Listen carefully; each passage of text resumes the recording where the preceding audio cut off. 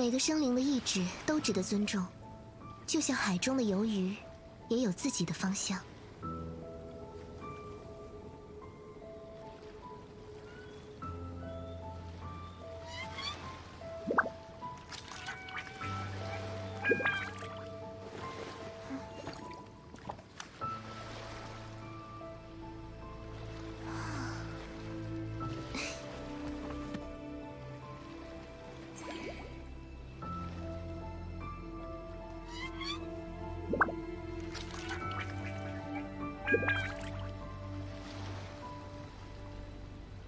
未雨绸缪，才能临危不乱。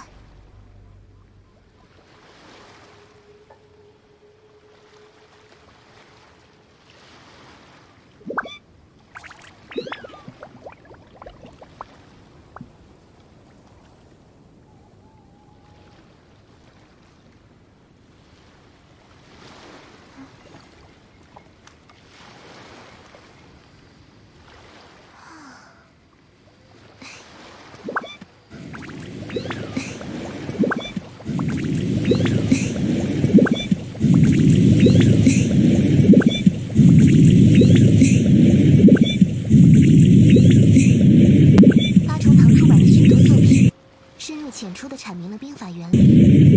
八重堂出版的许多作品，深入浅出的阐明了兵法原理。八重堂出版的。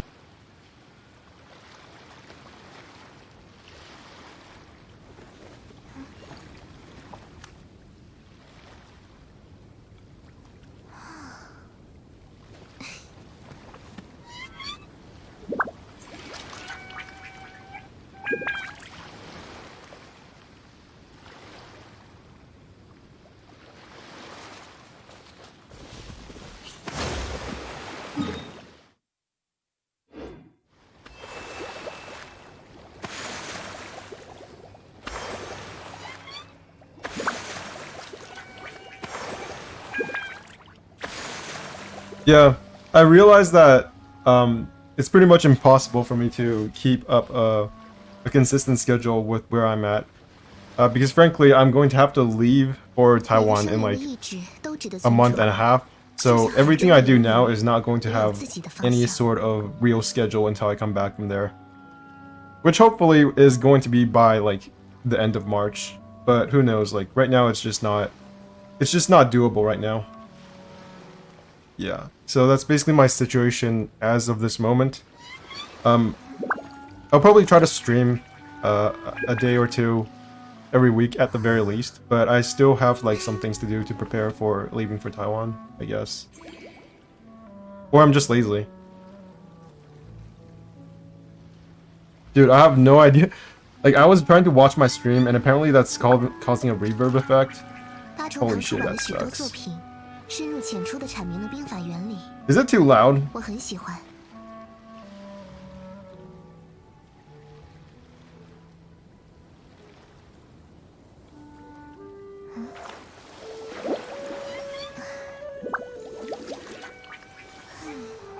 So today, hopefully, I will be able to do the entirety of the funguy event and get the last checkpoint in Sumeru.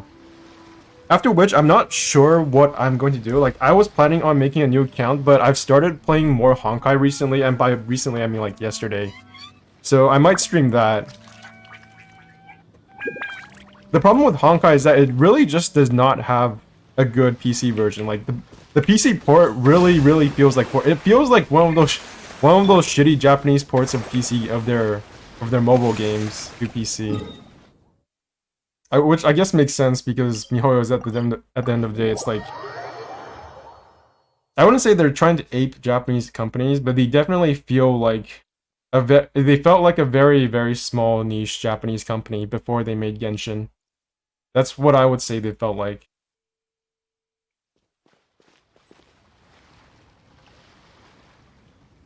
Dude, she's so hot. She literally does look like a Yu-Gi-Oh character. Like, look at the back of her head.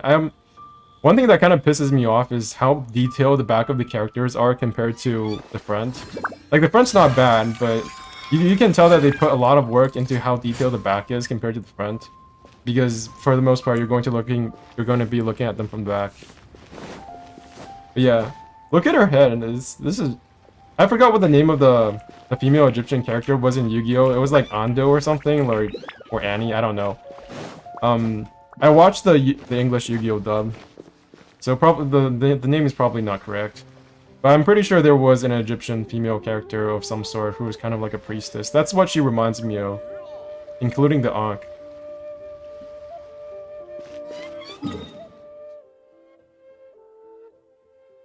So, I leveled up, I use a lot of these mats from the Aeon Blight Drake to level up Nilu, because I have like OCD.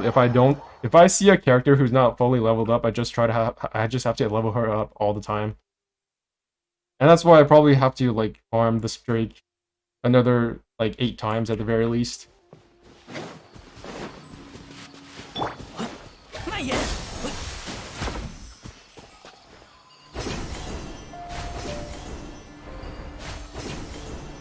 Another reason why I've been having a really hard time streaming in the morning is, like I said in my community post, it's just really hard trying to get up in the morning when it's like -5 degrees outside and I'm sleeping in my warm comfy bed. Yeah, I don't know how people do it when they don't level all their characters up. I have like this OCD where if I see a 5-star character who's not fully leveled up, I just have to do it immediately. Even though I realize that, realistically speaking, I'm not going to be able to use Nilu. Where is Nilu? I'm not going to be able to use Nilu until I get Nahida. But the reality, that's the reality. And even when I do get Nahida, Nilu is such a restricted character because she doesn't have range. She has 0 range. If you're using her, you literally have to have a not mono, but you have to have a Hydro and Dendro team, which is really just the Hydro team. Because if you have Nahida, you don't really need other Dendro characters. You just need 3 Hydro characters. Her team is so restrictive. It's like, her best team is probably like Nilu, Yelan, and I guess you need healing as well, so throw in Kokomi in there. And then you have Nahida. That's like her team. She was literally made to have 1 team. And since I don't have Nahida and I don't have Yelan, I always feel like I'm never going to be able to unleash her full potential. And even her full potential is kind of not that great because it's ultimately just like an AoE clear. It's just an AoE clear team. If you meet an enemy that is flying, if you like get an Aeon Blight Drake type of boss in Spiral Abyss, there's no way that you're going to be able to use her. Which is a shame. They really didn't do that good of a job making Nilu attractive as a character who, you know, actually does shit besides looking good. Oh wait, I should probably change my team before waking him up. It's trying to experiment. I have C6, you could build her vape, but it's not that... Yeah! You can build her vape, but you know that's not what she was designed for. That's the problem. Like, again, it's my OCD telling me that this is what she's designed for. I should do that with her, shouldn't I? But no. If you want to, like, make her do anything other than AoE clear, and even when you do build her for non-AoE, just ground, whatever you want to call it, she's not optimal. I already have all these characters. Why would I want to build her with vape when I can, you know, just do anything else and still get better at DPS? It just doesn't make any sense. A lot of these characters are just not optimal. See, here I was trying to build a team with... What's it called? Hyper Bloom. But I don't have C6 Candace, so again, my OCD is telling me I should not play this team. Where is my... I guess this should work. 拒收并蓄，才以断罪之，羽线难化，祭点重现。想看烟花吗？嘿，哼，哎，哼，哎，哼，这，哎，哼，彩羽流红，Oh wait, 此乃天道。固若金 whatever. 影之鸦，点燃影心。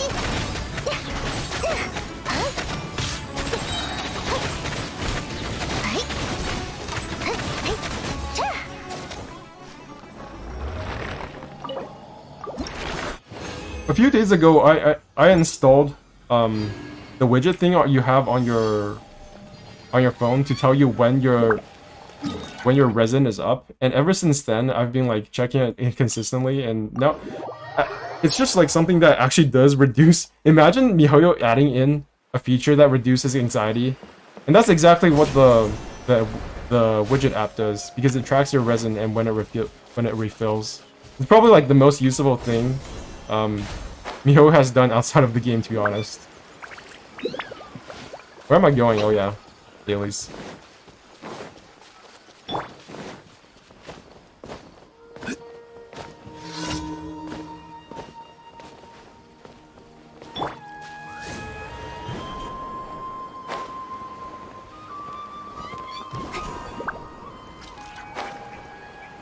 Wow, I'm actually gonna miss this, aren't I? Nope.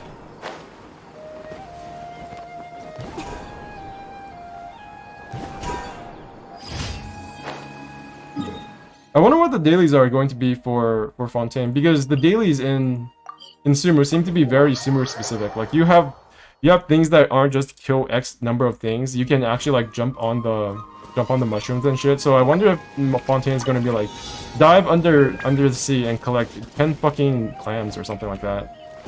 What am I supposed to do here? Where's the... Oh.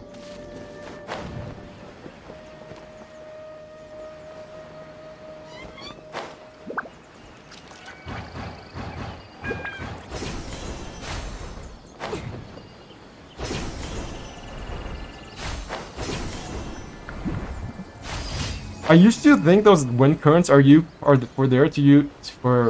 for you to like go faster and to do it more efficiently, but then I used the grappling hook points and it actually did it faster. So I don't know why the air currents are there in the first place. It's kind of like a psych. Nilu is a bit more than that, bro. She has only one team combo, and that team is very easy being target. However, that her team is powerful and explosion area is big enough to attack air target. Is it big enough? Is that actually true? Because my gut feeling is that if I tried to face the Aeon Blight Drake with a Hydro and Dendro team with Nilu, it would just not work. But then actually it does make sense, because the Aeon Blight Drake does have weaknesses so that you can target them and get him on the ground fast enough so that it doesn't fuck you up completely. Does the Aeon Blight Drake even have like the ability to do Hydro resistance? I'm not sure. I haven't really played a Hydro team so far against Aeon Blight Drake. Dude, this rotation for the Spiral Abyss was so fucking hard for me. Like I assume the currents are for people whose connection doesn't allow the hooks to load properly. Dude, that's such... I don't know how to feel about that someone would even think about that. Because for me, the idea of not having like a good enough connection to play Genshin is just like so out of this world. Like, I don't know about you, but my connection is usually around 75 to 80. And if I get anything more than 90 ping, I will literally just rage quit the game. Like sometimes when the ping is like above 90, I will actually wait. I will actually like use my resins and make them into condensed resins and wait for the next day, because I don't want to do my dailies. I don't want to do my daily resin runs with shitty ping.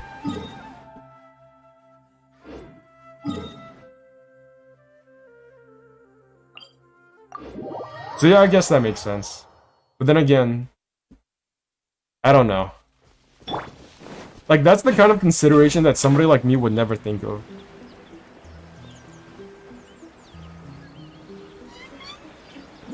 I wonder if they have like test groups where they literally just give people with shitty ping the ability to play Genshin and just like that. Like, what is the experience of a shitty ping player?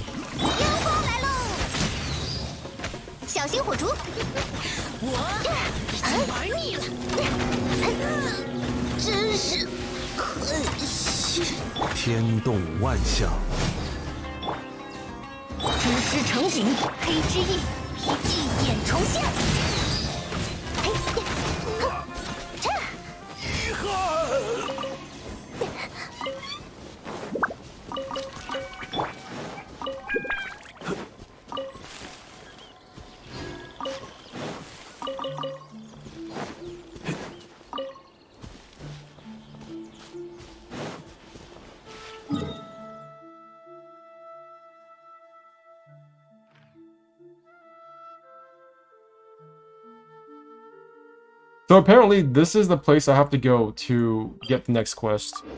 To unlock the waypoint. Yeah, see? It loaded. We're back at Aru Village again. Whoa, this place is still burning hot, just like how it was on our first visit. Paimon wonders how Jet and Tirzad are doing. Paimon's kind of concerned. We'll meet again.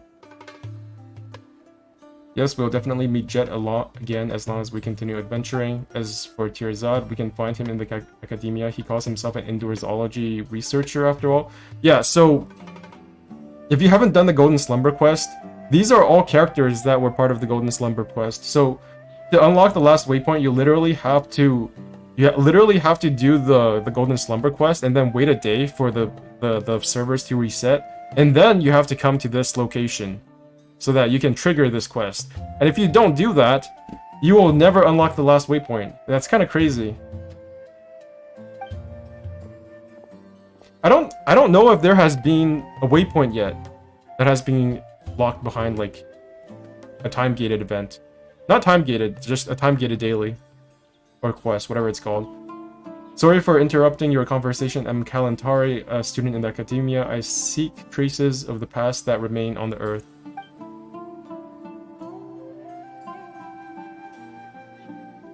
Were you part of Tirzad Hindi's recent expedition in the desert?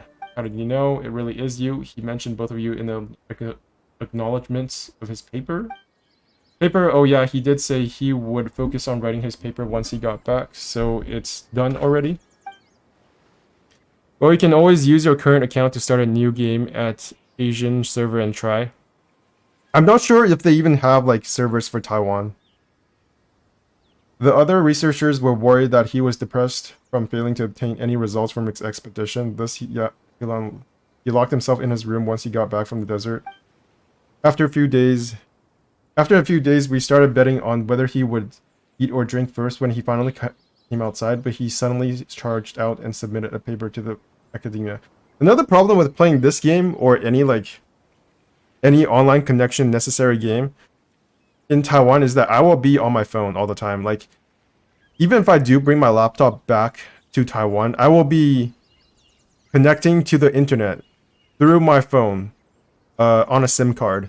And then my setup in Taiwan is that I have to put my phone on the second floor, and then I will be using my laptop on the first floor, because our neighborhood in Taiwan has this like weird thing where somebody complained about the wavelengths of the routers or something, and then they got rid of all the antenna signals. So now the only way for me to get a signal is through putting my phone like right on the very edge of the balcony of the second floor, and then I use my laptop from the first floor through a hotspot connection.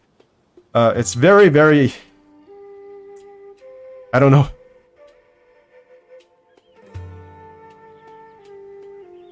They don't know. They're just fucking full of bullshit. That's why they complain about shit like, I don't know, wavelengths from routers or some bullshit.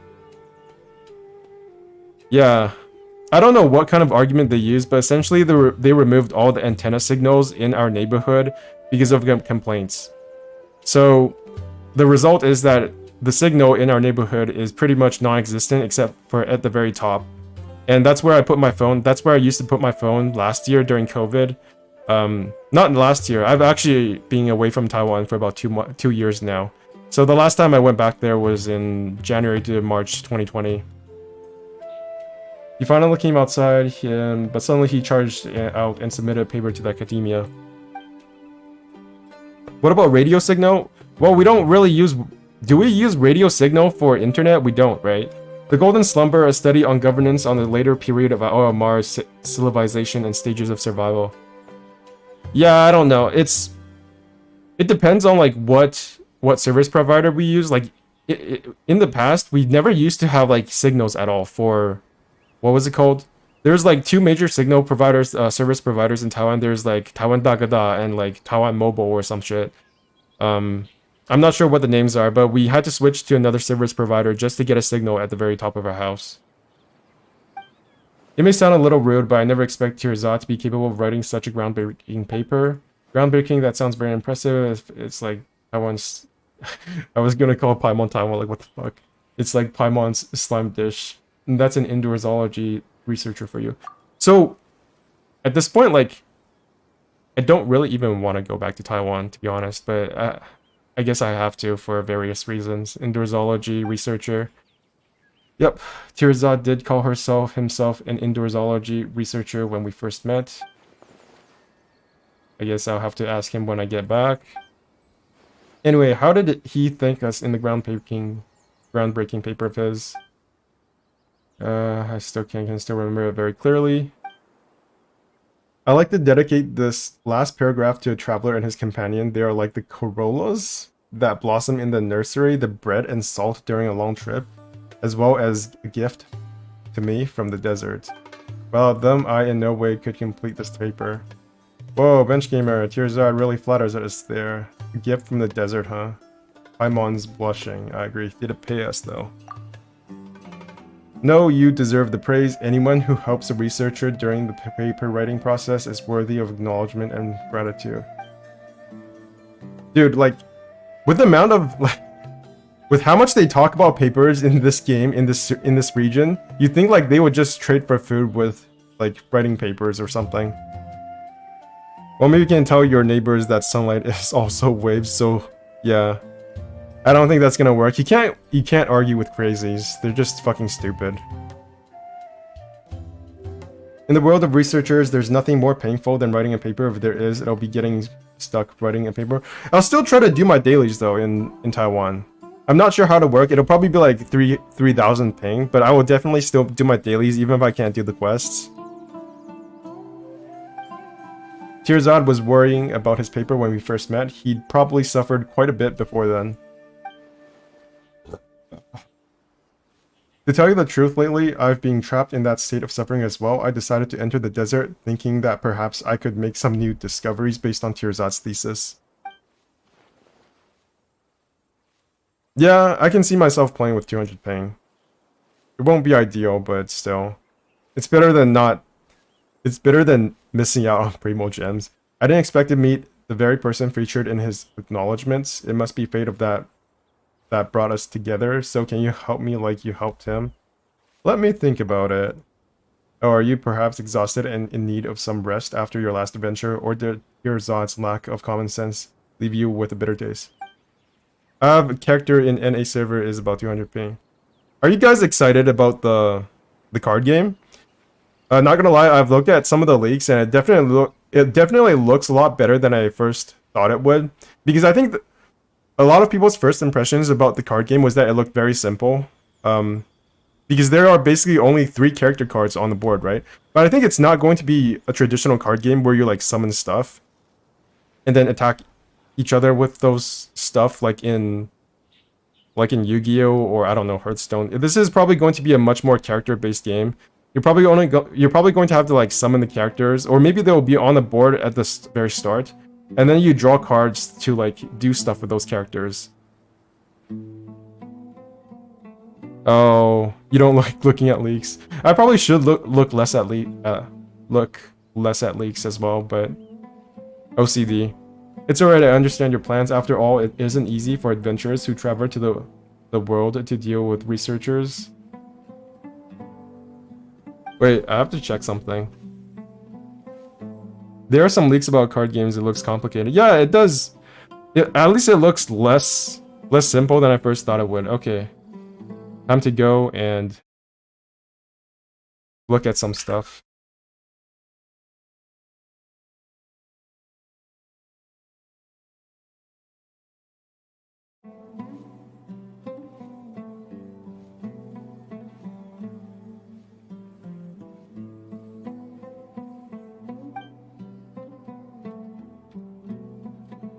You'll be compensated for your trouble, whatever he said. I'll discuss that later. Getting paid and treated to a meal sure sounds like a good deal. Let's help him out. If you insist. I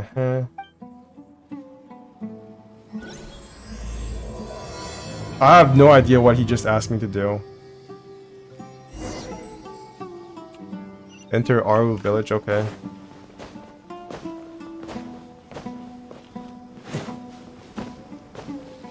There's a weird spot here where like people just disappear, but then you like go back a tiny bit and then they reappear again. You guys see that? Like, look. They disappear, they appear. Disappear, appear. Disappear, appear, yeah. Again, this is the kind of bullshit that bothers me, even though it's like such a small thing.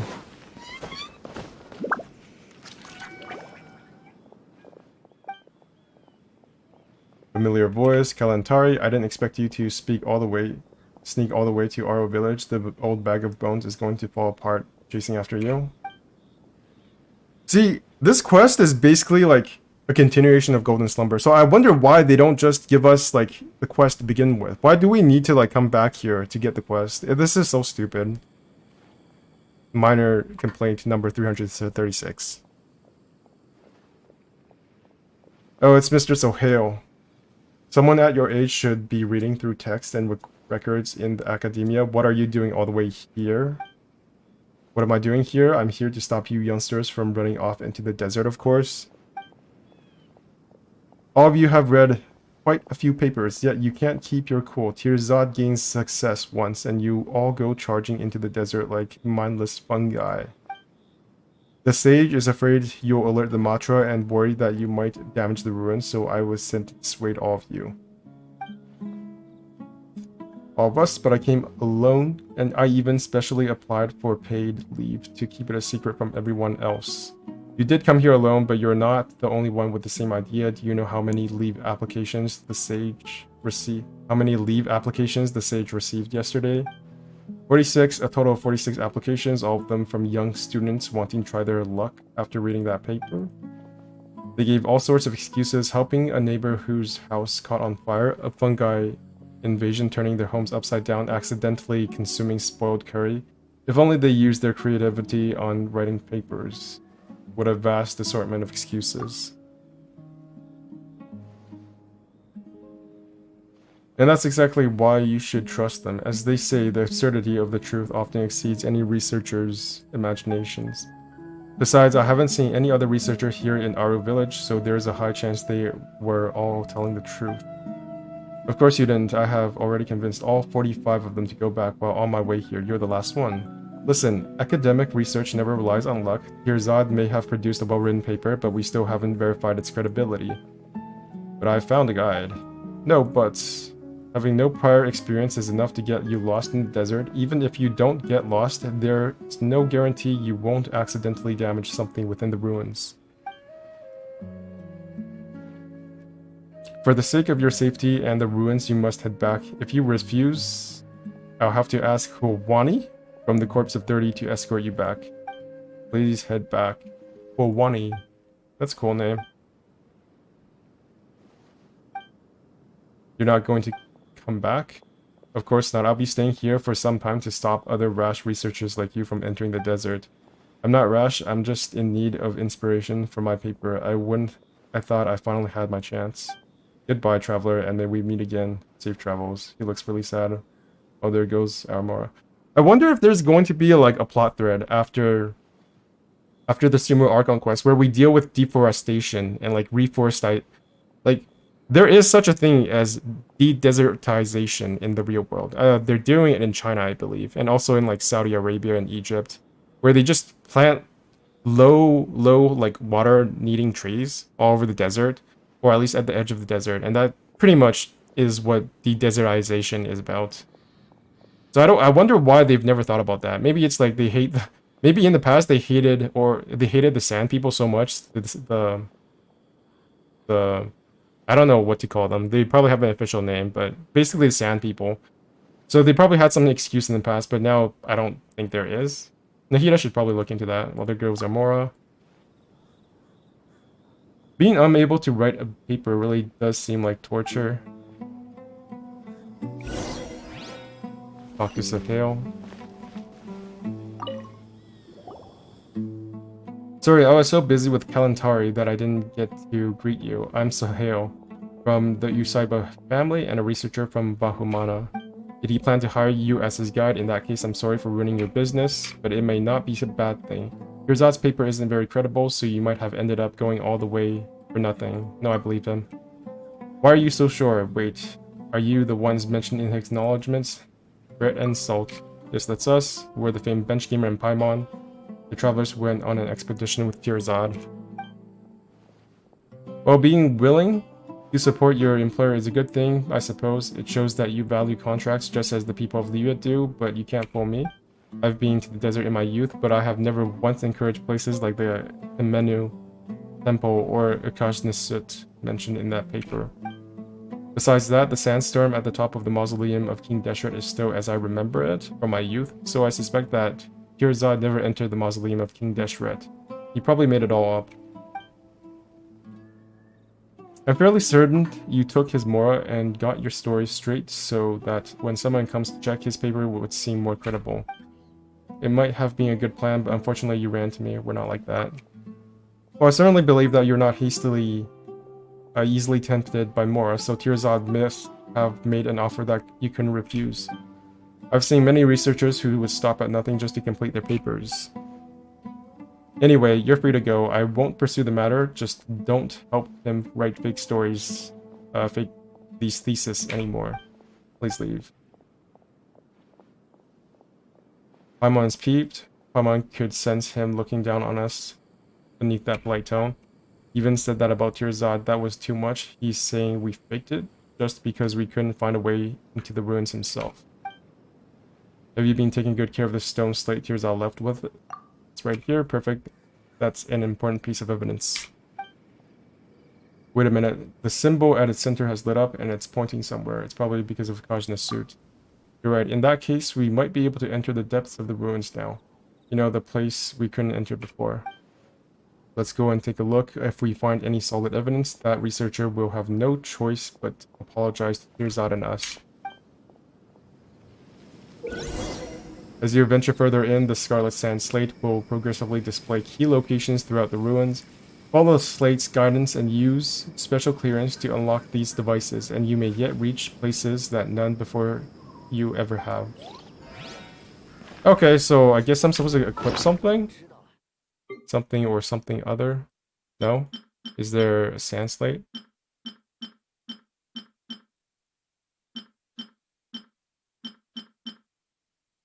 I gotta say, I really like these mini Sealies. I remember getting one in... I think there's been 3 events that give you Sealies now, or maybe like 2. In the first one, I got the yellow one, but I never equipped it, just because, like, my impression was that Sealies were annoying as fuck, so I just never wanted one around me, but... Now that I have equipped, I didn't realize they had special sound effects. So every once in a while, they'll make like these squealing sounds, and it's actually kind of cute.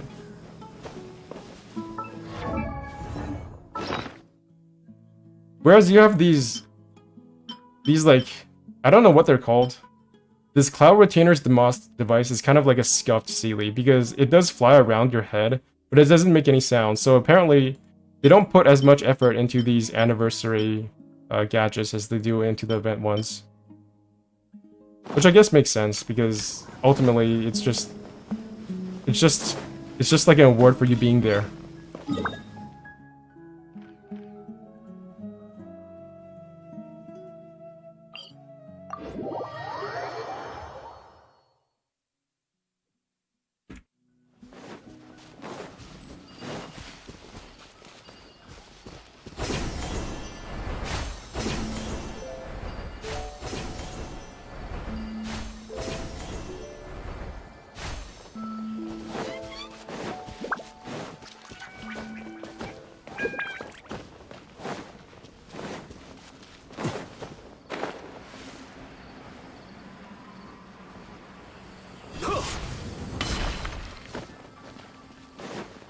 Bada bing, bada boom.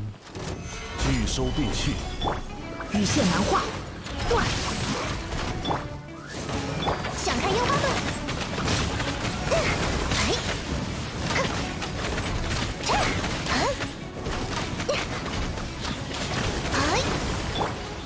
贪如磐石，日夜换线。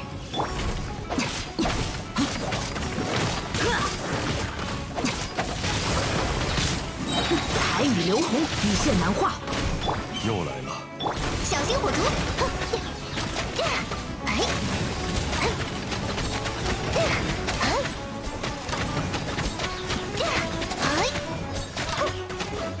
天理长驱，固若金汤。金鱼来啦！断！财！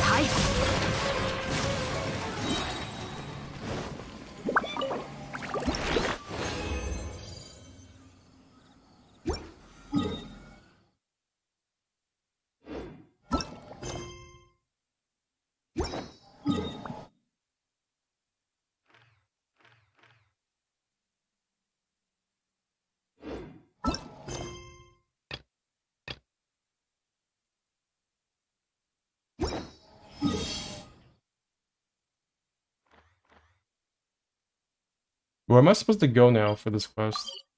There doesn't seem to be any markers.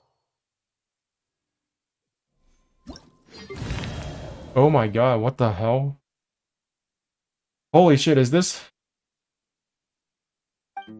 Ferryman's appearance? What the fuck?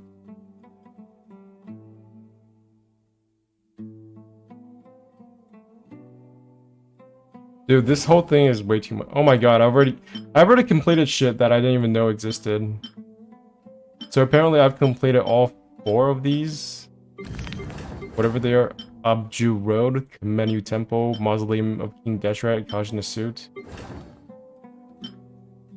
Huh.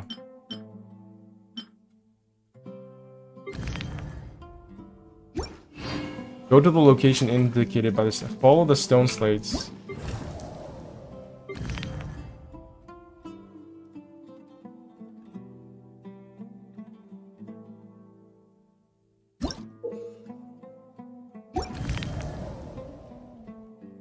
10,000 palaces have become hidden under the sands, and none are left to tell the king's rule.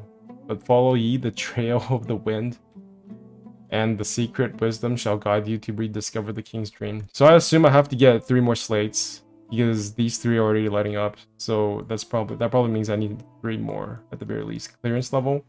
Yeah, I don't have these 2. 1, 2, 3. Makes sense. The primal barrier.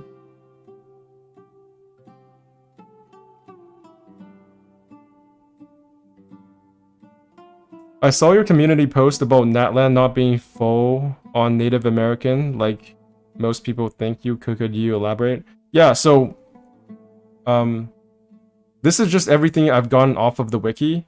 But if you didn't know, if you saw the Traveler's Travail trailer for Genshin, then the poster child of Natlan, that little girl who has the elf ears, her name is Yansan, and Yansan is a Yoruba name. It's apparently the name of a Yoruba deity, and Yoruba are African, or at least were, or at least are, but they are also part of what I assume to be like Native American culture. Not really Native American, but they do have like a presence in Native America. So it seems to be like a mix between like Western Africa, or at least some kind of African culture, combined with Native American culture, specifically South American culture. But then during the scene where you see Natlan in Traveler's Travail, they also played Hispanic music. Or at least that's what people tell me. So Natlan seems to be a very interesting place. It's probably going to be like Sumeru as well, where it's just like a mix of all these different cultures that have, I wouldn't necessarily say they have like a strict relationship with each other, but they do seem to have like a general geographic similarity, or the distance between them are all connected by the sea. Argentinian music, yeah. I hope like not too much bullshit comes out of Natlan. I'm still holding out hope that like they'll give us more characters with different skin colors, but at this point I think it's pretty safe to say that that's not going to happen. If you've seen Yansan, oh my god, what the hell is this all telling me?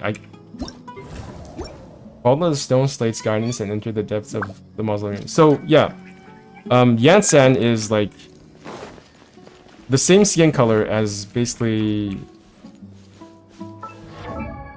From what I saw in the trailer, she has basically the same skin color as Candace. And Yansen is based on a Yoruba deity, and Yoruba people are black, like black. But Yansen is not. So I think that gives a pretty good indication of where the skin color issue is going to be going forward for Genshin Impact. And the extent of like skin color variety is probably already been reached with Candace and Sino. So if you're expecting anything different than this, then I don't know what to tell you. You're probably in for a lot of disappointment. But I'm still excited for Natlan. Just like I was for Sumeru.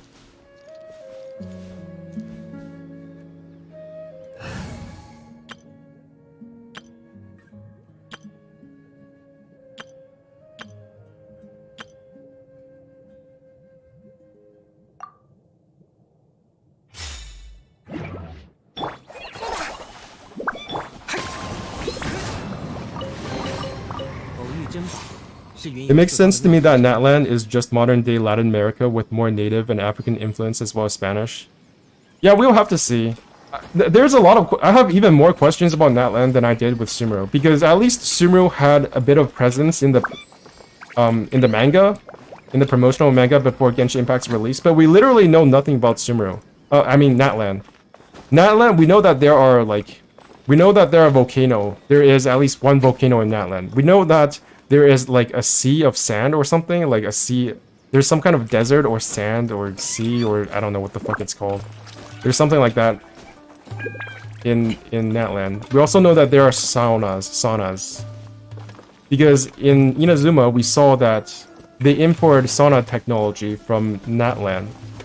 So we know a few things about Natlan. We also know that they have the Pyro Archon, and it's highly likely that the Pyro Archon is going to be based on Himeko, or otherwise known as Murata, I guess, in Genshin. But Himeko is like a Japanese character. Her name is Japanese. Murata is Japanese in origin. So I don't know how they're going to combine that with Natlan, which is mainly South American, African, and like Spanish derived in origin. There's a lot of problems they have to deal with, and I'm not sure they're going to be able to like neatly fold them all together in a way that makes sense. I think they did a pretty good job of it in Sumeru. I still think it's kind of weird that there's like, does it really make sense that the entire desert region is based off of Egyptian mythology? Does it really make sense that the entire desert region is based on Egyptian mythology, whereas the non-desert region, the jungle region, is based off of Persian and Indian mythology? Does it really make that much sense? Because I assume that these two areas were more cohesive as like a nation prior to the desertification, and that the Egyptian part of the culture came after the desertification. Or was it always Egyptian themed? I don't know. It was probably always Egyptian themed. So Sumeru was never just one cohesive cultural nation. It's not like Inazuma. It's not like Liyue. Actually, even Inazuma is not that cohesive, because Watatsumi is, realistically speaking, not part of Inazuma. Because it's based on Greek. It's like they're crypto Greeks. They're secretly Greek culture, but they changed their names to Japanese culture after they came to the surface. That's basically what happened in Watatsumi. And I guess that's the reverse of what happened in Sumeru. Sumeru was never just one nation. It was always two nations. And then after the desertification, they became Egyptian themed, I guess. It's so stupid. Because we tend to associate Egypt with sand and desert, right? But Desert Sumeru was not like that in the past. So my idea was that after the desertification, they became Egyptian themed, but that's not really what happened. They were always Egyptian themed, according to canon. At least, I don't know. It was an Egyptian themed culture that was not really desert-like until they became a fucking desert because their king screwed up. Whatever, I should probably just play the quest.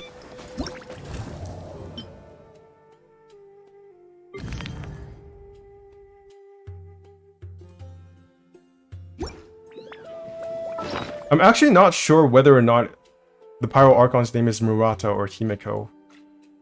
There's probably like it's probably explained somewhere in the item text for the ascension mats. Somewhere over here, somewhere over here. A pilgrimage for a wish, a battle to earn a name, burnt to cinders for a dream. If the mention yet remains, achieved something something's truth he has.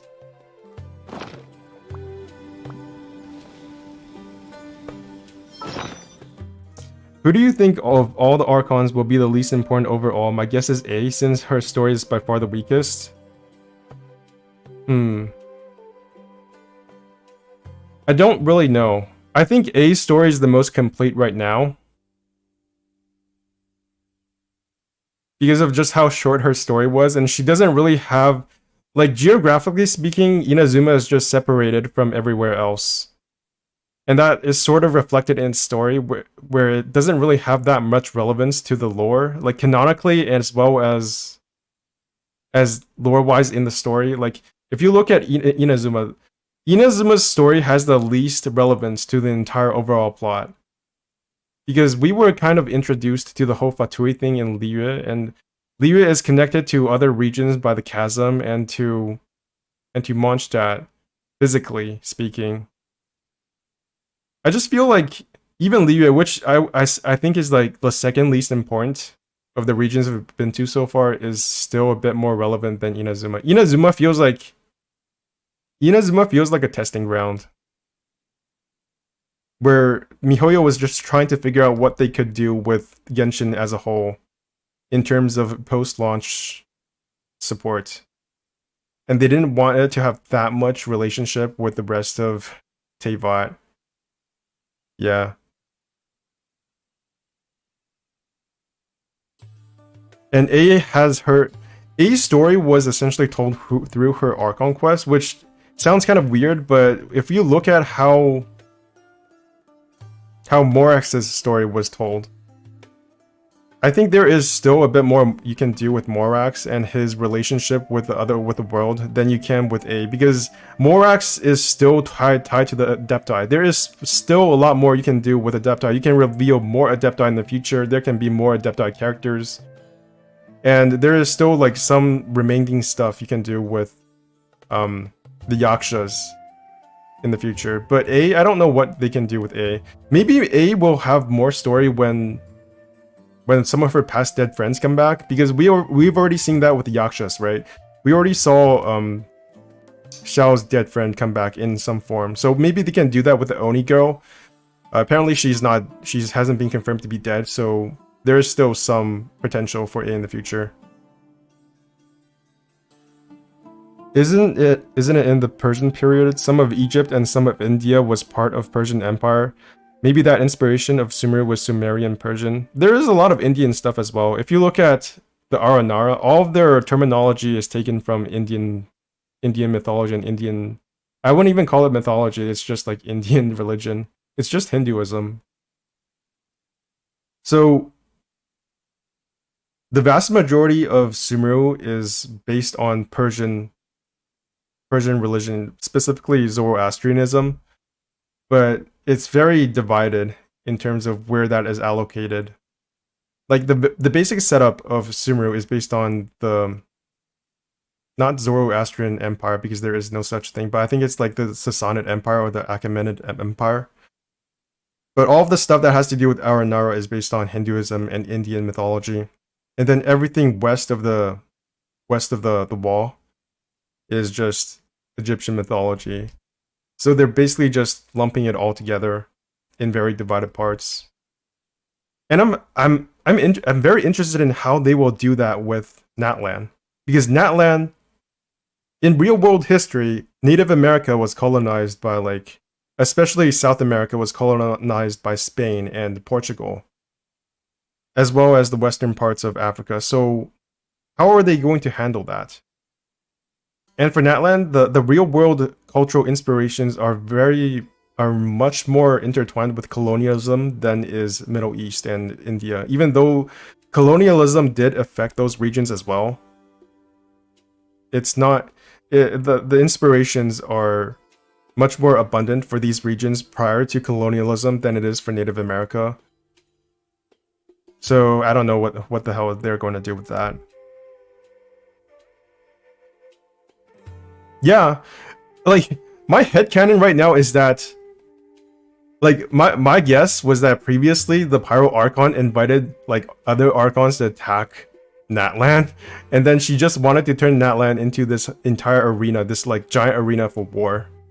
And that's why Natlan's like descendants, the red-headed people, the red-haired people, got turned into slaves because they lost some war or something, and then they got traded to, I don't know, Mondstadt. If you've read the manga,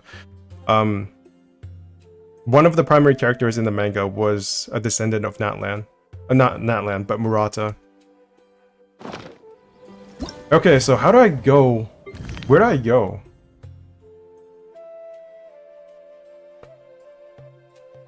Primal Barrier. Special clearance. That doesn't tell me anything. Length of the secret rites.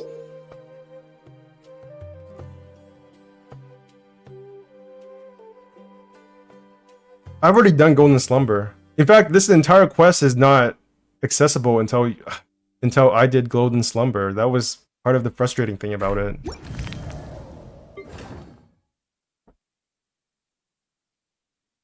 The fuck? What am I supposed to do? Damn it. Follow the Stone Slate's guidance. Go to the location indicated by the Stone Slate. Where is that?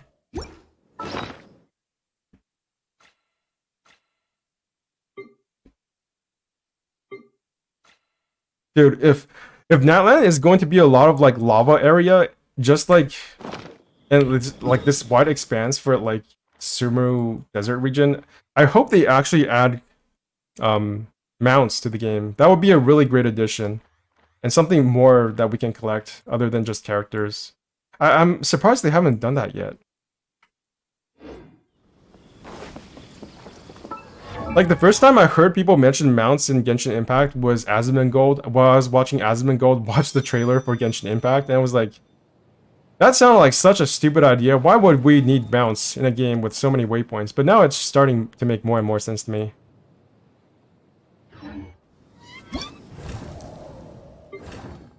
Okay, Mausoleum's Depths. The village named Aru is the shelter for the remnants, but those who once witnessed... Continue? What does that mean?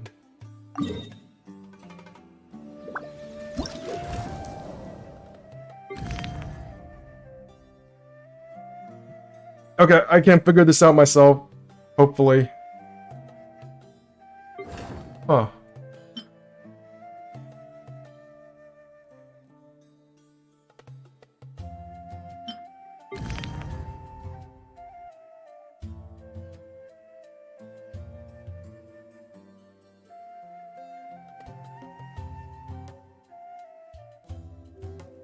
Yeah, there's so much stuff they can do with the wildlife in this game. I'm surprised there are wildlife that you can't catch. Why would they restrict the kind of wildlife you can have in your teapot? That makes no sense to me. Is it so hard to have, like, Rishbolan tigers that aren't aggressive all the time and aggro and try to kill you? Because we already have... Remember that event where we fought the little doggy in Inazuma, and then we got a version of that little doggy in our teapot and we can just fight him? Why can't we do that with regular animals in Genshin? That would be so awesome. Like, I would have an entire arena just full of animals fighting each other. They should be able to fight each other. Again, Pokemon.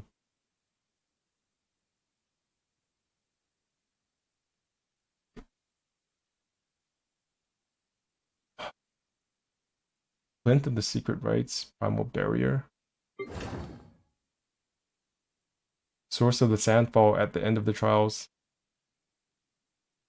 The village named Aru is the shelter for the remnants. What are all these? The emergence of this text signifies the beginning of a great journey. Follow the guidance you receive, open paths with clearance, and document what you see along the way. The Temple of Aju Road is the entrance to the king's territory. Unfortunately, most of the pillars have collapsed. and the passage buried deep underground has already become a stage for scorpions and lizards. Dude, this entire region is just scorpions. I'm surprised there's no giant scorpion. That's such an obvious boss. You can just use the base model for the scorpions but bigger and add like, I don't know, a bunch of gold highlights to them. But nah, didn't do it. Kameniu Temple. Leave Abju Road and walk along the axis in the direction of the sunset. Kameniu Temple is located there. I've been there. People have left images on the shrine walls with plant juice and ore powder. These murals will not be easily covered by the wind like footprints in the desert. And they have long been there, depicting the reign of King Deshret. Where? Like over here?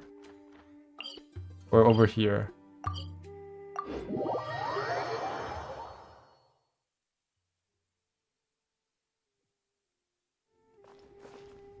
Oh! I can open it! Yes! Yeah, it's that simple. We've arrived at our destination. It's just... That's so stupid! That is bad quest design. That is actually bad quest design. I'm telling you, that is stupid. What the hell? It's just that Paimon doesn't see any special devices, even though we're definitely inside the mausoleum now. Have we gone the wrong way? Should we have another look at the stone slate? There's new writing on it, 3 dots of light. The mortal plane is like a river beneath the underworld in Aru. Mortals must not cross, must not probe, must not. Paimon doesn't know how to read that, or they shall descend into the underworld forever. In order to ascend to Aru, one must have a body like that of a vulture and soar above the underworld. Peck at 3 different organs in order to obtain the consent of Aomar, and fly across the river in the form of falcon. Covet. One must not covet, but what does that mean? This all sounds pretty important, but Paimon doesn't understand anything because Paimon. Which one do you think is more important, Benchgamer? Pick out 3 different organs. Pick out 3 different organs. Do we really have to eat organs? That's scary. If we sum it all up, we must do something to the organs to open a new path that leads to Aru. It sounds kind of mysterious. But speaking of organs, Paimon thinks we've heard that one before. I've forgotten. Girzad made us go to some hall used to store organs. He was so stubborn then, he wouldn't listen to anyone and insisted that King Deshret's legacy had to be in King Deshret's mausoleum. That seems logical. Then he found a strange device. In the end, it was wise old Paimon who discovered the link between the stone slate and the strange device and made the symbol on the stone slate to go click and light up. Embellished a little bit. The organs are the important part. Let's not dwell on the details. Like at 3 different organs refers to finding 3 different devices just like before. And then we'll get to the place called Aru.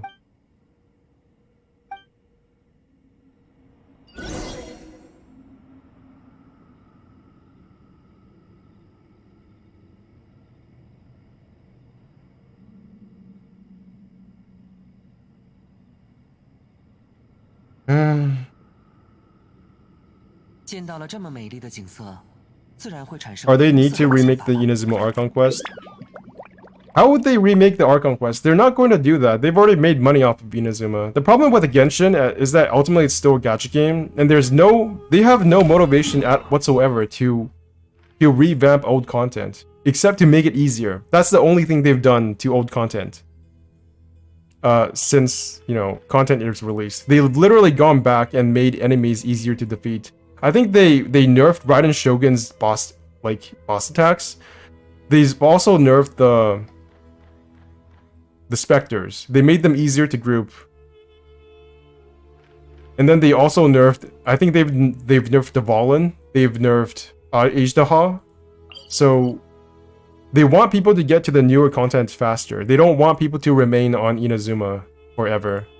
This content is just there for you to make it feel like a full game, but make no mistake, they really want you to focus on the new content.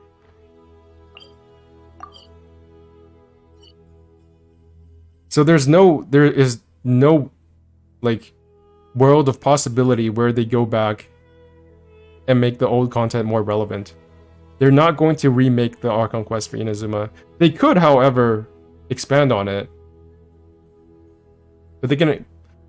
And I think that's exactly what they're going to do with Scaramouche, because his Archon Quest is probably going to be in Inazuma rather than Sumeru. Just like how in Inazuma, after we were done with Archon Quest, we actually went back to Liyue. We got the Chasm as part of the Archon Quest after Inazuma. And I think that's what's going to happen in Sumeru as well. We're going to have the next Archon Quest be in Inazuma rather than Sumeru or Liyue.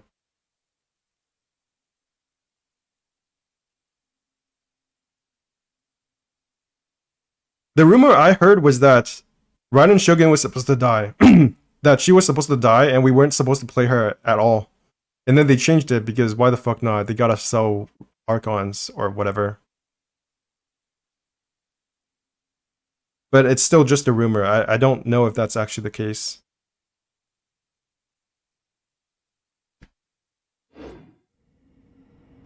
They will remake the story in the anime and make it better in storytelling and not seem to rush. I don't think the story for the anime is going to be a retelling of the Archon Quest. So it's probably not going to affect whatever they're doing with the anime.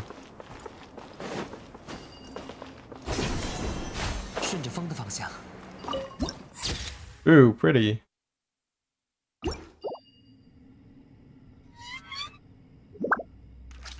Oh, they went back and retcon stuff? I didn't know that. That's hilarious.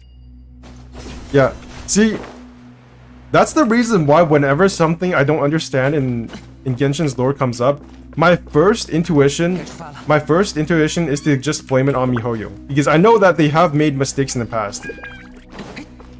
I really appreciate it when people like Ashikai try to explain everything within the lore of the story, because that's exact opposite of what I do. Whenever I don't understand something, I immediately think that MiHoYo made a boo-boo. Like, when I first saw the animation for the end of the second part of the second to last Archon Quest for Sumeru, and we got that cinematic where Ruka Devata was turned into a little kid, my first thought was, is this the retcon? Because didn't Ruka Devata have to fight in the Archon War as well? Not actually fight, because we know now that she was trying to protect the Irminsul tree, right? So if she had already turned into a little kid, then how was she supposed to turn into Nahida? But then by the end of the story, we realized that wasn't the case. Nahida is not actually Ruka Devata. She's another version of Ruka Devata split from the same tree. They're not literally the same person. So the idea that they had to wreck on things was not true. And that's something that MiHoYo actually did right. It was just me being stupid. Yeah, a lot of theories by Ashikai. Everything Ashikai said about Inazuma came true. Like, I don't know one thing that she got wrong. And I think she was even disappointed by that there were no surprises in Inazuma, not like Sumeru. Sumeru was a lot more. There were a lot of things that weren't necessarily, like, everybody thought that Ruka Devata was just Nahida and Nahida was just Ruka Devata, but that didn't turn out to be the case. And even though I looked at the leaks, I didn't suspect that things would turn out the way they did for what's it called? Because there were some pretty specific leaks about the story at the end of Sumeru's Archon Quest, to do with Dottore and Nahida. But I did not expect that things would turn out exactly the way that they did. And that was not the case with Inazuma. Inazuma was so stereotypical. Everybody knew what the hell was going to happen. We all knew we were going to go into the Raiden Shogun's head and fight the Raiden Shogun and A and all that. It was literally the most stereotypical anime of all time.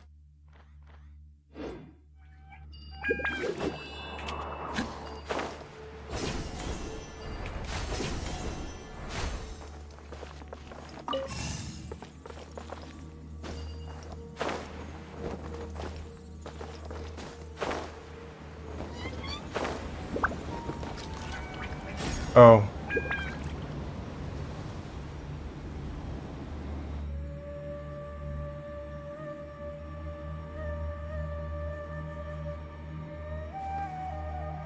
Man, I set the bot on minimal censorship. But apparently your comment was too much. It was too much for minimal censorship.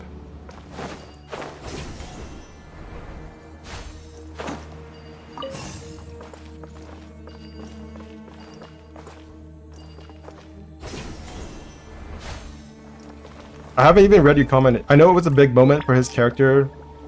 Kazuha blocking Brandon's attack with 2 visions. Just anime bullshit. I liked it from a narrative perspective. I just wish there was more... I just wish there was more support before that happened. And I still think it's bullshit we never got to see his friend's face. And it's also bullshit that we didn't get to see Rukkhadevata in a 3D model. Yeah, there was almost no build-up. Like, in one of my videos, I mentioned that this guy had 0 part in the Inazuma story. He played 0 part in it. He was in the prologue, right? And then he just disappeared off the face of the earth for the entirety of the Inazuma plotline. He only showed up in the beginning and at the very end. There was just not enough time to build up this guy as like a counterpoint to A. There just wasn't enough. Inazuma literally needed another 2 acts, just like Sumeru did.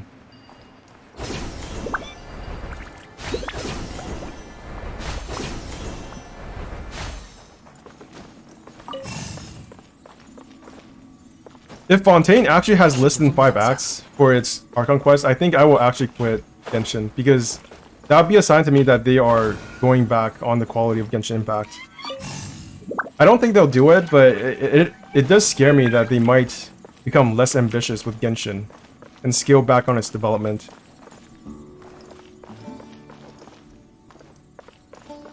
Dude, I've been thinking about that as well, because, well, actually not. One thing I'm looking forward to is going back and playing some of the older Archon quests and seeing if they were any different from the current ones. Because in my mind, my impression of the older Archon quests was that they were structured differently than the new ones. I think there was more action in the older Archon quests, but that might just be me like going back retroactively and making shit up about them because of nostalgia or whatever. Oh my god, it's getting deleted again. What the hell do I have to do to turn these things off?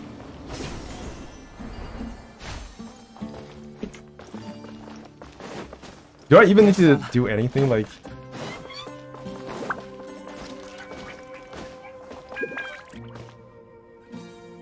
Genshin's timeline? Because I guess some of the story was always following the players. Like, if you play the Archon quest first, this story quest will follow Archon quest's plot.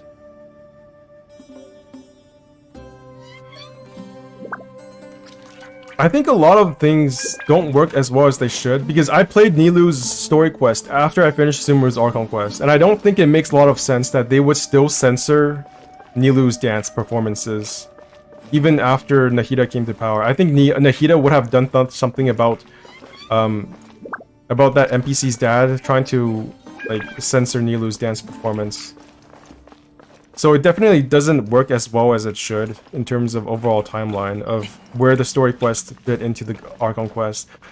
And if you like think back on how the story quests are structured, you actually had to finish Yoimiya and Ayaka's story quest before you could continue on to the 3rd act of Inazuma's Archon quest. So they were literally just Archon quests, but they were called story quests. And that always bothered me because it's just lying.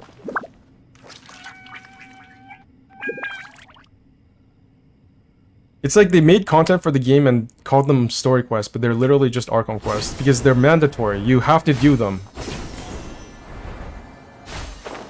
And I'm of 2 minds about that as like a function of how the mechanics work for this game. Like, I want the story quest to be significant. I've heard people complain that the story quests are too NPC related. Like, why is a story quest about Nilou is about some random NPC you will never meet again? But if they were more significant, then I think they run the risk of having to do with the story of the Archon quests and being too related to that as well. Because that is already the case with a lot of story quests. You have to do a second story quest to progress with the story. It is essentially a part of the Archon quests. And I think many of the story quests are like that.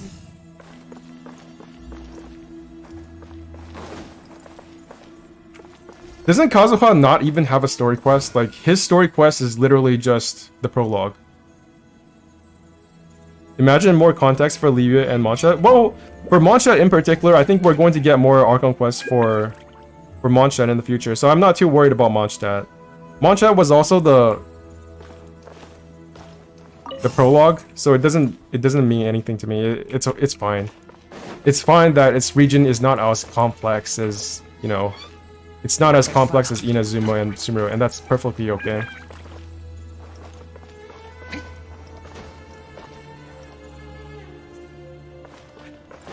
Oh my god, I forgot! He does have a story quest! It was a sword! We got a sword! It's this sword, right? Isn't it this? Or... was that his second story quest? I forgot. It made such little impression on me. I can't even remember. It was something about some blacksmith or whatever. Yeah. It was so boring. It's such a cool looking sword, but it's not very good, is it? Oh, it was his Act 1. So yeah, I was right. He didn't have a story quest until pretty late. Both of those nations had at least 5 acts. I don't really care about Liu and Mondstadt's story quests, Archon quest being 3 acts. It was really Inazuma that got screwed over, because I feel like the Archon quest in Inazuma, in Liu and in Mondstadt at least had decent plot development, because they were very focused. They didn't have to like solve this big problem in Liu and Mondstadt all from the very beginning. Whereas in Inazuma, it had to be spread out in like 3 patches, in like 2 or 3 patches, and that just didn't work. With Liu and Mondstadt, I believe Liu and Mondstadt were both there right from the very beginning, so you could just play through it all at once.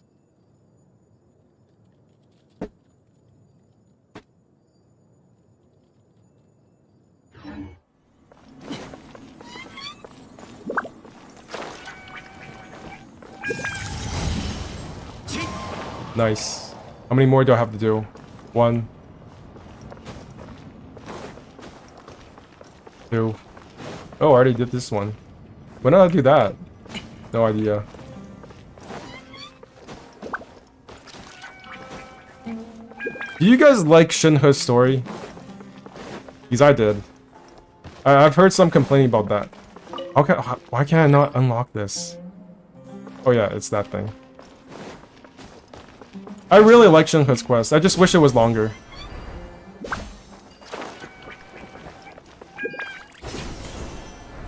Do you die if you just jump off? Oh yeah, you do. Those platforms are a lie.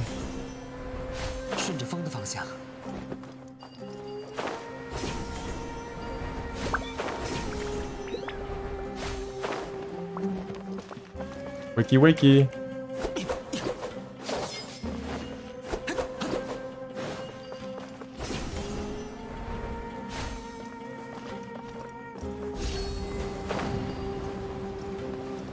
You don't like the idea of Ozawa's wife? Why? Ozawa gets more action than the vast majority of Genshin players.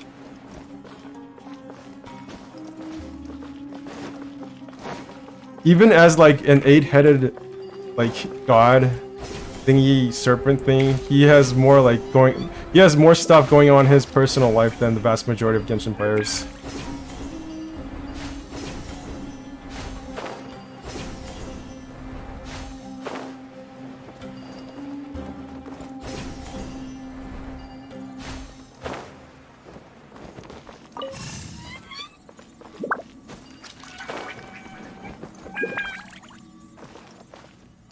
And it's dead. Oh, I'm supposed to wait for it. That makes sense.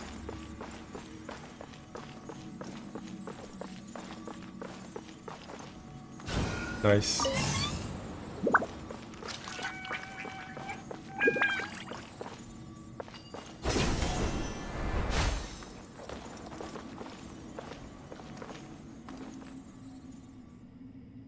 I'm pretty sure all of them were considered gods prior to the Archons. They're basically bishops. How the hell are you supposed to do this without Kazuha? I don't understand.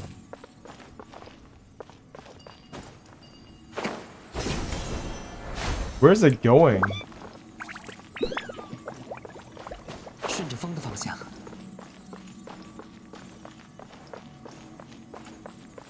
The way that the word god is used in Genshin Impact is very vague, because the word Archon in Chinese means demon god. And then you have all these different terms like divine and god and Archon in the English version, and it's just way more vague and abstract compared to the Chinese version, unfortunately. You just don't like A because she's a blatant example of female character being dumbed down for the sake of sales.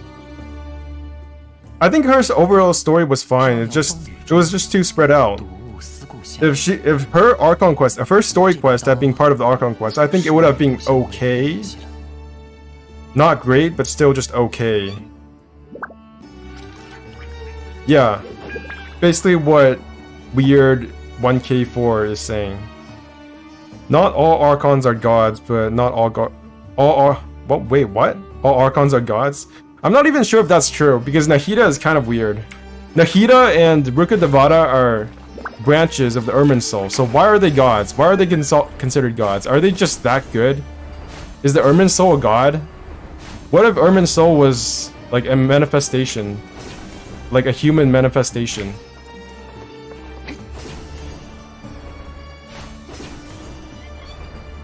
If Nahida and Rukkhadevata are just branches of the Ermin Soul, then what would a whole Ermin Soul in human form look like? That's what I'm interested in.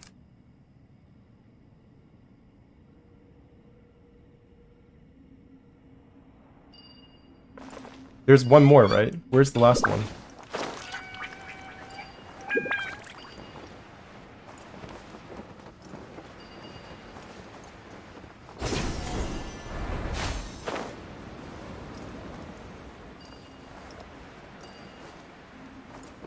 Sealy.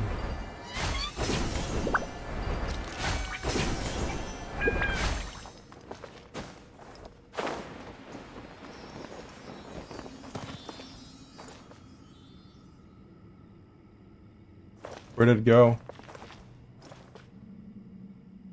What the fuck?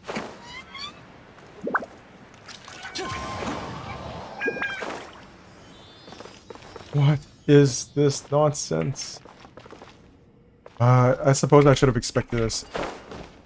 Yeah.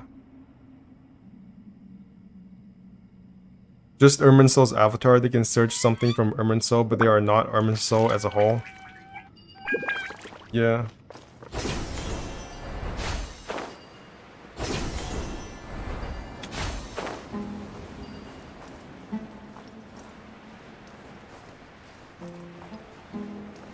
By the way, in the Chinese version, Ermin Soul is just called World Tree. I'm not sure where the word Ermin Soul comes from, but it's probably like some kind of North mythology, because that's where World Tree is from, I guess.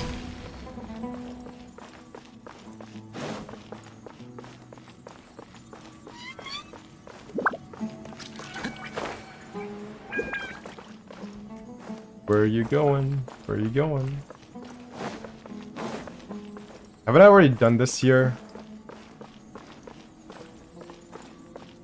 This is probably the last one. Probably.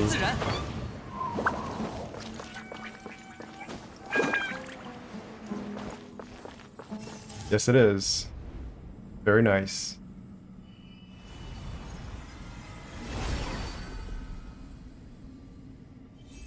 Two more to go.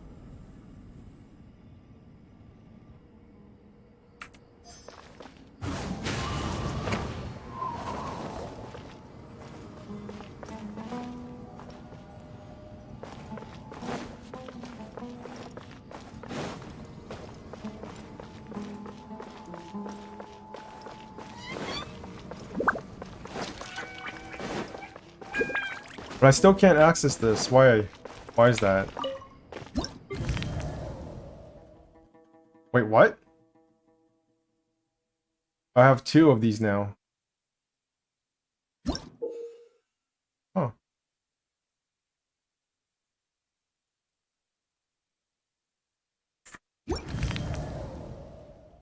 Clearance level. Oh, they give us more clearance levels for this.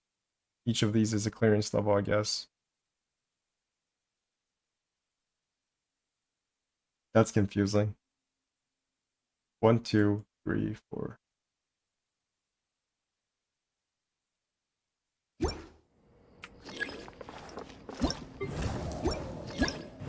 Oh, more appear as you...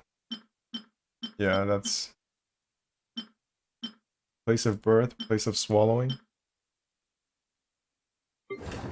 That's vaguely sexual.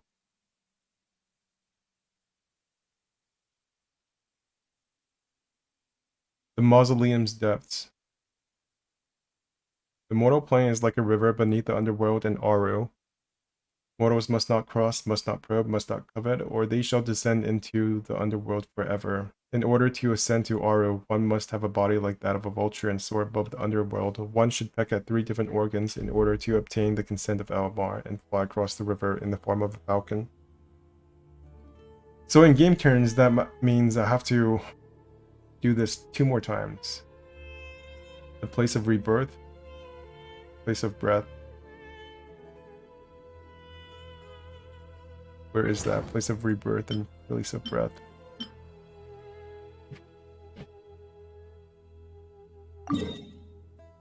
So that's over there.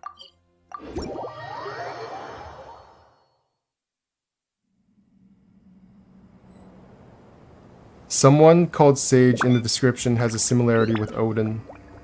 Oh, really? There is a lot of Greek North mythology to do with the Conrian civilization. I wonder if they're going to stick strictly to that, because I've heard some people say that they also have like ancient Egyptian mythology to deal with them now.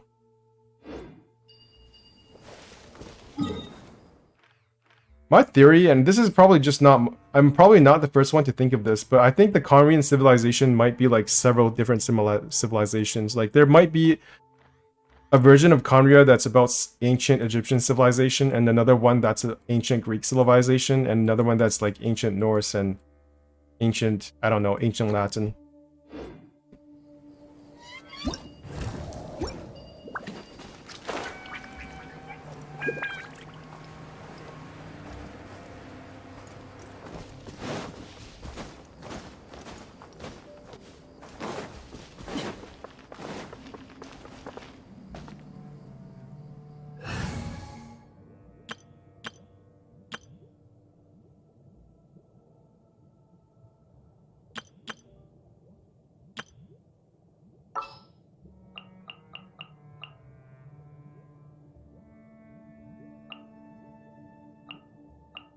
有什么事？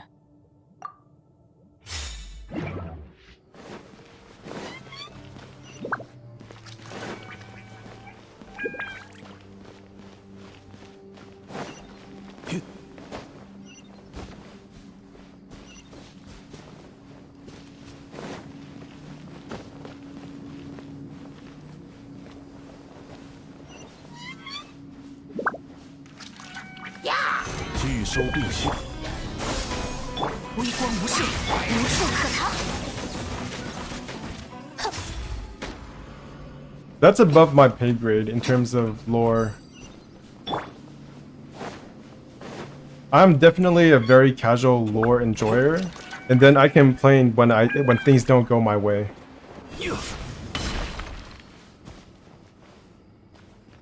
Because when you say 9 realms of Norse mythology, I'm like, is that like in God of War Ragnarok? I'm here. So I have 1, 2.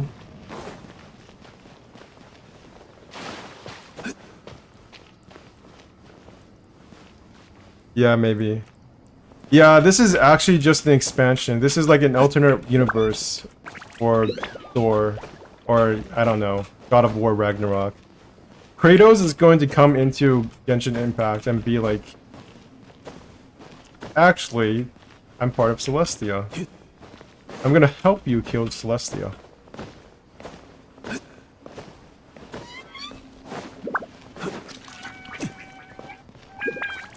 Ah, shit.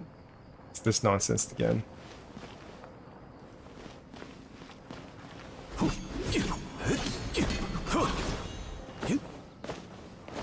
I honestly don't think there needs to be more lore theory crafters for Genshin. I think the current roster of lore theory crafters are already very, very good. They don't need me and my bullshit.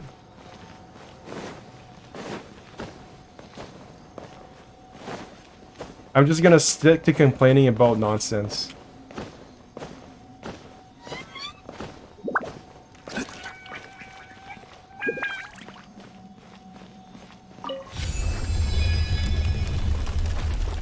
Okay.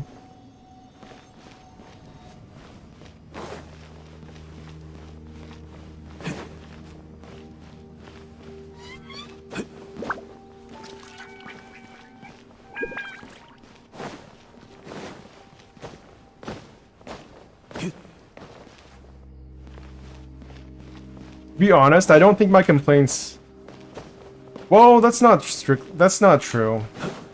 People do complain about the game.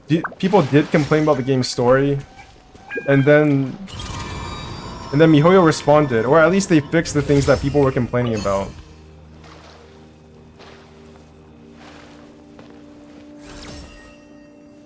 But I'm just not sure if my complaints specifically reached MiHoYo, because MiHoYo is a Chinese company and I speak English. Although I am Chinese, I don't complain in Chinese.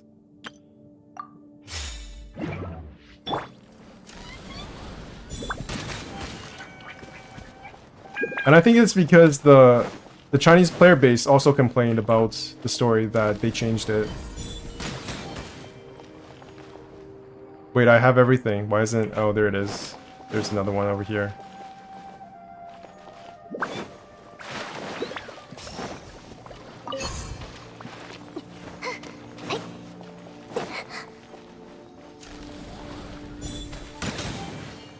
Huh. It's still not doing... Oh my god, there's another one. Isn't there?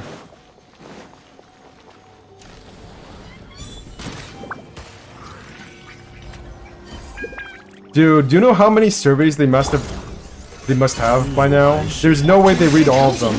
They filter them, that's what they do.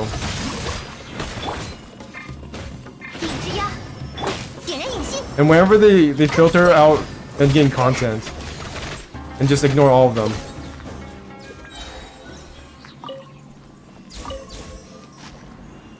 So no, I do not think they read all of the surveys. That's insane. That's actually insane.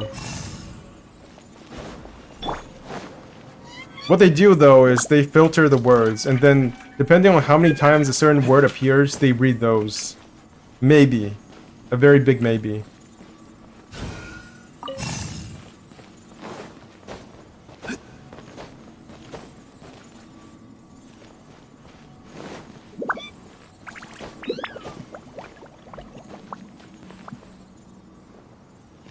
Yeah, they read how many times the words they filter for come out. So maybe like endgame content is only like 10 words out of 1,000,000 surveys. And easy content is like 1,000 words. Where am I supposed to go again?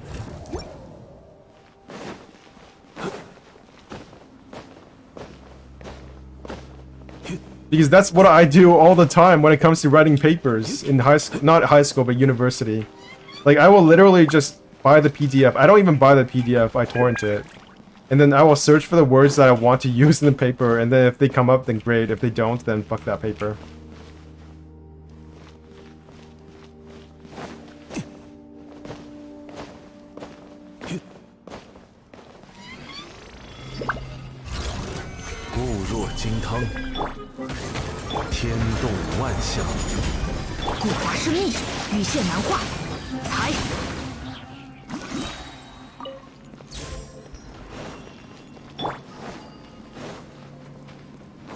Ooh, what's this? More bullshit I have to do. 安如磐石，只是成景，枝叶换线，阳光来喽！羽线难画，断！小心火烛！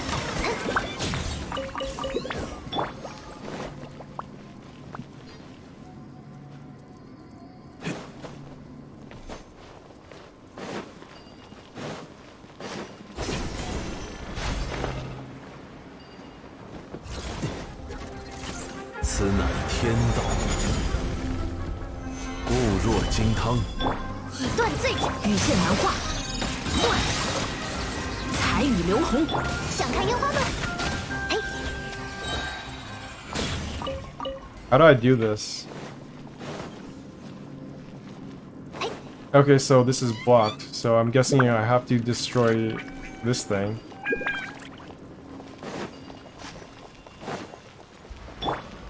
I have to destroy the thingy.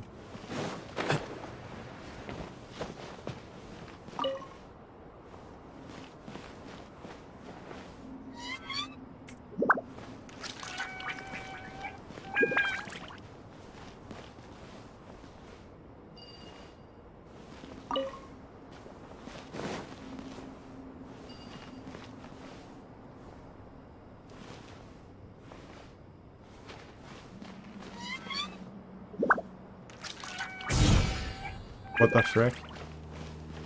Now what?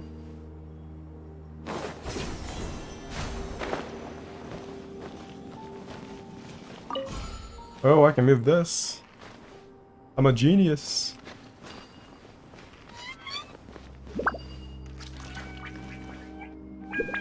No, wait, I have to time it.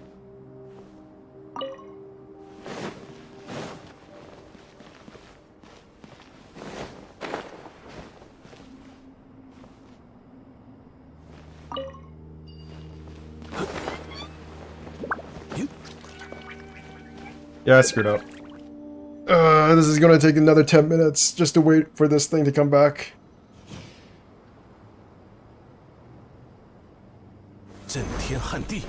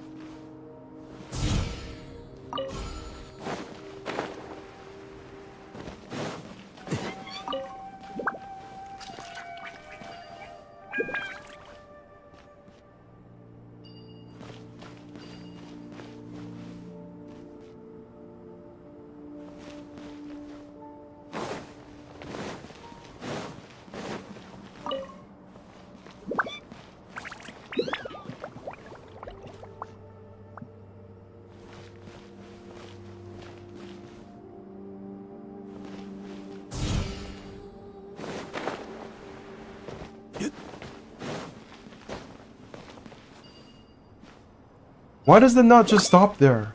Why?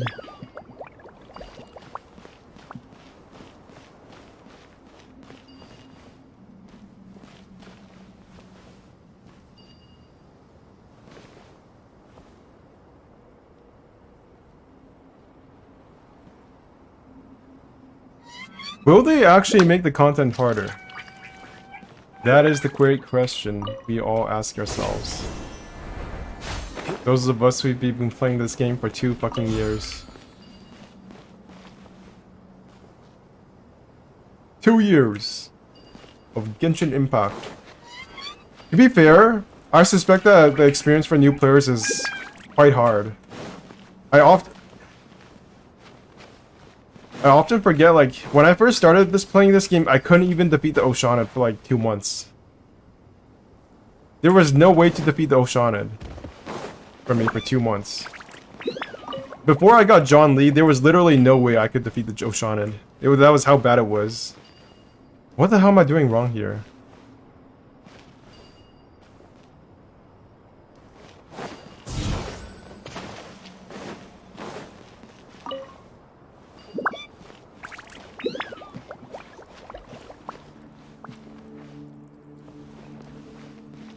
I don't think the new content is even as hard. I don't think it's even as hard as the old content, because when you look at the Scaramouche boss, is that harder than Age the Hall? It's not. Age the Hall's AoE is literally all around you. There is no way to dodge Age the Hall's AoE attacks 100% of the time. Now compare that to Scaramouche. His fucking leg does not even cover half the screen. Modern Genshin content is just so damn easy, man.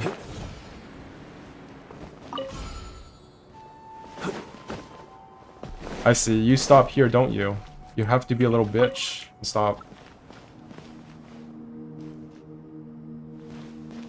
Yeah.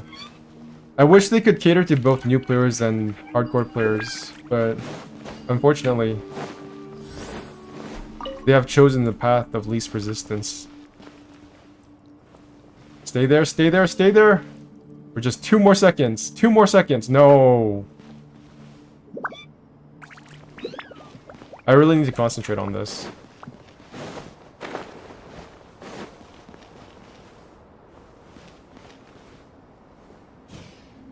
Yeah.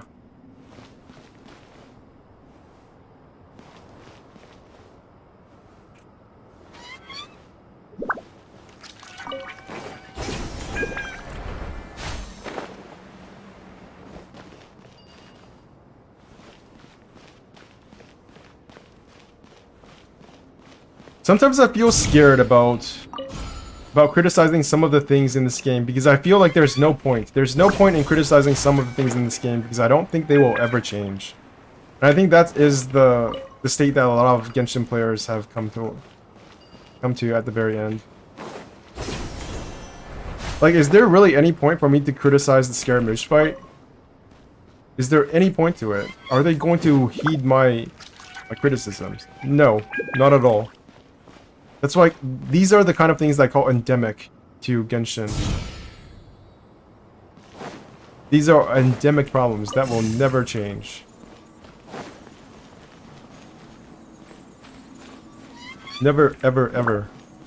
Okay, maybe not ever. They did increase the Spiral Abyss difficulty for some players, but still, it's still trivial for whales.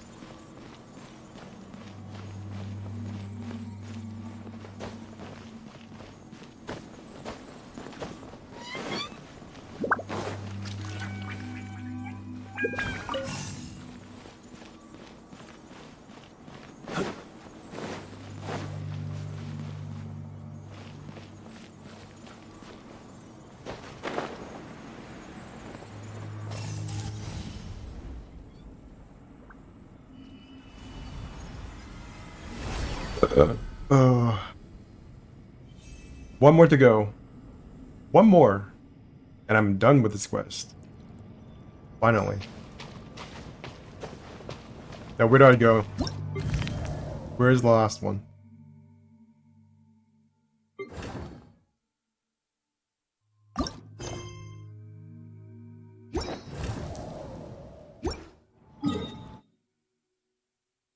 Place of rebirth. Wait, is that it? No, that's just the map. What is Paimon trying to say? No matter what, you'll protect Paimon, right? Does Paimon need protecting? I feel like she's just a whole can of bad shit that's waiting to happen to the Traveler.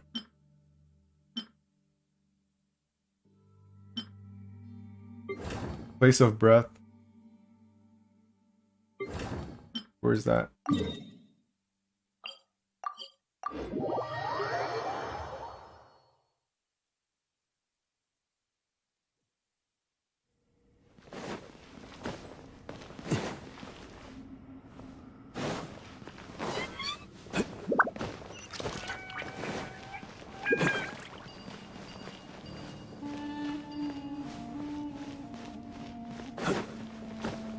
To be frank, I don't even want harder content in this game. I want more interactive content. I want bosses. Well, that's not true. I do want harder content, but I I also want content that is just more interactive. Like, does the Spiral Abyss need to be harder, or can we just get more versions of the Spiral Abyss? Why not give us the event, the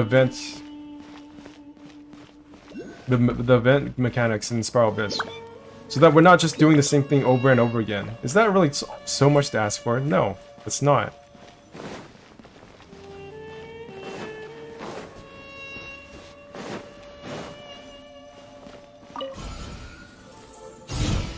Okay.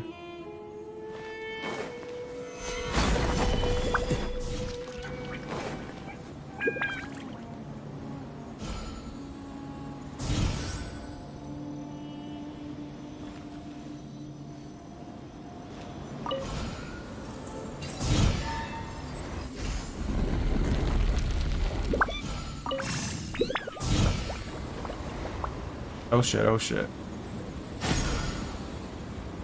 I see. They just follow the Chinese audience, I think. Since, you know, if they prefer the overseas more than the mainland, then something like Honkai Impact Bunny Suit incident will happen again.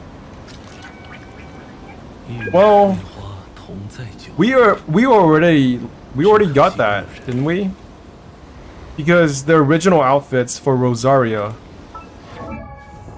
only the overseas audiences get Rosaria's original outfit, and Amber's outfit, and Jean's outfit. I don't have Jean.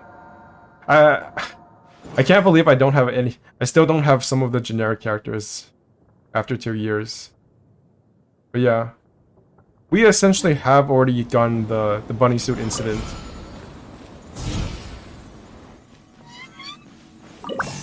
Albeit in reverse. Shit. You gotta be kidding me.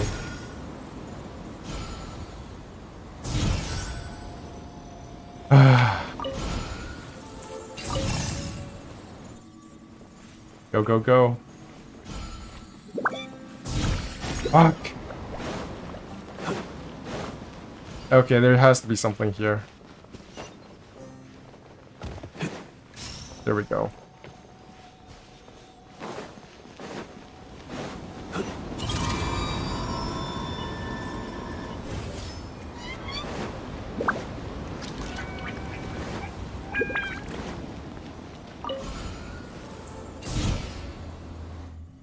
You know what character I want to see next? I want to see a Hydro character with crowd control. Because I think that's what's missing for Nahida right now. Not Nahida, Nilou. Why is that being blown that way? If I had a Hydro character that could do crowd control, then Nilou would be so much better. Because right now she does AoE damage, but you can't get the characters, you can't get the enemies in range all at the same time. Every time I play Nilou, I feel like I need Scaramouche. And I think it's possible that the Hydro Archon will be exactly that. It'll be a Hydro character with CC ability. Is he really? He doesn't group them together, does he?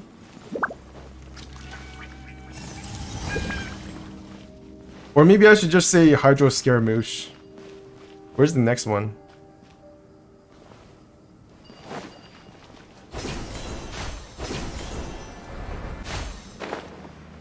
There were some leaks that said Ayato would be a Hydro Scaramouche.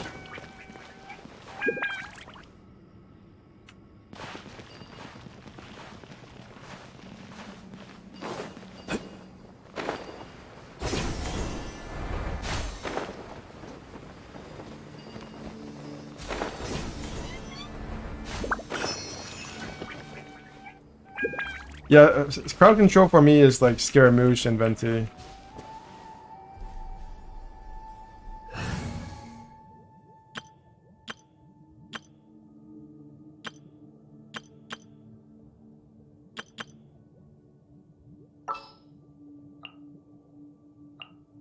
出发！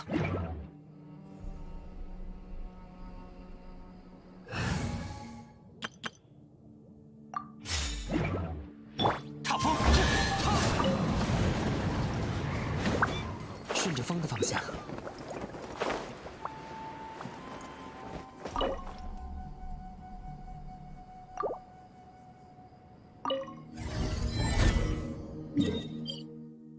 Yeah, I'm looking forward to it. I want that to happen. I want more broken characters to get released.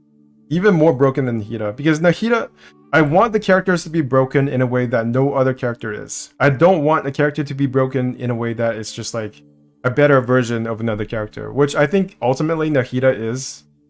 Nahida is just a better version of Dendro Traveler. It's just a better version of Kalei. And even Tignari is kind of like doing the same thing. Tignari not so much, because Tignari can be like a main DPS, I think. I'm not sure, I don't have Tignari. Like, I think Scaramouche is different enough from Venti to be broken in a good way, but if it was literally just another version of Venti where he throws like a big air ball and everybody gets stuck within it, I think it would be a much less interesting. Yeah, Tignari is different enough. 该出发了。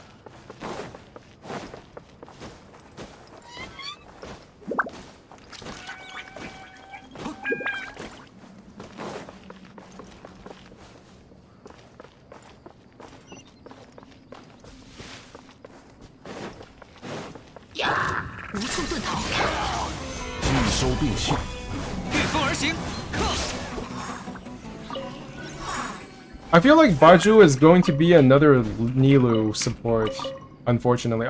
My gut feeling is that Baju is going to be a Nilou support for people who don't have Kokomi.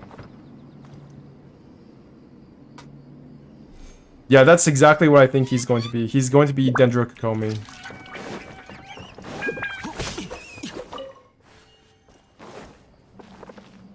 Because his entire like theme is around healing, right? Because he's supposed to be very ill, but somehow he can walk around, and he has a white snake around his neck named Changshen, and Changshen means long life.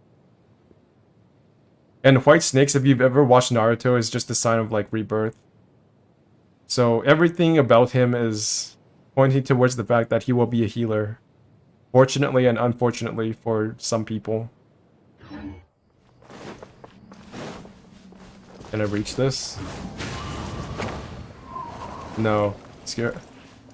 I keep getting Kazuha and Scaramouche mixed up. Like, every time I see him, it's like, this guy's Scaramouche. I don't know why.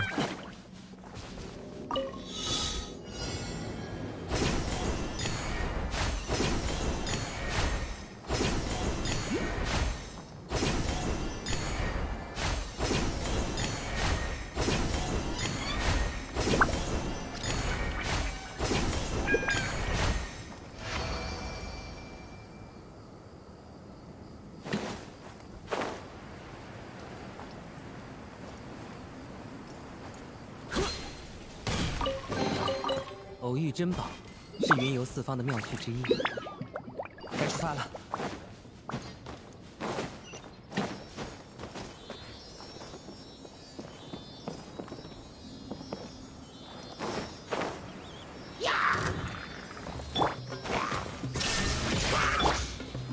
朔风起义。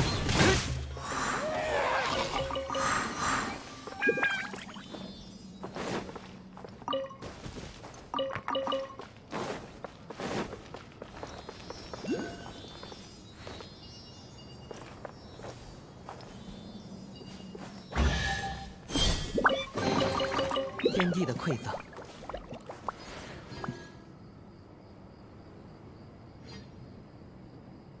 Even if you compare it to Inazuma First Day. Of course, because Inazuma was just an extension of 1.0's content. I don't know how to word it, but Inazuma was already heavily in the works by the time that we got to 1.0. It was literally planned for release before. Like, all of the regions are already planned before release, but Inazuma was probably the only one that was actually being worked on while we were playing 1.0. So it definitely feels a lot more 1.0-ish compared to the newer content.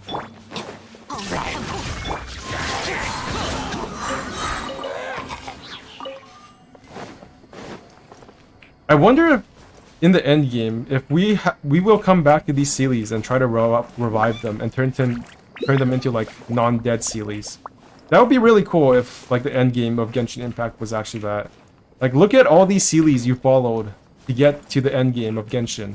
Now you have to go back to them and revive them all and turn them into living Sealies. That's my headcanon now. 顺着风走。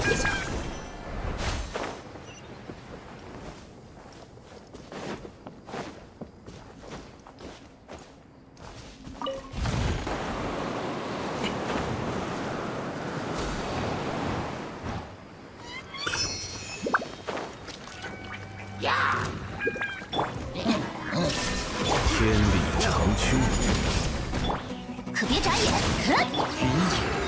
夜明，剑出，影随。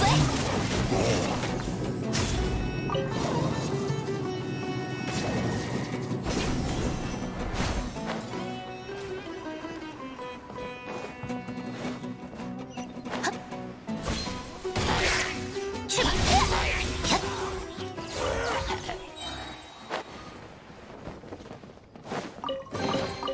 收纳完毕，就重新出发吧。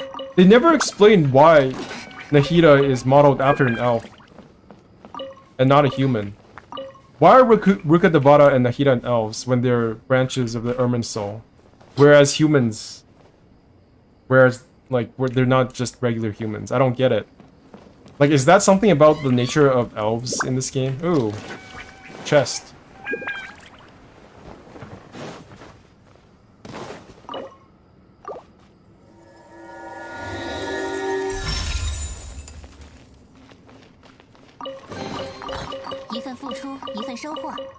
Honestly, I thought there would be way more elf lore in Sumeru compared to before it released, but no, it's just all Sealies.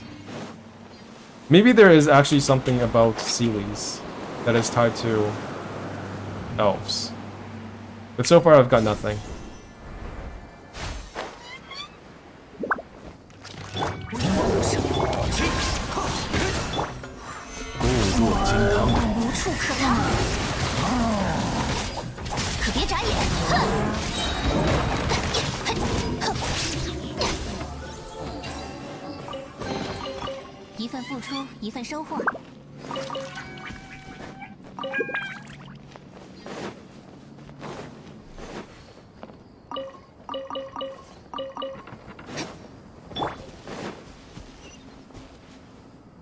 The Hexen Zirkel was also not explained here too, even if they are researching about the Ermin Soul. Yeah, a lot of things are not being explained. They gotta leave something though.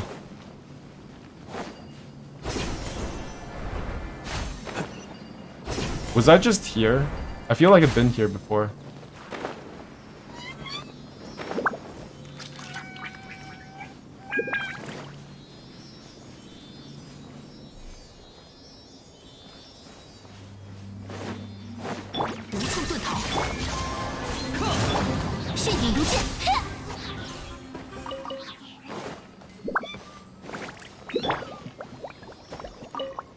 I wish the battle music would not play when fighting against fungi. They really don't deserve it. They're literally all over Sumeru. Every 5 meters, you can't go one step without looking at one.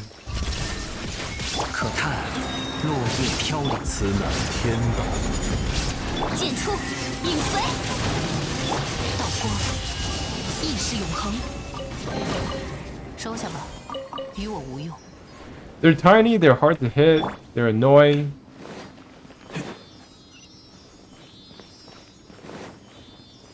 Where's this marker taking me? Like, look, another fungi card. 2 more fungi. Get the fuck out of my face.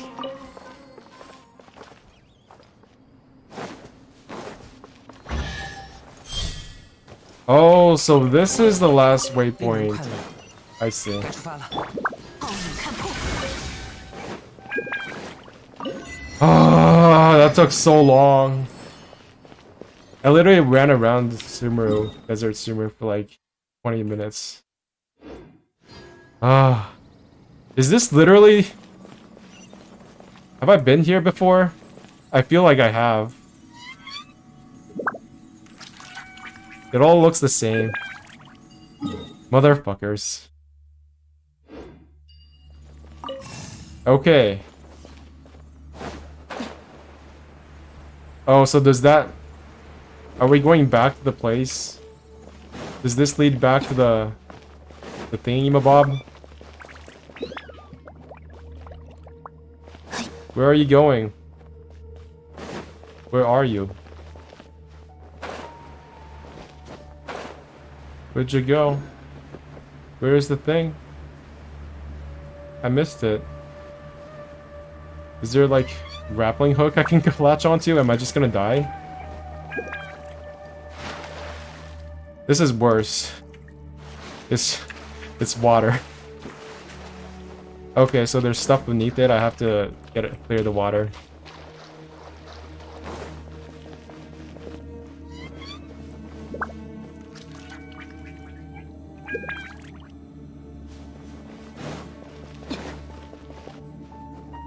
Ruka Nahida equals elves. Alice equals elves. Alice was on the Hexen Circle. Hexen Circle researching...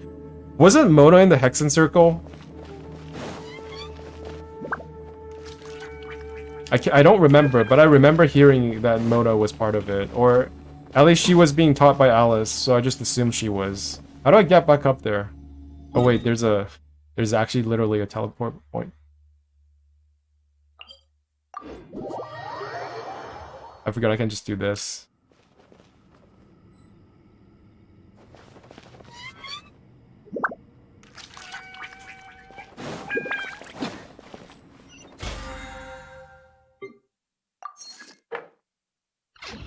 Okay, since I got the teleport point, I can go and farm some bosses.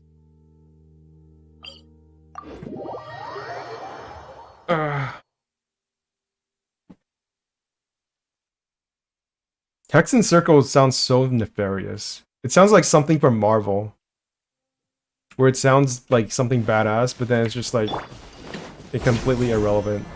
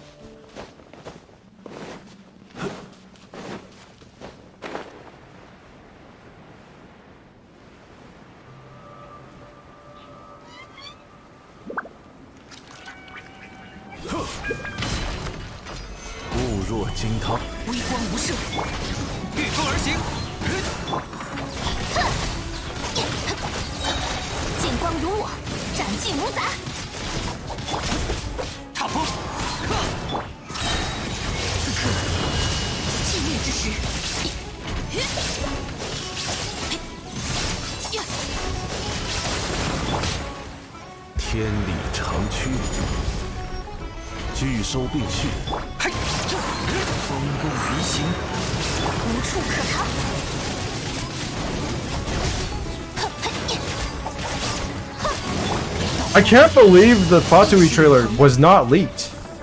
That still surprises me to this day. Like, there were so many leaks coming out of Sumeru. How the hell did they not leak that? That's actually insane. I think that actually proves that if they wanted to, MiHoYo can stop things from getting leaked. It's just that they don't necessarily care, or they might even think that getting things leaked is good. But for things that they don't want to get leaked, they definitely can keep it from leaking. At least when it comes to trailers. I'm not sure about gameplay.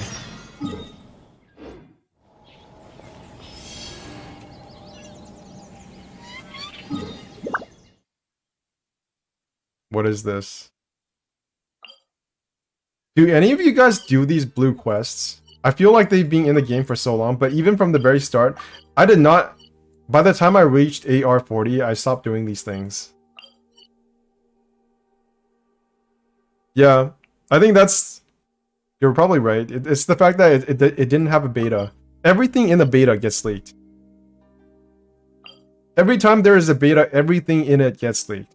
It's inevitable. They literally have no way to control that shit. And if they did, they don't give a fuck.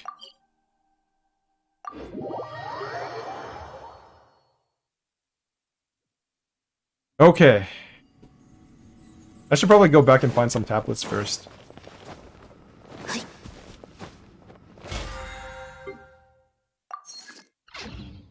I think QA testers leak most of the gameplay tidbits, and since they're handling testing the game out, they also get to see some very early models like Hydro Archon.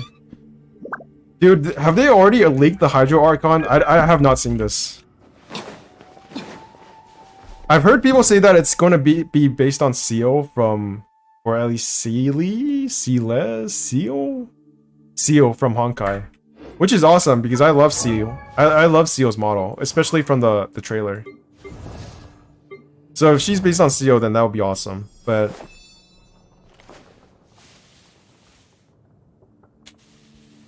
that's also proof that if something not get leaked, the hype becomes so real. Vocaloid, she looks more like Durandal. I don't know who Durandal is. Durandal with Seal's hair color. That's nice. People said that Nahida was actually an XP from Honkai, but that didn't turn out to be the case. I forgot who she was supposed to be an XP of, but she does not look like any character I've seen in Honkai.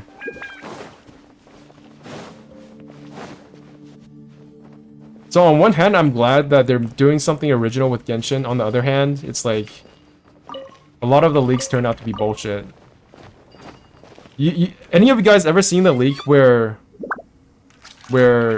what's his name? Someone in Sumeru was supposed to have been Morax's friend, John Lee's friend. But then it turned out he wasn't. Or at least it hasn't been revealed that he is. We literally still have no idea what the backstory is for what's his name? Fuck, I'm having a brain fart. The JPVA is the same. Oh, they have the same name. Yeah, that makes a lot of sense. Okay, so I'm not too clued in on Honkai lore, but is Teresa like Otto's friend or something? Otto's girlfriend? Is Otto even still alive in Honkai? I don't know. I only know the very basics of Honkai lore. Yeah, Alhaitham. Alhaitham was supposed to be John Lee's friend. And we literally have gotten no info on that ever since. Oh, Teresa is Otto's daughter. And apparently Teresa was a clone or something? I don't know. Where is this tablet? It's probably up there.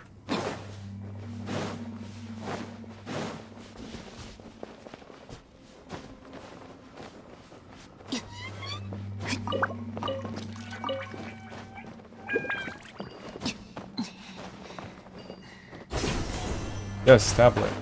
Come to Papa.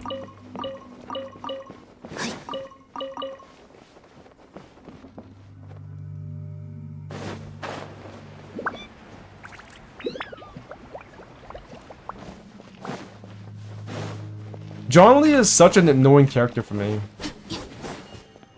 I find his characterization boring, but he has like so much lore importance. Kind of, yeah, he's lore important, but I just don't like his personality is kind of shit. In fact, all of the Archons so far, except for Nahida, have been shit.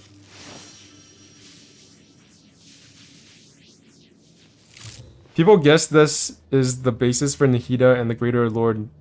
Yeah, there have been a lot of reasons for people to expect this. If you look at the slime theory, that the slimes are basically a reflection of the Archons, then yeah, Nahida is like the lesser version of a bigger Dendro slime, I guess. Or not really, because... Does that really make sense? Yeah, because the Dendro slime hides beneath the ground and only a smaller part of it is seen above ground. So I guess it makes sense that the smaller part would be Nahida. And the bigger part is the Irminsul. Yeah, John Lee is so boring.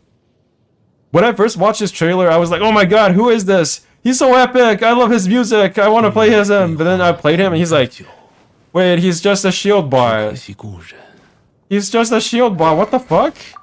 And if I want to make him DPS, then I have to go with Crescent Pike. And who the fuck wants to use this ugly-ass weapon? It's so ugly. What the hell even is this? Nobody knows. Apparently it's from Fontaine. It found its way into Libya through foreign traders, yeah. To this day, I still think John Lee's, what's it called? Trailer? Miscellaneous something? Character demo. I don't know why they call it character demo. It's literally just a trailer. Yeah, I'm not sure about Fontaine. Like, prior to Inazuma, I would have said that Fontaine was like my least anticipated region, and it still is, because I don't think steampunk goes that well with Teyvat's story. I don't imagine the world of Teyvat and Genshin Impact to be a very steampunk place, and I think that was why a lot of people were a bit weirded out by Sumeru, because Sumeru literally has Google, and I don't think people were so kind to that. Or at least like some people who were lore theory crafters, because Sumeru did not fit their definition, their expectations for Sumeru. I am looking forward to more hydro water-based gameplay though. Oh, it's back. It's back, it's back. I can follow it now.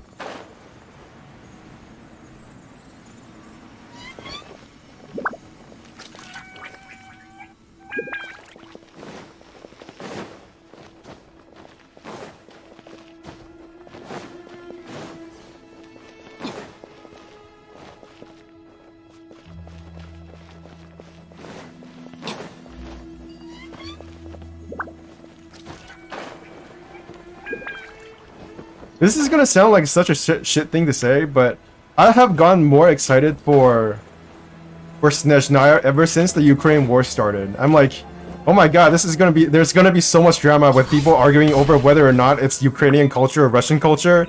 This is gonna be hilarious. But prior to that, I wasn't too hyped on Snezhnaya. Fuck, it's going under the water. I have to do this first, don't I? How do I get rid of the water? Oh, I have to do a stupid puzzle.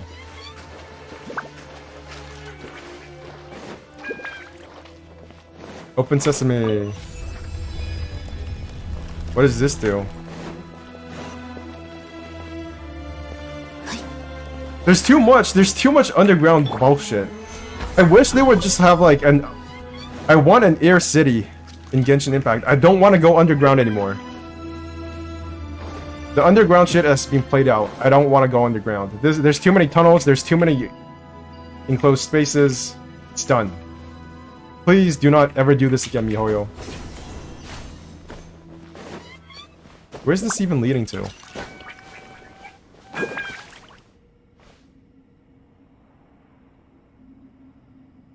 At least they consider the dive mechanic, though. Yeah, dive mechanic. I was wondering if I should mention that, because that's in the leaks.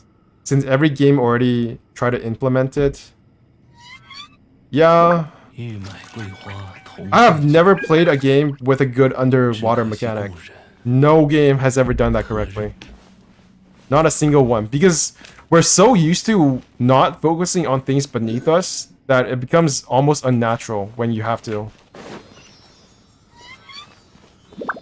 I don't think the human mind is wired in such a way that we can really appreciate underwater gameplay in a way that makes sense to humans. But then again, a lot of people enjoyed Subnautica, so what the hell do I know?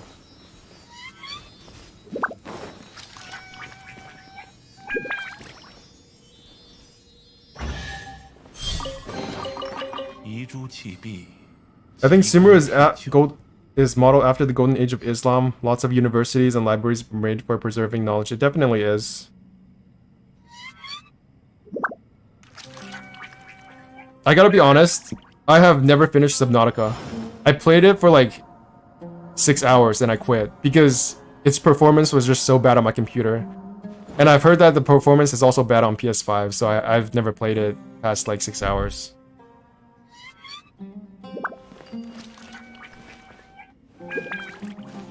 Okay, I assume that I'm supposed to come here after I finish the puzzle.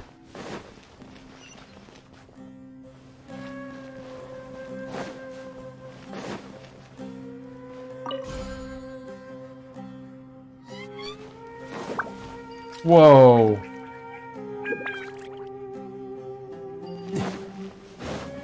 This puzzle is way too big brain for me.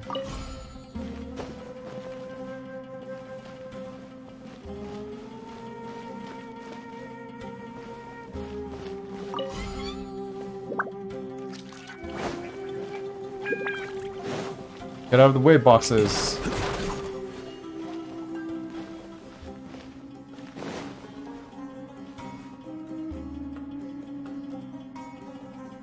Yeah.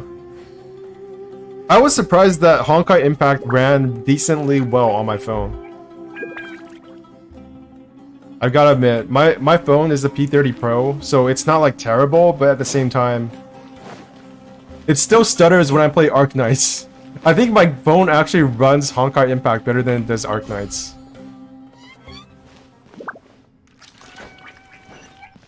The fuck? Okay, that's way too easy. Oh, so that's where it is. No, wait, go back. I have to get my green floaty thing.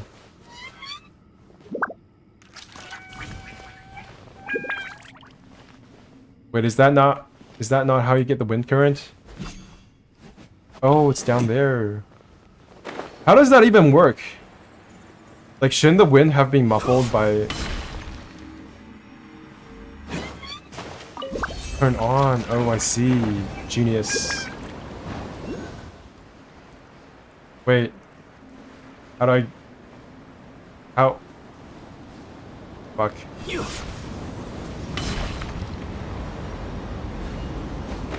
Ah.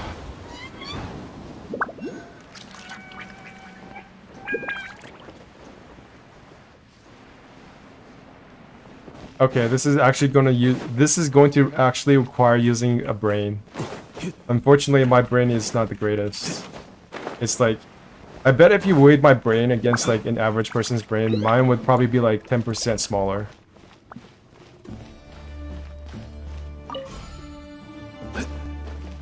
Go back, go back. Have I done this already? Yes, I have. It's open.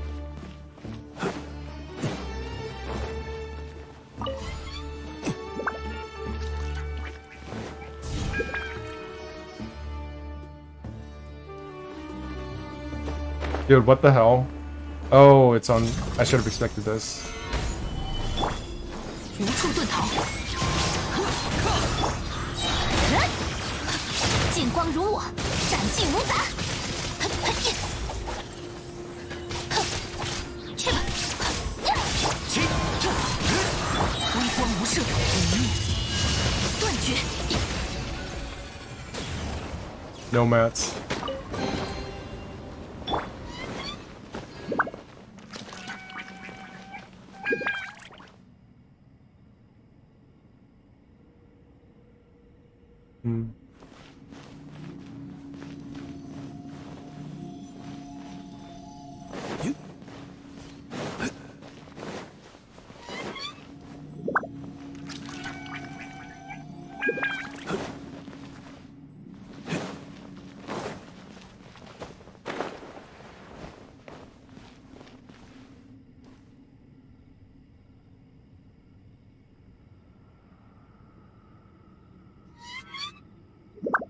Yeah, that's how the majority of Genshin players play Genshin. It's actually the hardcore players who are like some abomination and freakazoid.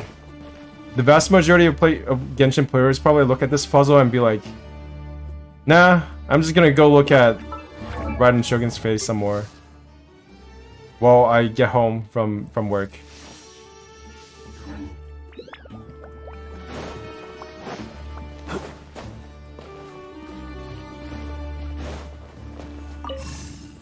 Okay, this should work now.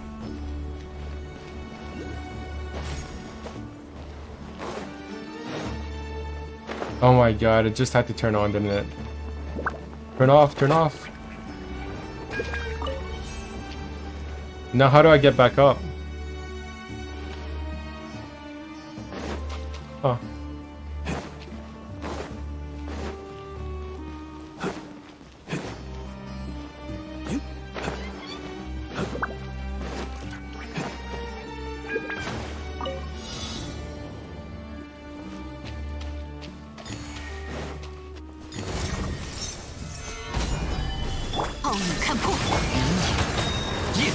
天动万象，进出，影随，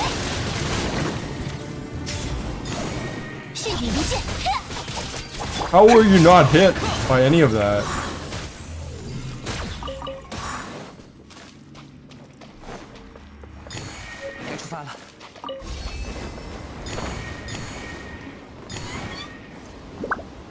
Okay. Oh my god. Are you for fucking real? You gotta be kidding me.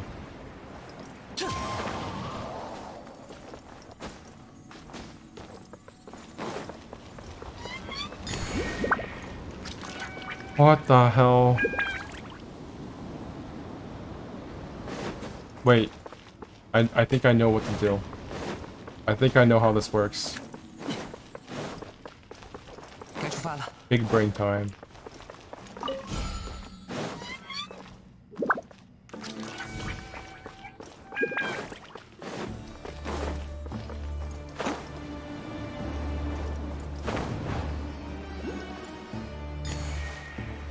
Okay.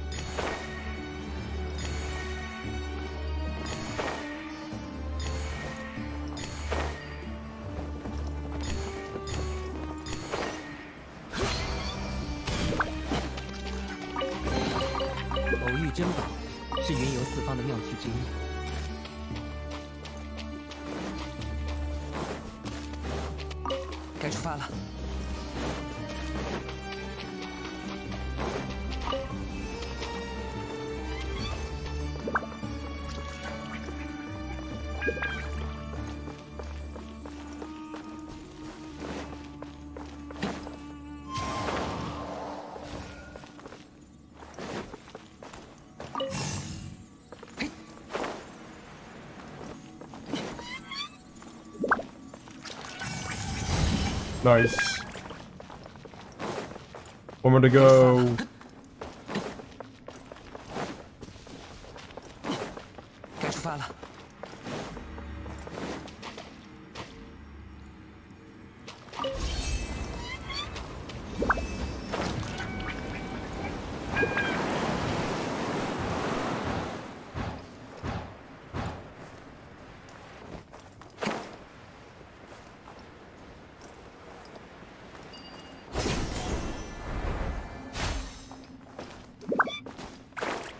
What does this do?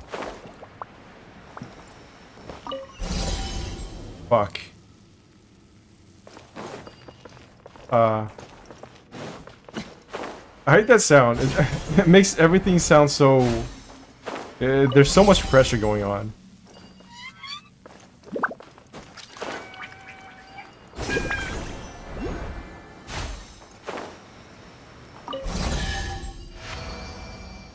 Okay. That was it.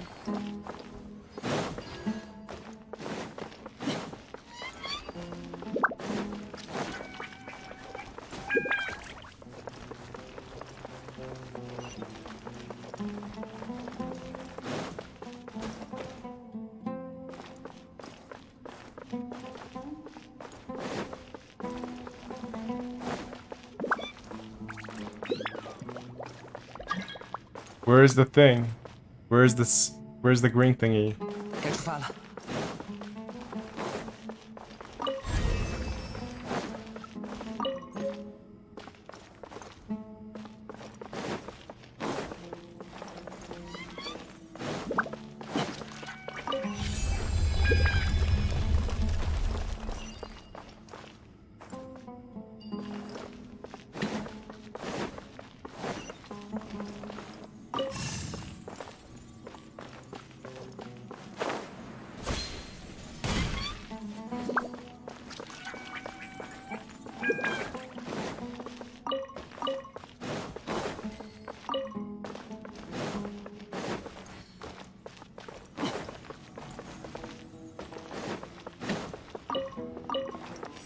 发了。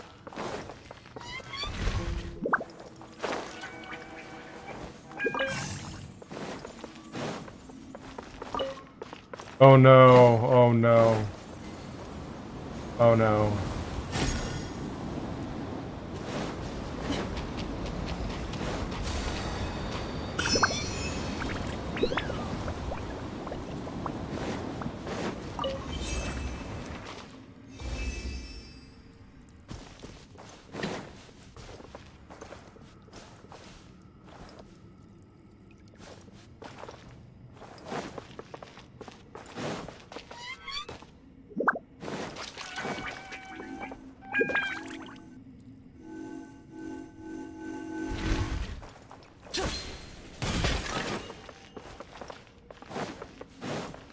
Dude, this place goes on forever.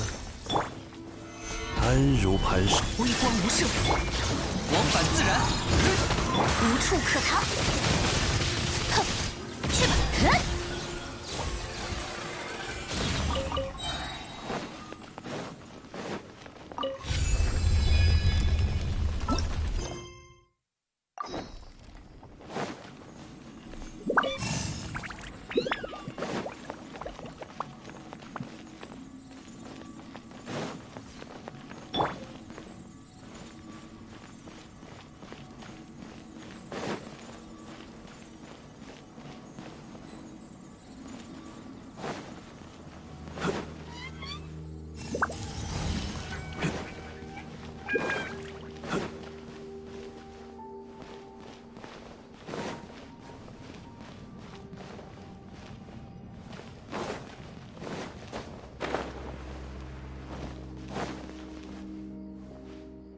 What do I think about the TCG? I think I'm excited for it. That's such a basic answer. Like, I've dabbled in trading card games in the past. I played Yu-Gi-Oh when I was younger, but back then I was way too poor to actually collect the cards. I remember at one time I even went to the Zellers and tried to steal some not Pokemon cards, Yu-Gi-Oh cards. But then I got caught and then I had to put them back. So yeah, I've liked card games since I was young, especially Yu-Gi-Oh, but then I kind of stopped because, again, poverty and poorness. So I was just thinking, like, this game is not going to, this trading card game in Genshin is not going to be an actual trading card game. What? Oh, bench gamer lore. Yeah, so I immigrated to Canada from Taiwan when I was like 8 years old. That was back in like grade 2, I think. And my family, when we immigrated here, were quite poor. Like, my mom literally had to work all the way so far away to work as a translator. Wait, I have to go. Wait a second, I have to go and. Wait a second.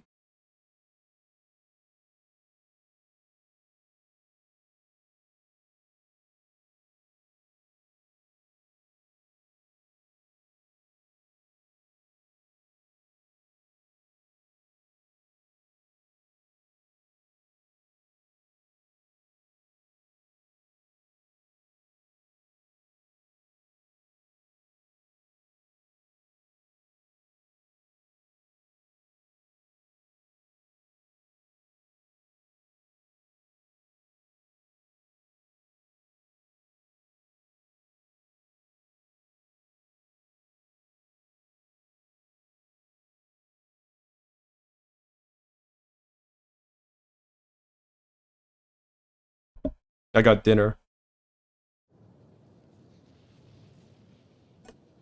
It's eggs and like.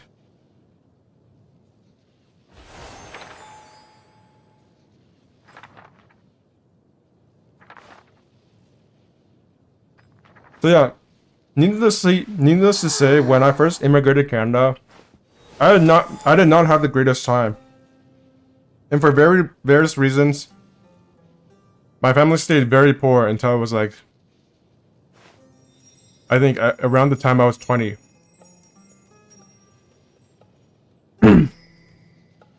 I don't know what to call this in English. It's like jimping or something.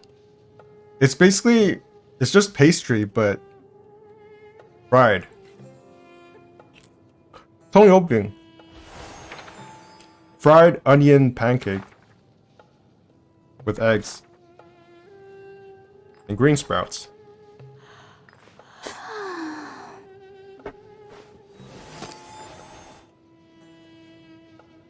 So as a poor kid, I could not play Yu-Gi-Oh! With my friends.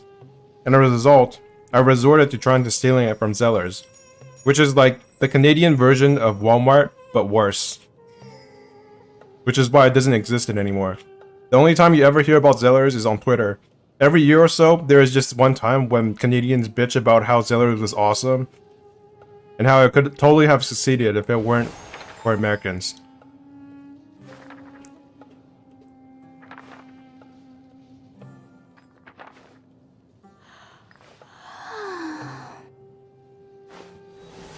I didn't realize there was this thing called a barcode. And if you go outside of Zellers with it, then it alarms. It triggers the alarm. And it did, so I had to put it back.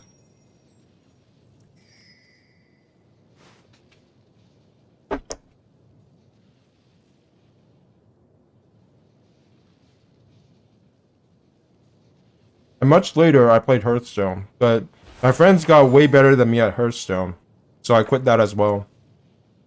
I don't know what it is about electronic card games, but it just doesn't have the same feel as a real-life card game. A real-life trading card game is a very different beast. Why is it so popular in Genshin? Is Genshin super popular in Canada? I don't know.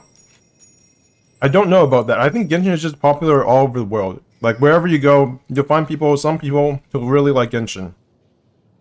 It's not that popular in Canada. More so than anywhere else. Like, I think the top 3 regions where Genshin is most popular are like China, Japan, and Southeast Asia. Those are the top 3 regions for Genshin Impact. I don't think Canada is even in like the top 10 regions. I think number 1 is China, number 2 is Japan, number 3 is Southeast Asia, and number 4 is probably the United States. And then after that, maybe like Europe.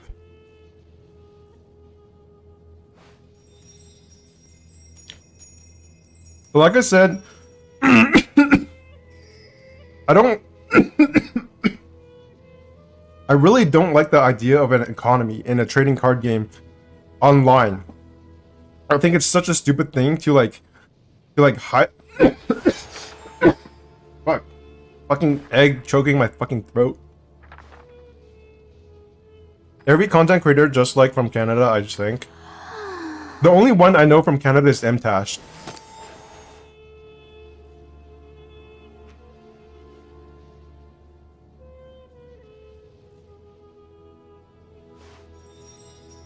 Every card game I've played online where the economy artificially restricts what kind of decks you can make, I think is fucking stupid as hell. Because in real life, a card game is restricted by the economy, which is how much a card is actually worth in real money. An online card game is not like that. It literally just restricts you, so you have to buy the fucking, pack or whatever, so that you get a chance to roll for more cards. It's literally the same as a gacha game. The trading card game in real life functions in the exact same way that a gacha game does. It's the same thing. And online card games try to do the same thing as well, and it's dumb as hell. So I'm glad Genshin is not doing that. I'm glad that everything can be earned in-game. If it's not, fuck this game. I'm not playing it. Imagine Imagine if they made a gacha game within a gacha game. They already do that with like weapons, but you know what I mean.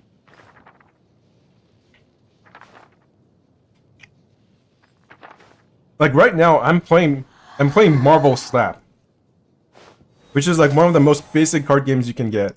Probably even easier than Hearthstone. And I'm already at the point where I don't want to do my dailies, because the dailies inevitably have to deal with you facing another person and beating them. If you don't beat them in a daily, if you don't win matches against them, you will never progress in your dailies. That's why I stopped playing Hearthstone, because I just didn't have fun anymore having to beat another player like 3 times a day to get my fucking, I don't know what kind of gems that you get in Hearthstone to get another pack. And Marvel Snap does this thing where you have to do certain things in the in a game instead of just winning to get your daily missions done. So it's a bit smarter in that way compared to some of the other older trading card games online. And it's not, even now, I have a hard time. I'm already having a hard time trying to do my dailies in Marvel Snap. So I think it's a good thing that Genshin's card game is not going to be, it's not going to be hardcore. It's not going to have all this economy system trying to gatekeep you from getting the cards. Although I'm pretty sure I've already seen some of the bullshit that they are making you do. You have to use ascension mats and leveling mats to get more cards, or at least card backs. That stuff is fine because it's just aesthetics. I don't want to have to. Imagine if you had to get the actual character to get the actual card in game.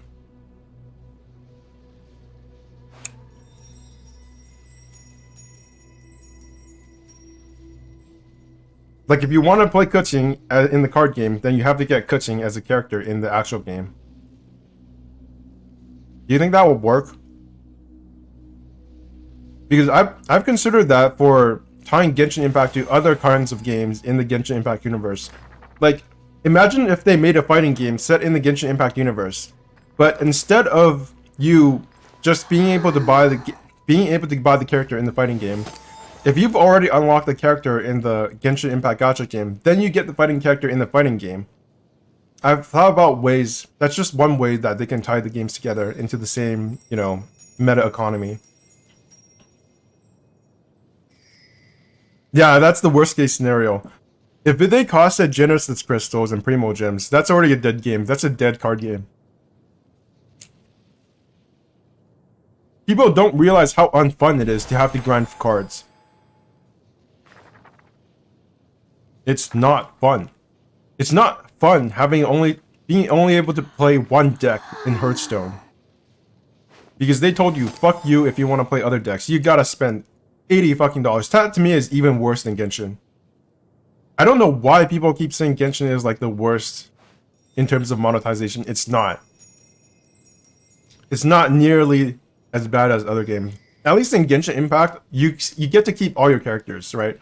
Every character, you can keep playing your characters from region to region. In Hearthstone, in Magic the Gathering Arena, they get retired every season. There are cards that you will just never be able to use in the most dominant format.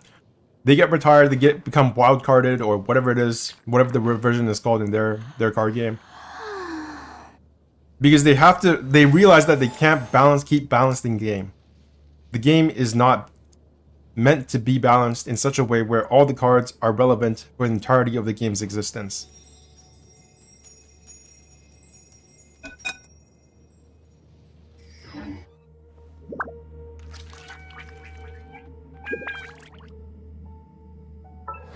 Yeah, I've heard horror stories about Yu-Gi-Oh! It's like, some of the things people have said about Yu-Gi-Oh! Now, like, you basically need a PhD in rules to understand what the hell is going on in Yu-Gi-Oh!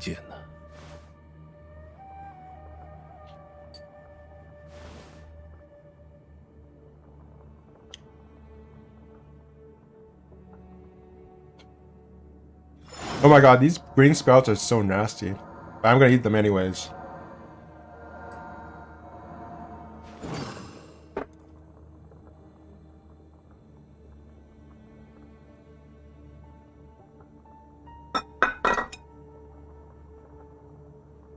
Okay, I'm done. I just gotta find a place to put these plates.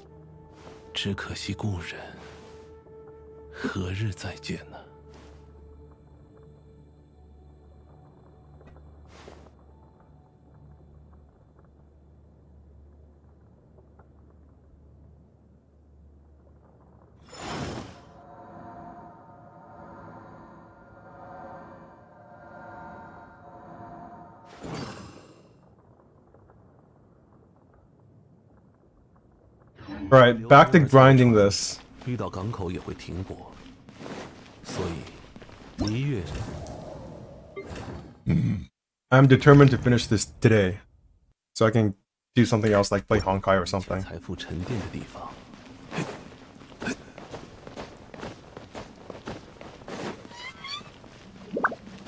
Is this space enclosed? There's not going to be like another room that opens up from here, right? Probably not. So only 2 more left.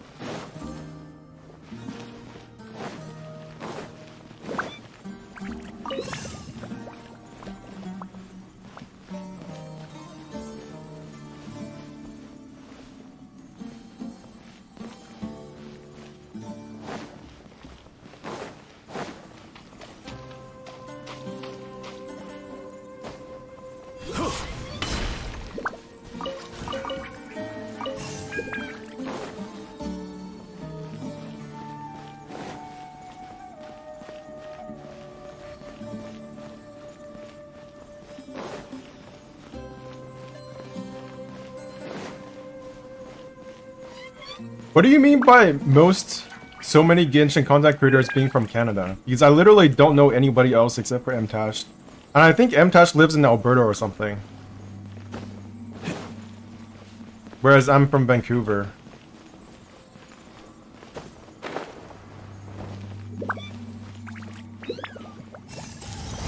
One more left. Just gotta do one more.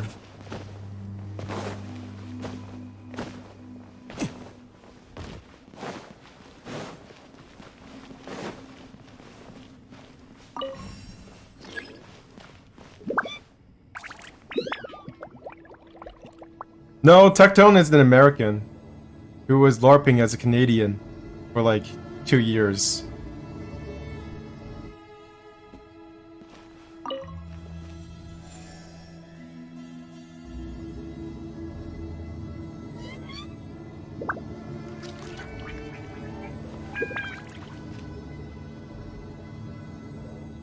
Wait, does it just keep going back up?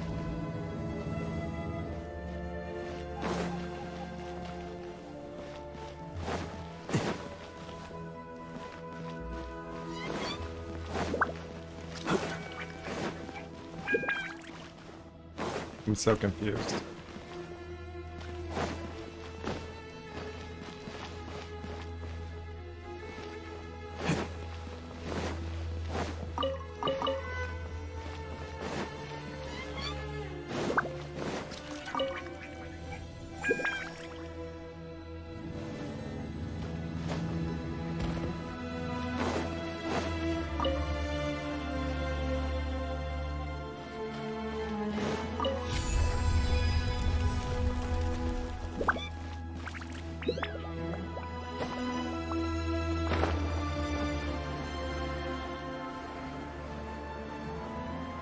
Are you no Murder of Birds? No, I don't know. What is Murder of Birds? Is that a person?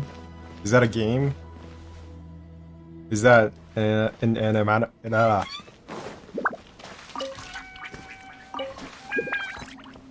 Why is the chest above me?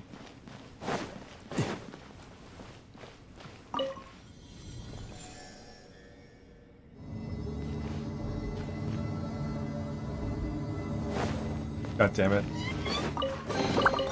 偶遇之物亦有风影。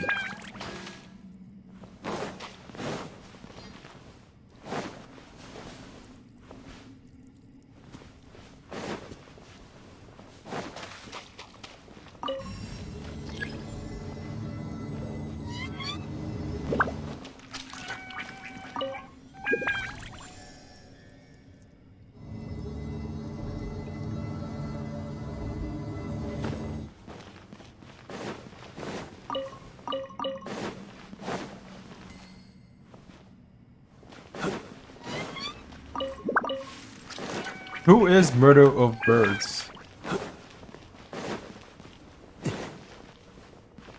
And why is this place so goddamn confusing?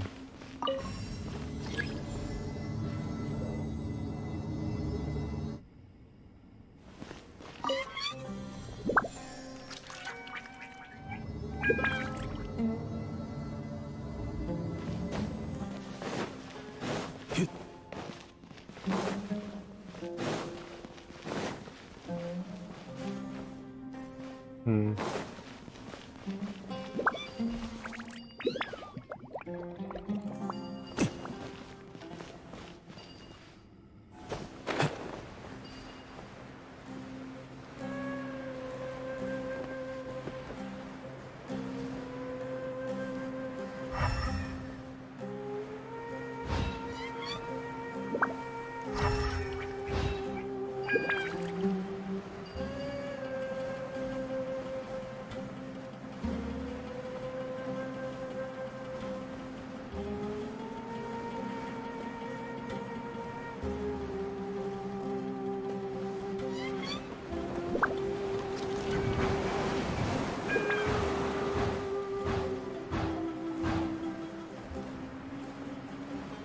Where's the last one?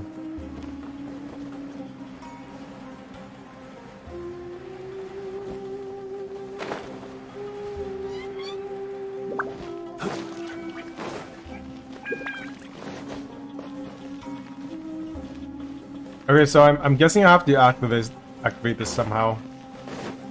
And this one. Because this is not... There's no... Oh, there is.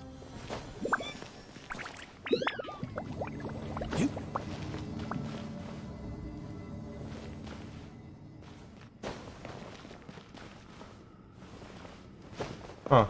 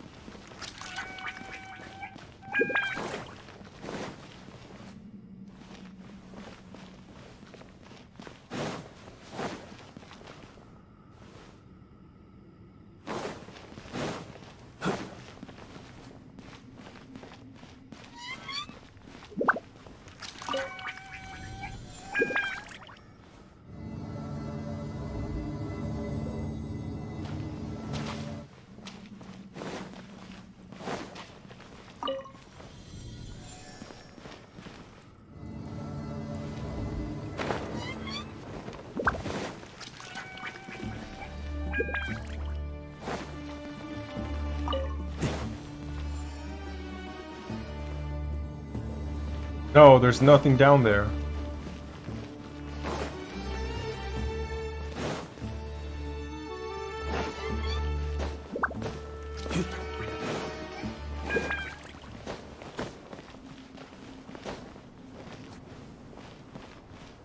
Ah. Okay.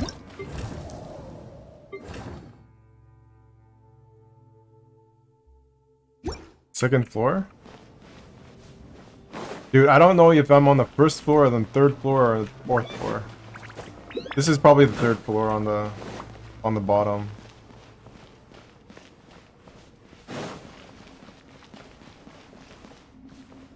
Hmm.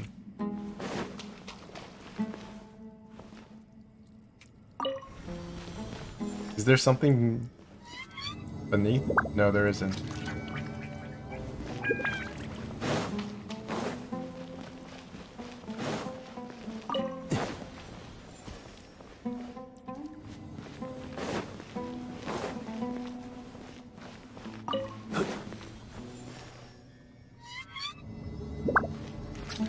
Ooh, they all go up.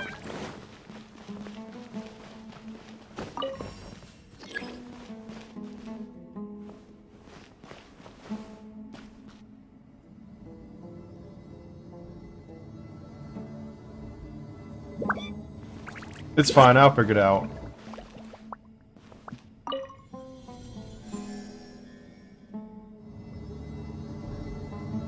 This is actually the most hardcore content that Genshin will ever have. And it's blowing my mind.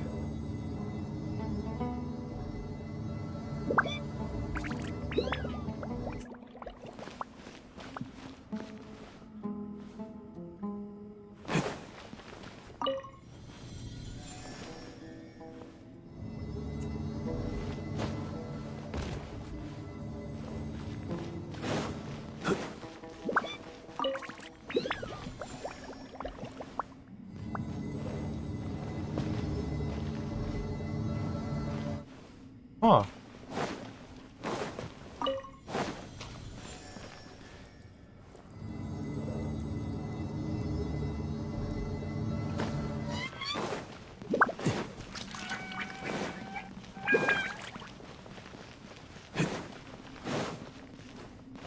The thing on this floor. Oh, there it is. I found it. Wow. There's really no other way in here.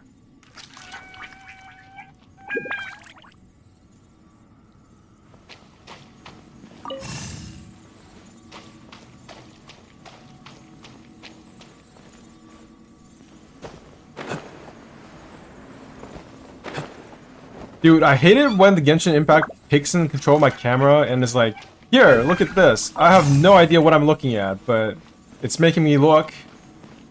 It's there. The camera's pointing towards a place, but fuck you if you want to know what it's pointing at.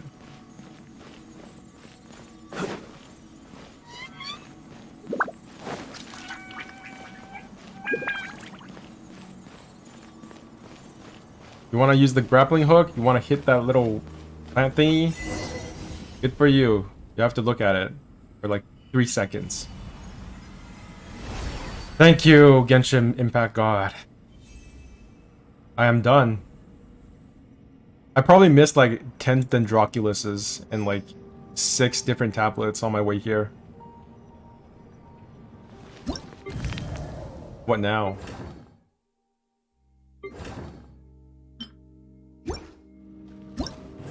Head to the what? Head to the Great Hall of Truths, following the guidance of the slate.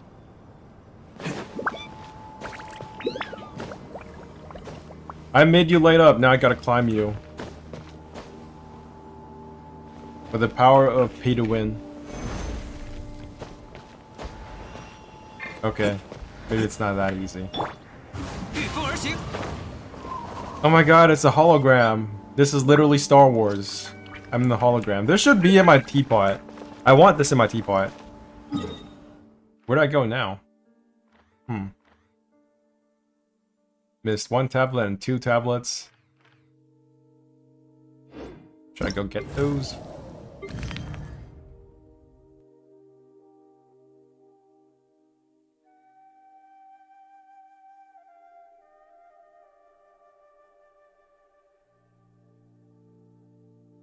What do I think about Genshin PvP? I think it's a stupid idea. Genshin PvP will never work. I don't even think about it. It's not... It has never once entered my brain in terms of legit things that Genshin Impact should add. The moment that PvP enters this game is when the toxicity becomes real. People are gonna be like, oh my god, my favorite character can't... She doesn't work in PvP. My 4-star Noelle. C6 Noelle is not even as good as the C0 Bennett.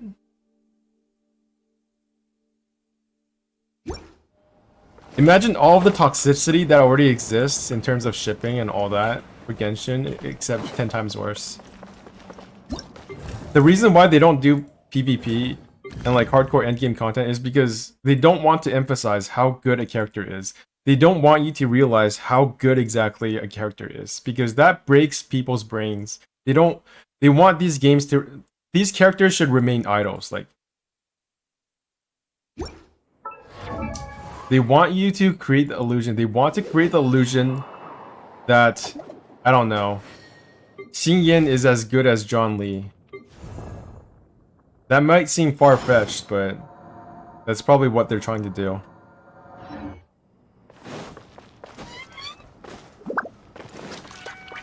Now, where the fuck am I supposed to go?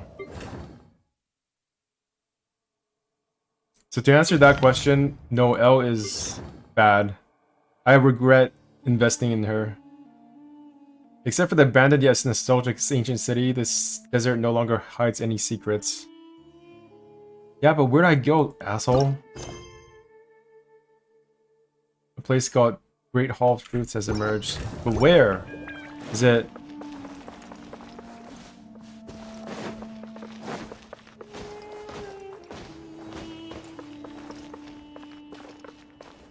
Is the hologram supposed to tell me?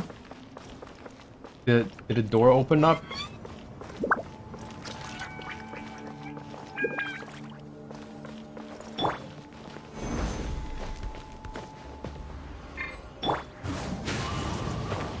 Am I supposed to look at this hologram?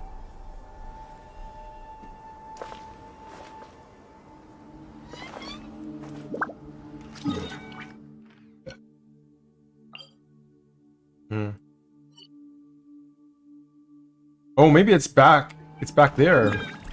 Maybe it's...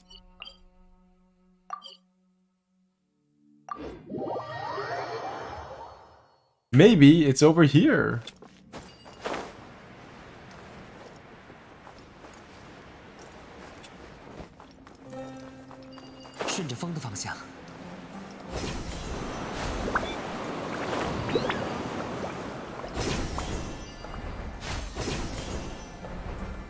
Nope.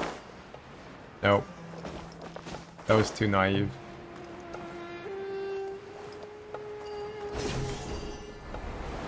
Oh fuck! There's actually another one I have to do. I forgot. I have to open these chests. I have to.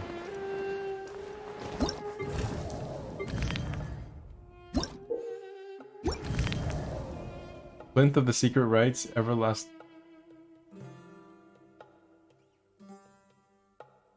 Click everything, nothing's happening. You have obtained full clearance, except for that abandoned yet nostalgic ancient city. The desert no longer hides any ancient secrets. Very nice. The Great Hall of Truths has emerged.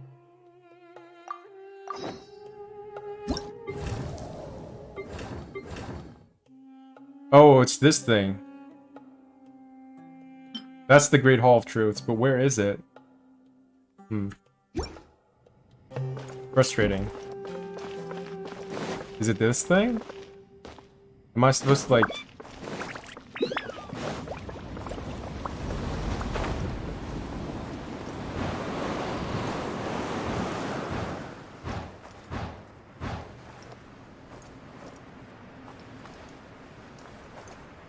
Huh.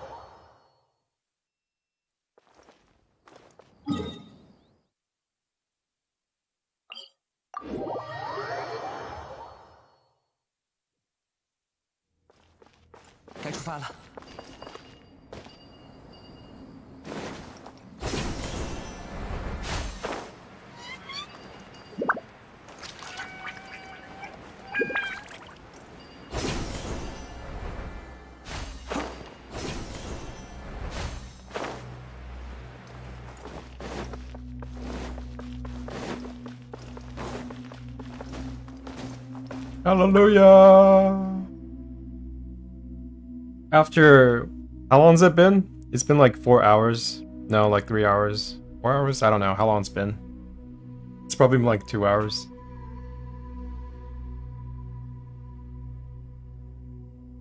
I've been streaming for almost 3 hours. Wow, that's way less time than I thought.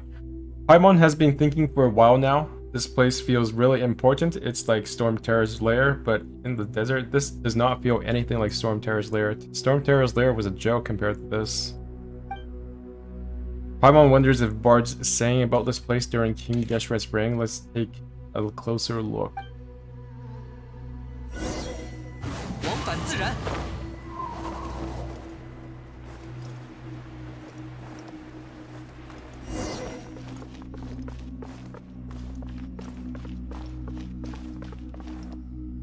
Okay, I'm here.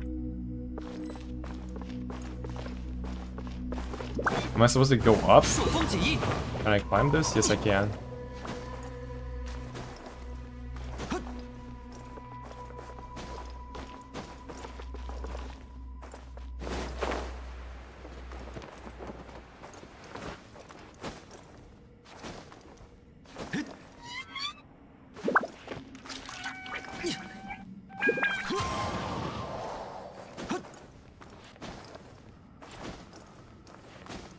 Fuck you. Stupid architecture. 顺着风的方向。 Ah.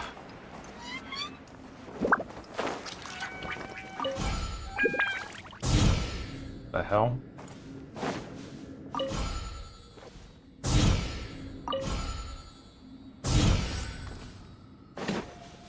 And I can't go in there. Typical.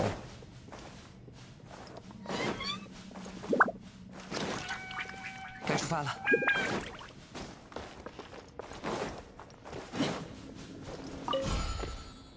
Uh-huh.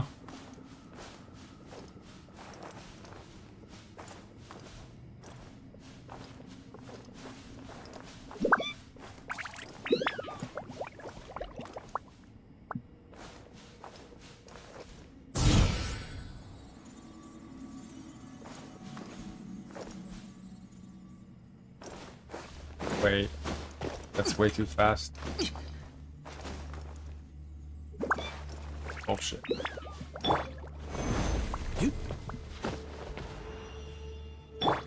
往返自然。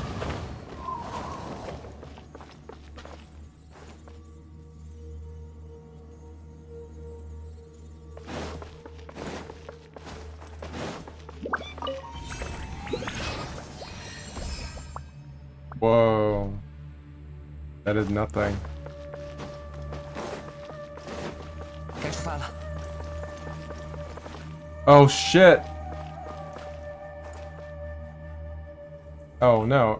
Oh yes.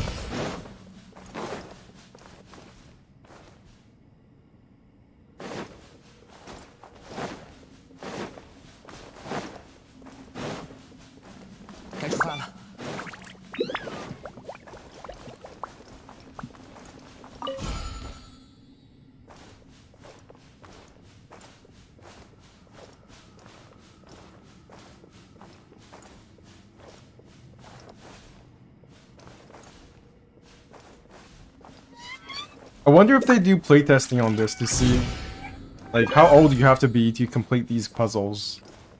Because these puzzles mechanically are pretty simple, but, like, if you can't actually see what you're supposed to be doing in the puzzle, then you're kind of fucked. That's where the majority of the problem comes from. And I bet if I was like... 弥坚不摧。 If I was like 12 years old, I don't think I could actually do this. I'd probably be too dumb. Or too impatient. The first time I played a video game on PC, it was Pokemon Yellow. It was pirated. And I literally could not get past the part where I had to talk to, like, Dr. Oak. Because I did not understand that I couldn't go past the lane where that person would keep telling me to go back until I talked to Dr. Oak. And I didn't know how to do that. And I think I was like 8 or 9 years old at the time.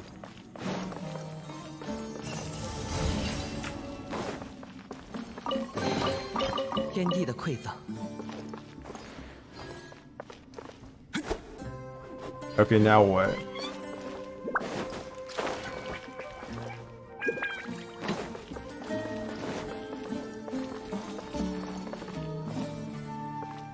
Now what do I do?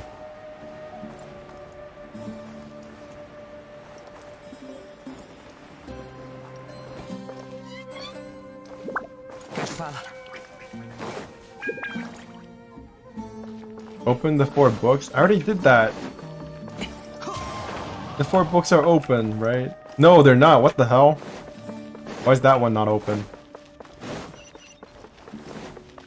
I'm 99% sure I did this already. No, I'm just stupid. Ugh. So simple.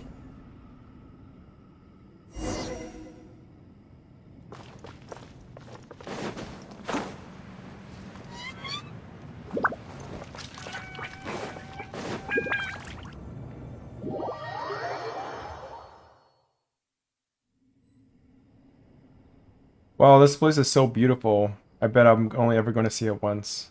And then it's going to be completely irrelevant. This is Aru, right? Doesn't look too different from the underworld we passed through, and Paimon even sees a frighteningly huge device up ahead. Paimon feels that Aru should be more delicious.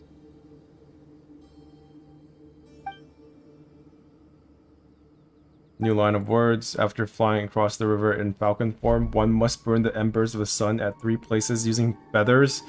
Fuck, another puzzle. Only through this one may one attain the mercy of Aomar and ascend to Aru.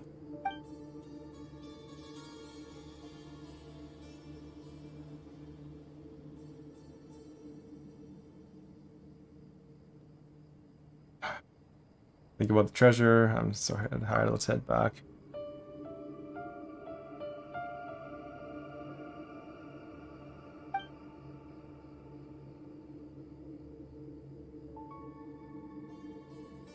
Dude, this should have just been part of the main Golden Slumber. I don't know why they even separated it like this, because there is a good chance that somebody will never head back to Aru Village, and they will completely skip this quest. It's so dumb. Anyway, isn't it time to head back yet? Let's find out how to burn the embers of the sun. Okay. Let's burn the embers of the sun. That sounds epic. Light the primal torches.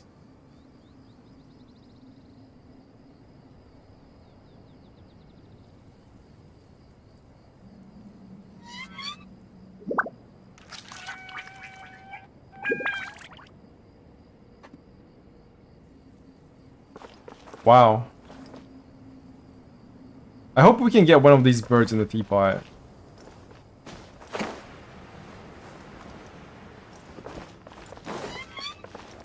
Look at these flowers.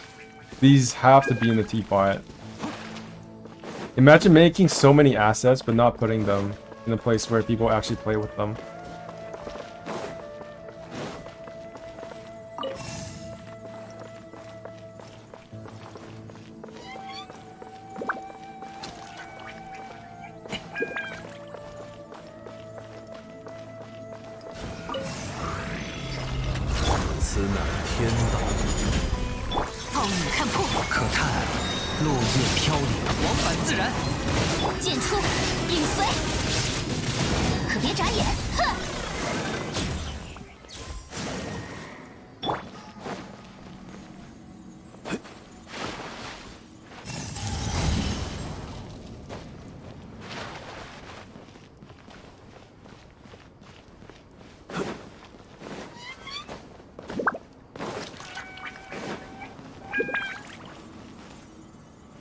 Does it not look like Oamar is like a fucking Chad? Like, look at all of this imagery. It's like he's literally holding a sword or a staff or some kind, and he has a bird head. Like, what the fuck? Why don't we ever get to see this guy?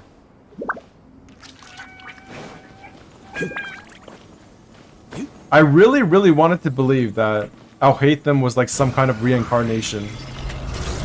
拒收并蓄， 无处遁逃。 Because I'm really into the idea of a pharaoh. 剑光如我，斩尽无杂。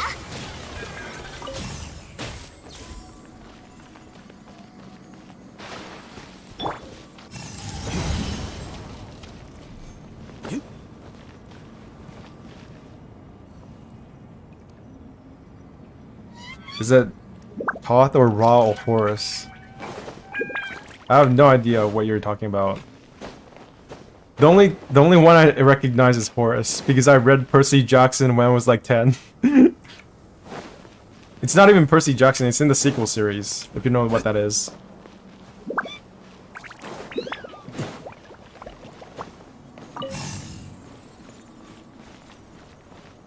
Everything I know about Greek and Egyptian mythology comes from like these ancient young adult fiction novels. Do I even need to kill these things to make them go, make this sparky thing go to where it's supposed to go?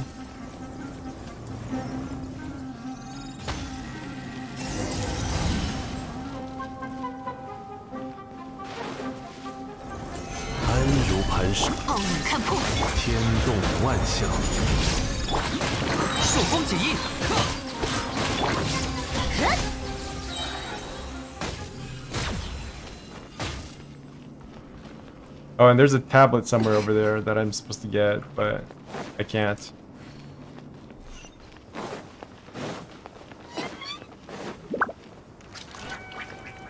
Wait, how do I get there?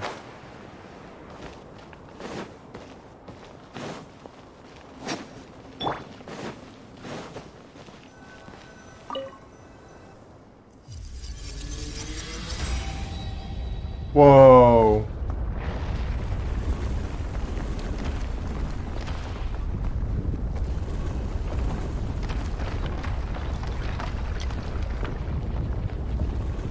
Whoa.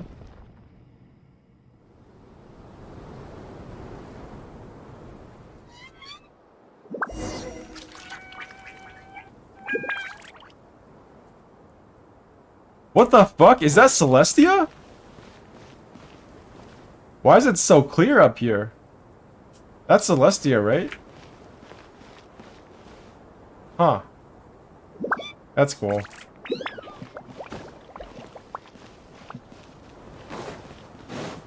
I can see you. Defeat the big guy with evil intentions. 固若金汤，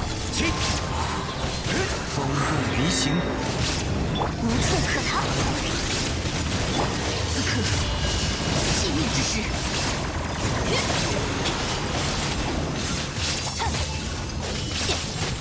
此乃天道。无处遁逃。往返自然。剑光如我，斩尽无杂。拒收并蓄，云也，夜明，断绝。来。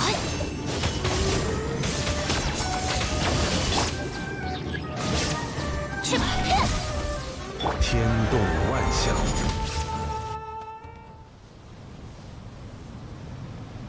We did it! We did it! The thing! We did the thing! We saved the world!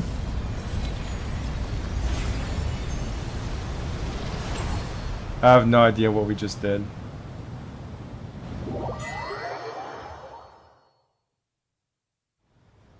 Wow. Can we still see Celestia? It should be clearer now that there's no sand. 遗珠弃璧，极光片球。 Return to Aro village. Where? Okay. Puzzles. So many puzzles. Now let me see you, Celestia. Give me like... I want to see the Preserver of Heavenly Principles wave back at me. Where are you? I actually can't see you anymore.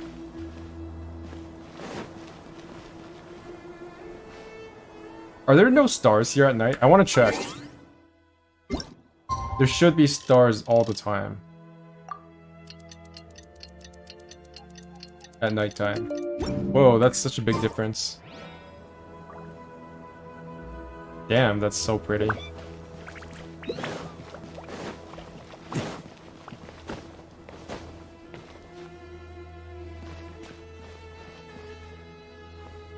Just go to the room before with 4 pillars with books in it? Okay.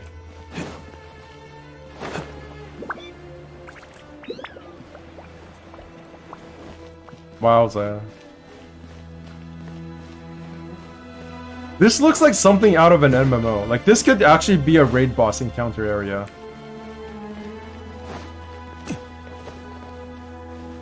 Wow, you can see so far away. That's the Jade Chamber. Holy shit, and there's the Sumeru tree. There's the... I don't know what it's called. What is it called? Is it just called Sumeru City? No, it's called Avidia Forest. What the hell? Yeah, I wish they would make a Genshin MMO. Like, I actually want this. I want this so badly. Not that much. I'm way over my head when it comes to MMOs. I don't know why I was so enamored with the idea of an MMO when I was younger. Snezhna in 3 years. I don't know what they're going to do with Snezhna, because I typically don't think of, like, gigantic monuments when I think of Russian culture. Or Ukrainian culture, or whatever you want to call it. So I don't know what the architecture is going to be like. It almost feels like it shouldn't be just Russia, right? Because we're so near the end of the story at that point. I feel like there must be something more.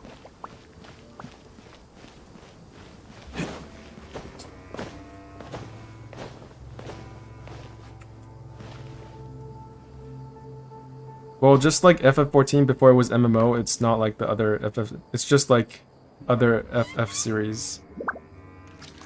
My favorite Final Fantasy of all time is Final Fantasy X2.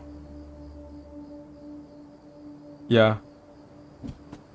And I've never played Final Fantasy 11, and I'm not gonna say I don't like, but by the time I started playing FF14, I was already over the idea of an MMO. So that probably clouds my judgment a lot. I just don't have... I'm not enamored with MMOs the way I used to be.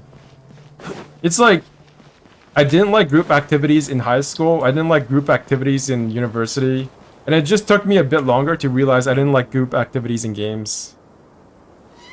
And that's why I don't really play MMOs anymore. It's just too much work. Okay, I think I'm done here. I can't see Celestia. And that's where Natlan is going to be. All the way over here is Natlan. Whee! Dude, the square shadow is so weird. Everything's so small.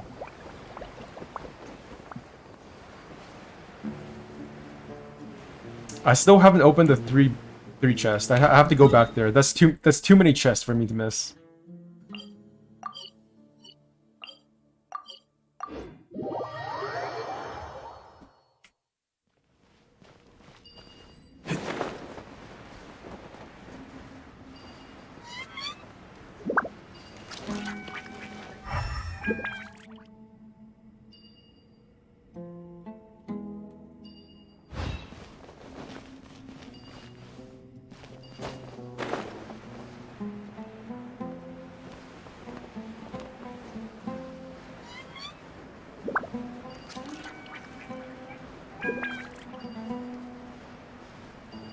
Yeah, it's a bit weird for me to talk about MMOs because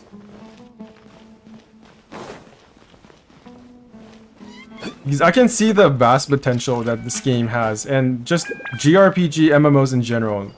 like, we already have Final Fantasy 14, right? And everybody is crazy about that game. But its art style just doesn't do it for me. I want an MMO to look like Genshin Impact. And Blue Protocol is almost the way there, but I have my own suspicions about Blue Protocol. I don't think it's going to be that good mechanic-wise. And I think there's a reason why we've heard so little about it in the past compared to Genshin Impact and other Genshin-like games. I wouldn't even say Blue Protocol is a Genshin-like game, but oh my god, it's just over here. Like, how did I miss this? Oh, it got destroyed. Okay, I guess I have to turn this off. And then I can go back.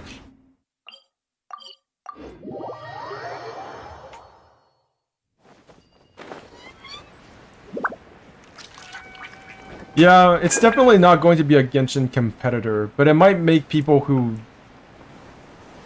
Oh, it didn't work. It didn't work. What the fuck? So do you have to, like... have to press this button? Turn this off? Is it still there? Oh no, it didn't work. Yeah, just the fact that this game is only going to be PC only means that it will never be a Genshin competitor, but it doesn't need to be.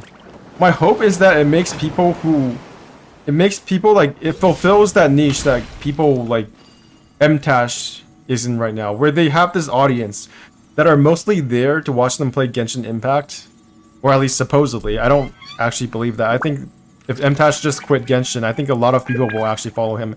Not as much as when he used to play Genshin, but some people will. Enough that it'll still be profitable.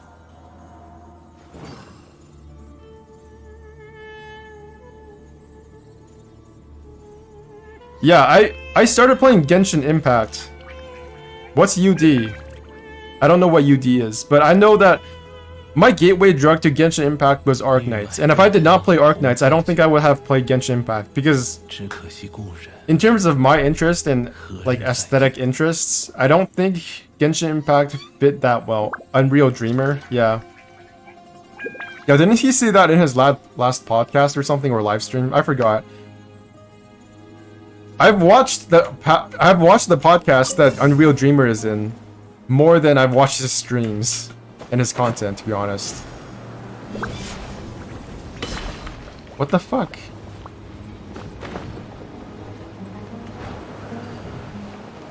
I have to turn this off somehow.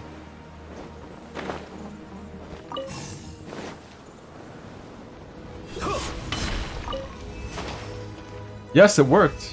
Or did it? Not really.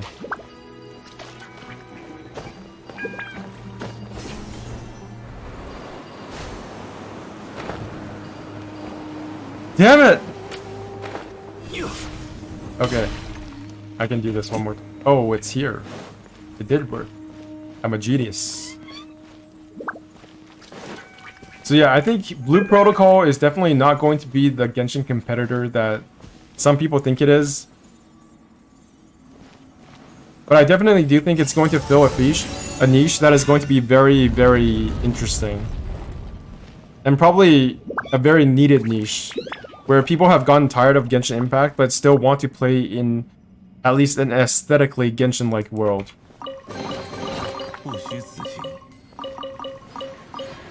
And I am definitely going to play it once it comes out on global. What do you mean by Genshin is like One Piece? 微光无射，朔风解印，无处可逃。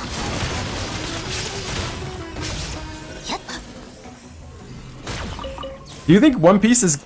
You go to some place, solve their problems, and go to another place? Yeah, that's... Actually, I can... Dude. That's actually a really good comparison. Yeah, it is true, and there's a whole bunch of characters, some of which are completely irrelevant, but have their own, like, humongous fan base. That's a really good comparison. I can't believe that One Piece is actually going to end, that it's in its last arc. Like, I suspect that it's not actually going to end. There's probably going to be like some kind of Boruto-esque sequel to One Piece, if I'm gonna be honest. 可别眨眼，哼！ But I hope it doesn't end like they just defeat the dragons, the celestial dragons, and everything's happy and dory.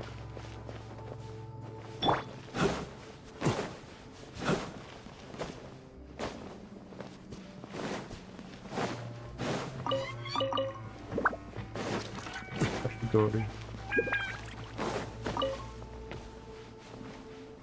Wait. Have I been here before? Oh my god, I have. Oh, I see. This was the place I couldn't get to in the last live stream, where I was stuck on... Yeah.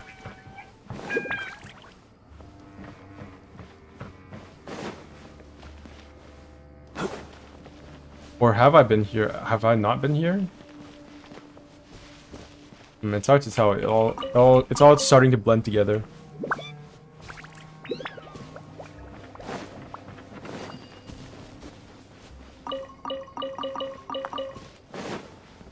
Yeah, I have. How have I not done this challenge yet? That's so weird.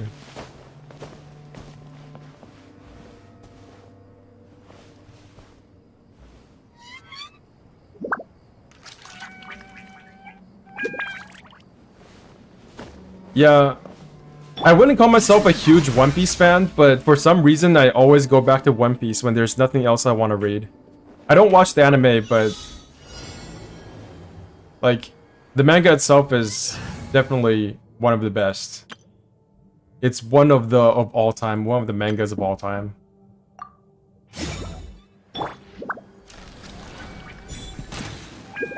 What the hell? How did I miss?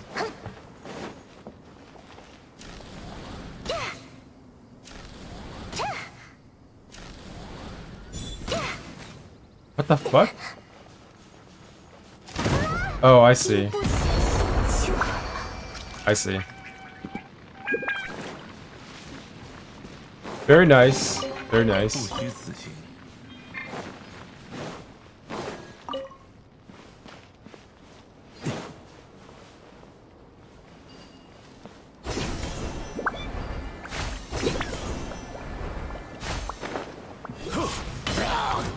固若金汤。 踩！现身吧，奥兹！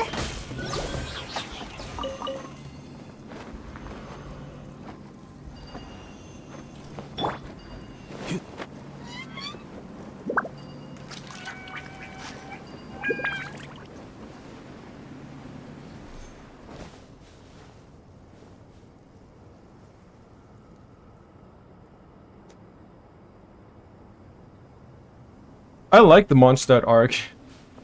I just thought it was the only part of Genshin's story. I was like, I'm done with Mondstadt. Have I reached the endgame yet? Much to my surprise, there is no endgame.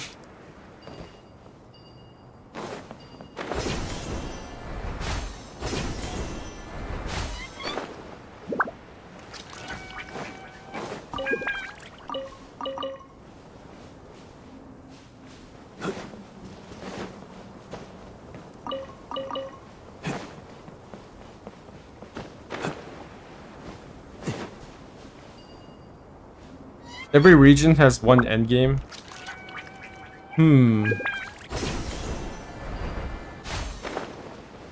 I guess I should go and hand in this quest now. Now that I have everything. Do I have everything though? There's one last sacred seal. I don't even know where I'm supposed to hand in these seals anymore. Like, I've literally forgotten. That's so bad.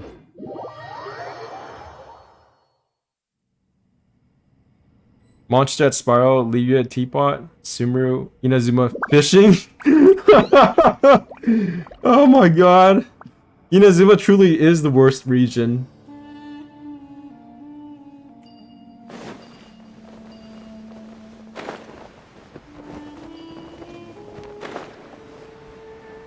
Sumeru TCG. I do think they want to add something unique for each region.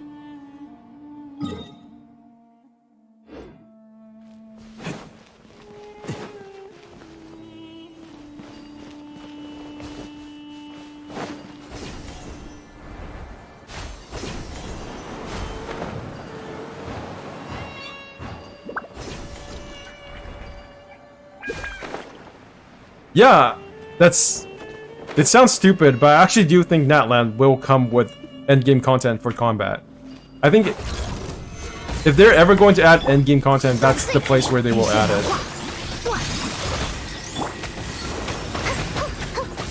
And my guess right now is that we will be fighting the Pyro Archon more than once.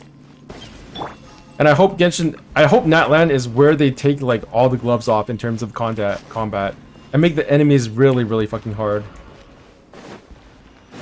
Like just fuck you levels of damage. Oh, there's another hidden chamber in here. I don't. Oh. Alright. Alright.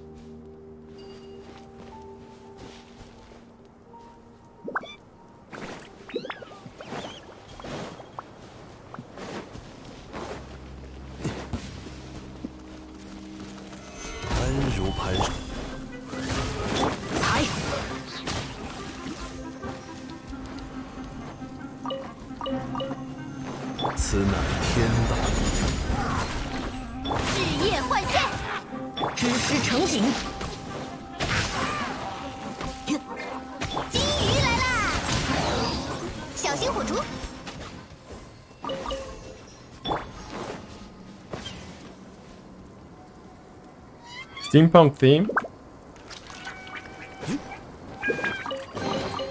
There's always Pokemon. They could add Pokemon. Because you know how the events are supposed to prep us for something in the future, right? I haven't actually played the Pokemon event yet, but I assume that it's going to be like some testing ground for future content. Because remember how we had that event in 3.0 or 3.1 where we used like a camera to like spot the weaknesses of enemies and they just insta-died? That was like a testing ground for Nahida's E. So maybe this event for Pokemon is going to be the testing ground for like an actual complete Pokemon mechanic in Fontaine. Like we can use Fontaine Pokeballs to catch animals in the game, and then we can make them fight each other in our teapot, and we can visit other teapots and make them fight each other. And maybe that'll be its own thing. I'm just guessing. But it could be. Or it could just be copium.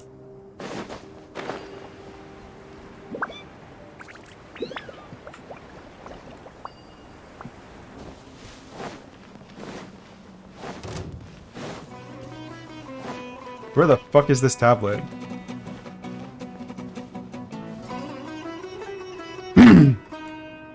Her doll?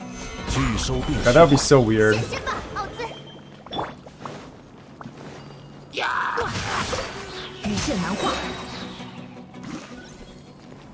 I'm the least excited about Sandrone. I don't know what the fuck she's going to be. Like, my theory right now is that Sandrone, the person, the woman that the robot is holding is actually the robot, whereas the robot itself is the actual Sandrone. Oh yeah, Linnea and Lynette. I still don't know if they're going to be one character. Like, I don't think they're unique enough to be individual characters each, so I definitely think they're going to be one character of some sort. But I don't know how that's going to work in terms of gacha. Like, are you going to have to pull for each of them, or are they both going to be 4 stars? Or are they going to be individual characters? I don't know. I still don't think that... I have a hard time imagining what a 2-in-1 character is going to look like.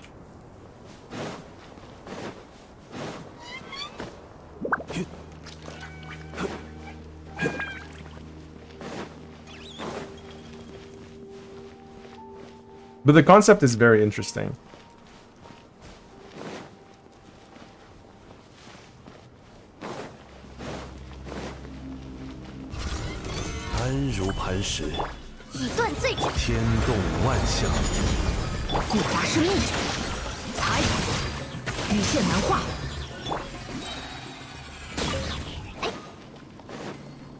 Oh, it's this thing. There's no tablet. Fuck me. Is it just over... Oh wait, I'm already there. Maybe it's above ground? Could be above ground. Yes.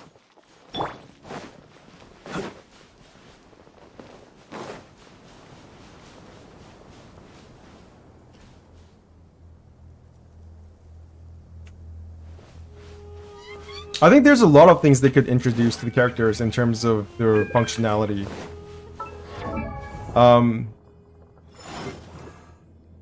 We could have characters that have a 7th constellation. We could have characters that have 2 different forms, like in Honkai Impact, with different battle suits.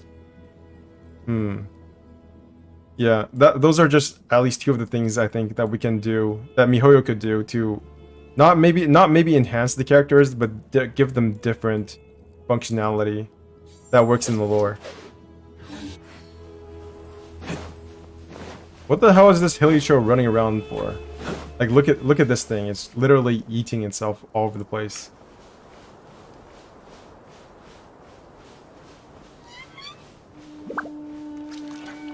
Holy shit, is it actually going to...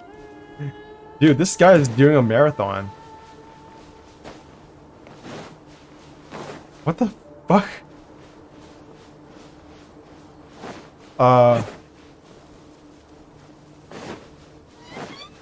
Hello? Oh, you care. 拒收并 That's 收， disappointing. 现身吧，奥兹！才，但是羽线难画，形随神智。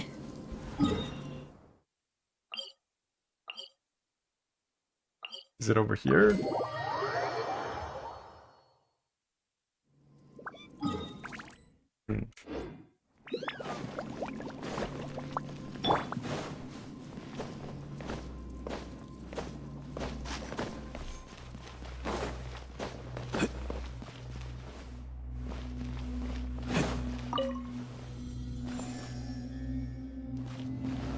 Nope.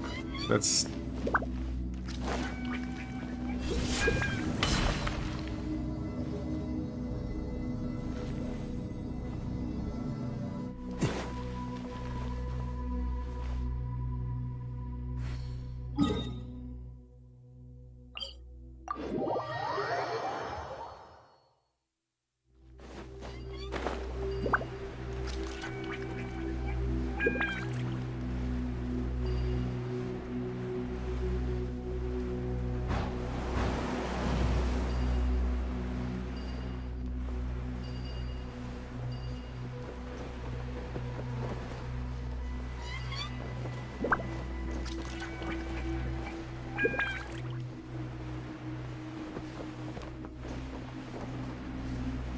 Alright. I guess it's time to finish the quest.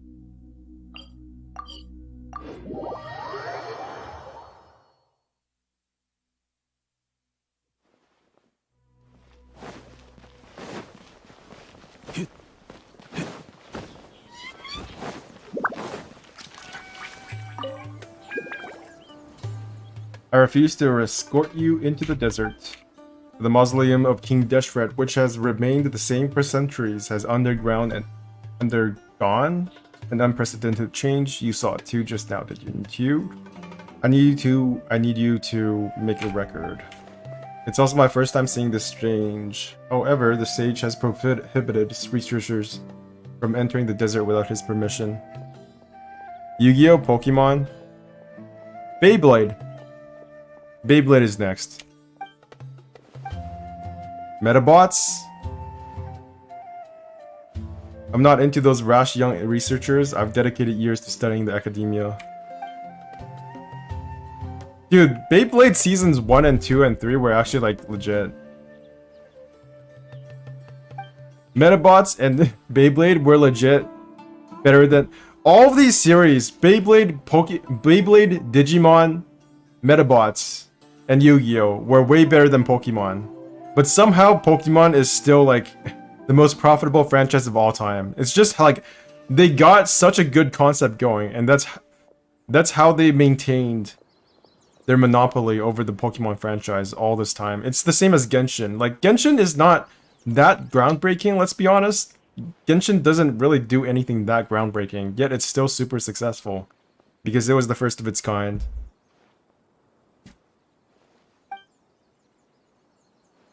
I didn't say I wouldn't pursue the matter, but you should stop going around deceiving people. I'm getting old, so my time is way more precious than yours. Besides, I have more important business to attend to, so if you would excuse me. want to enter the desert? Not at all.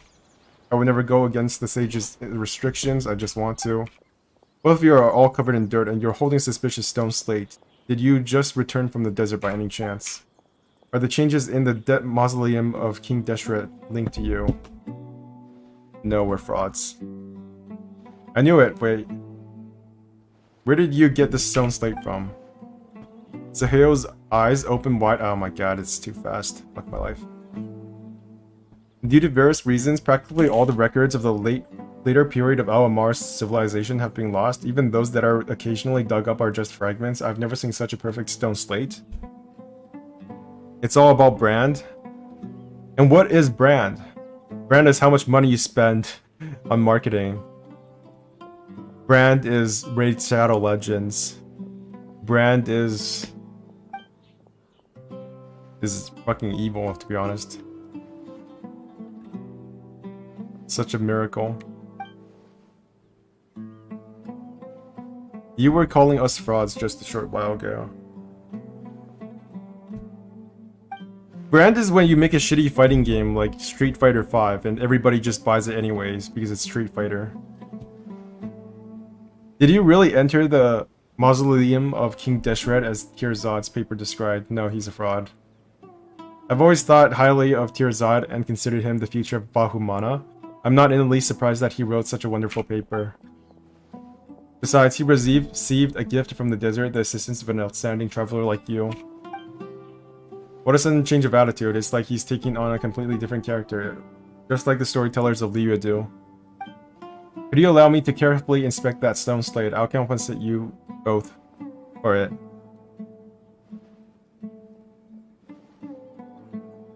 Yeah, that's unfortunate.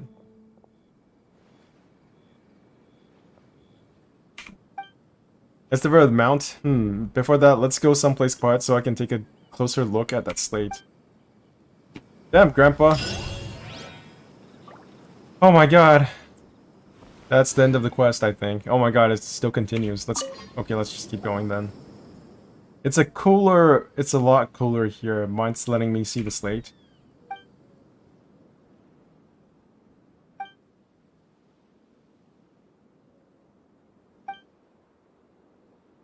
This is my first time seeing fighting like this. Any discoveries? It mentions Aru, but there's no way to know if it's in any way connected to Aru village. Too bad the records say little.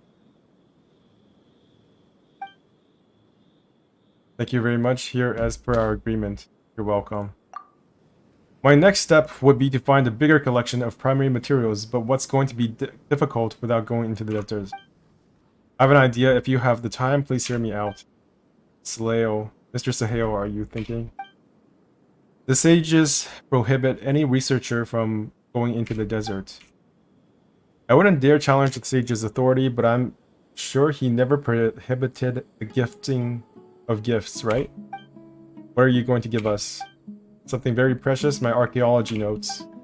I ventured into the desert more than a dozen years ago, but didn't find anything special other than noting the locations of several potential ruins.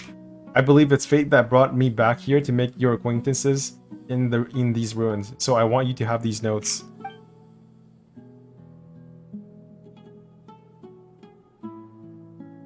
This isn't against the rules, but I'm afraid your actions would. My actions? I am simply presenting a gift as a celebration of my friendship with Benchgamer, the big hero, and Paimon, the little hero. Isn't that more than enough? Dude, we've talked like twice. We're not friends, I suppose. It's fair indeed, it's not very fair.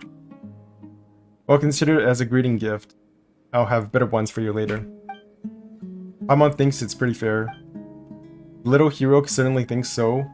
What does the big hero think? Okay. Ugh. The world of researchers is way too complicated. He could have just come right out and said he needed our help. Instead, we had to go through this whole charade. He's just afraid that the big guy over there would rat him out this stage. Wow, Paimon, you actually understood.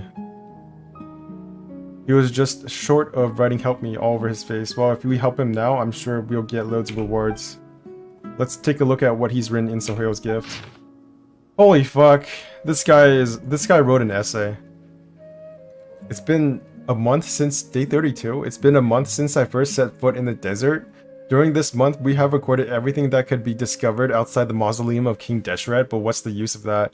Any potential topic has already been written about. When I saw that people were writing extremely niche and incomprehensible papers like the aesthetic preferences of structures in Deshret's civilization, an example, an analysis using the pyramidal inclination of the mausoleum of King Deshret as an example, I knew that the only way to find a breakthrough would be to enter the mausoleum itself. Dude, this is actually what happens in academia.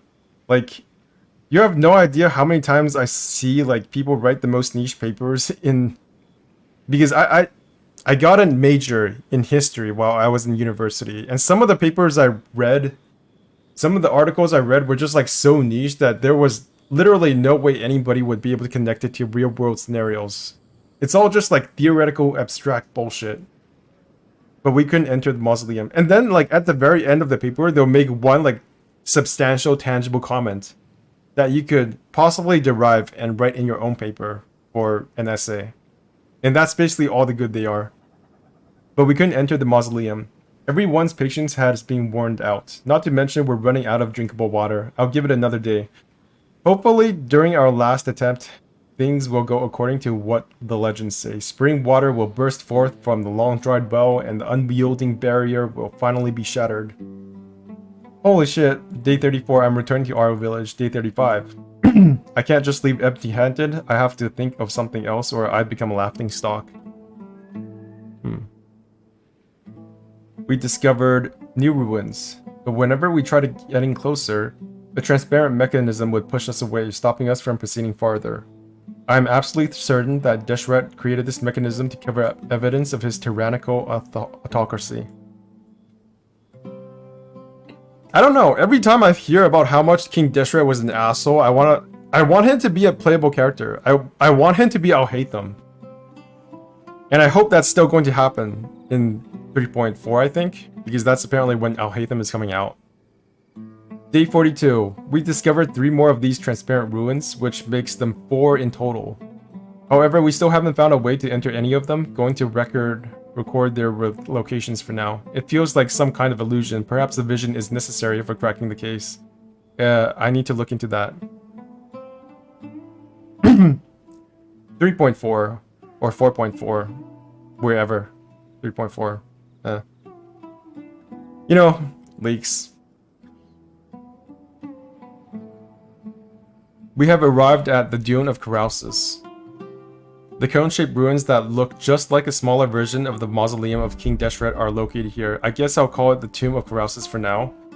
Though it's a lot smaller than the mausoleum of King Deshret, I still find it hard to imagine how King Deshret enslaved his people to build such a structure. Disappointingly, we've encountered the same mysterious power as last time, keeping us from entering. I will not waste any more time.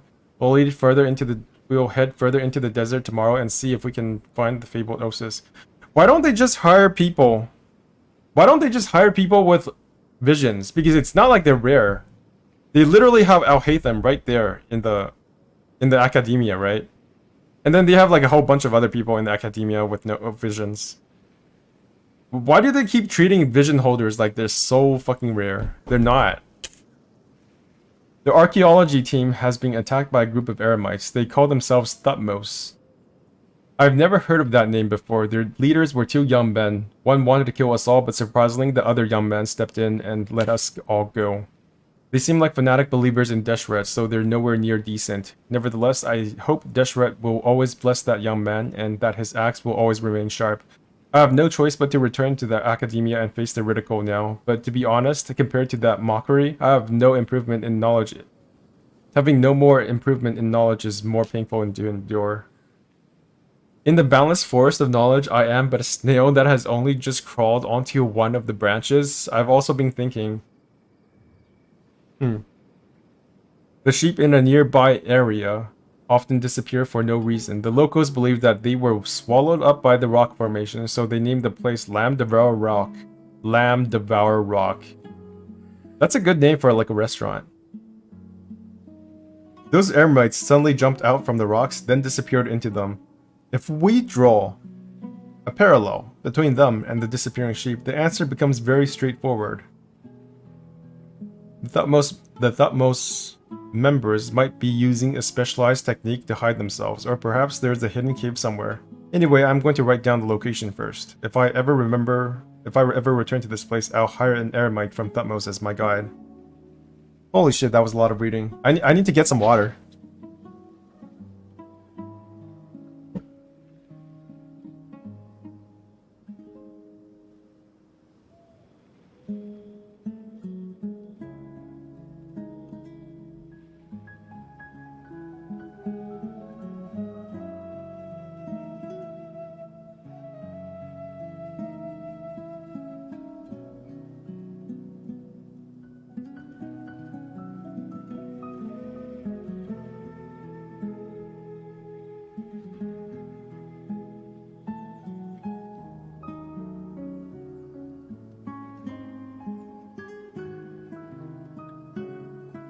Looks like he's having a pretty hard time. He explored the area around the mausoleum of King Deshret for a month without obtaining any results. He didn't want to give up and found the transparent ruins. I'm sure I've been there, I just don't know what the actual name is. It sounds like I've been there before. And then he found something a lot smaller than the mausoleum of King Deshret, the tomb of Carouses. Finally, he was attacked by a group of mercenaries in a place called the Lamb Devourer Rock. Even though he went through all that, he still wrote that compared to the mockery, having no improvement in knowledge is more painful to endure. He sounded like a completely different person. Seems like he really was in it for the knowledge back then. Paimon's a little moved. From that perspective, it wouldn't be an exaggeration for him to call this a precious gift. Let's visit each location mentioned in his notes. If we find something decent, let's bring it back to as a gift to him in return. Oh my god. Zahale's old notes.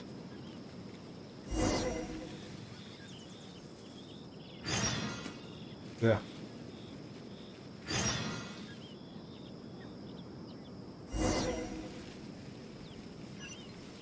Wait, we're done? We have all of them? Is that right?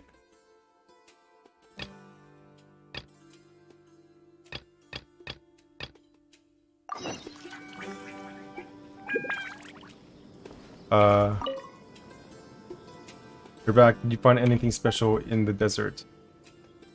We explored the tomb of Carouses. You're back. Did you...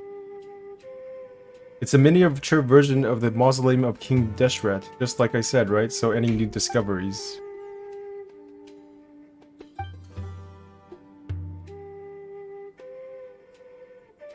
Wait, this is new?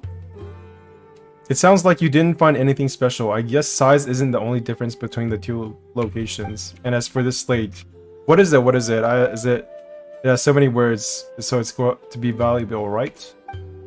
From what I can tell, it's an ordinary fable that features some animals.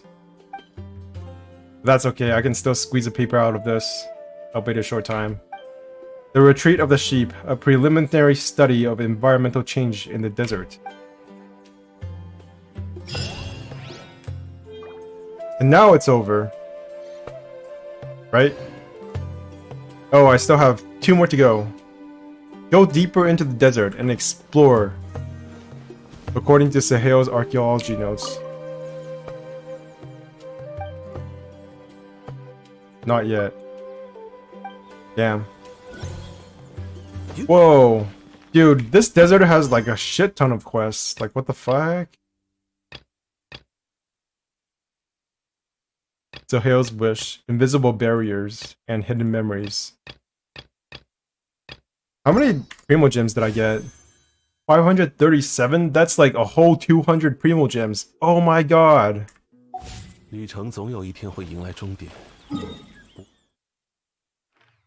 That's a bit more than 3 days worth of dailies, I guess. Oh, I still haven't done this daily. I really should do this before it time's out.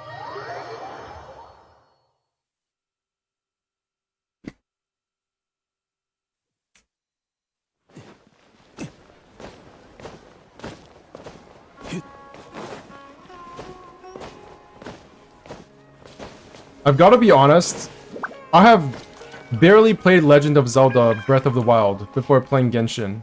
So every time everybody says that Genshin is this or that compared to Breath of the Wild, I can't really relate.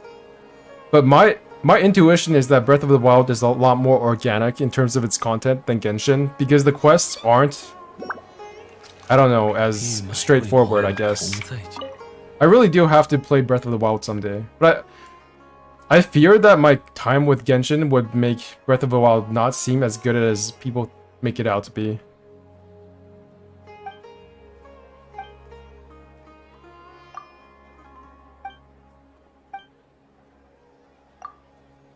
Did I just get this quest yesterday?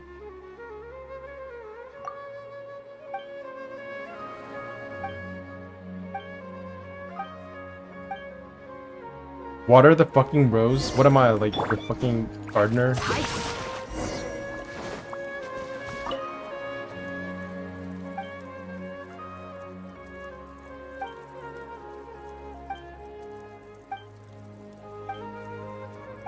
I'm pretty sure I already did this quest, and it turned into, like, a hydro flower or something.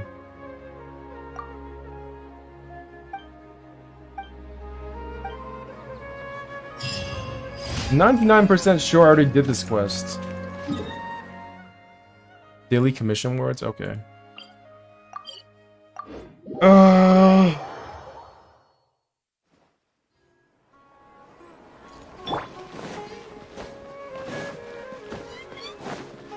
向着星辰，感谢你完成了。向着星辰。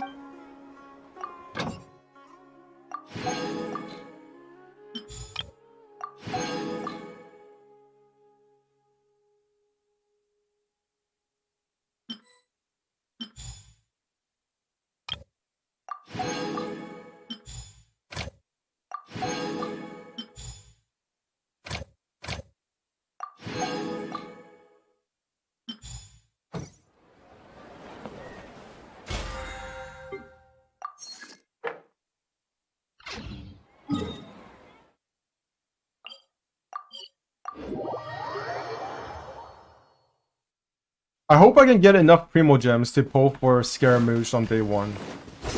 Like, I'm confident that I will definitely be able to get Scaramouche when he's on his first banner. But not gonna lie, if I don't get him day 1, it's gonna be a real bummer.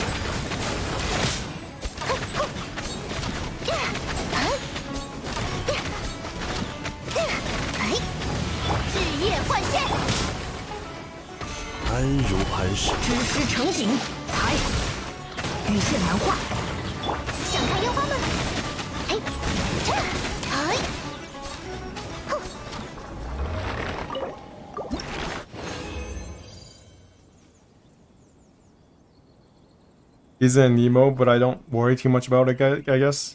Yeah. There's... If I wanted power, I'm definitely not... Like... This was a hard Spiral Abyss. And even though I struggled to complete it on 36 stars, I was still able to do it after like 56 tries. So... If this is the hardest content there's going to be, there's no point in pulling for a character just because of difficulty. I do worry though that I have way too many like AoE ability characters. Like the only character I have that is specialized in single target damage is Yoimiya. I don't have any other characters, and that's why I wasn't too upset about not getting Nahida, because ultimately Nahida is still just a bunch of AoE damage. And I don't really need any more AoE.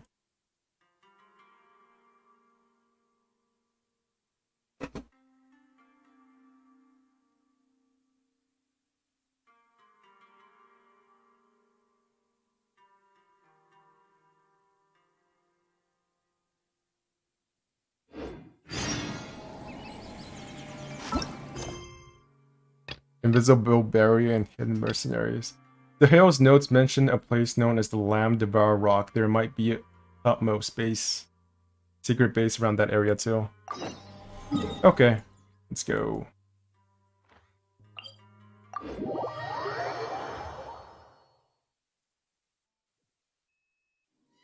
That's why Ren Shogun is so good, because she's single target damage as well as AoE damage. Like, Raiden Shogun is probably the most broken character in this entire game.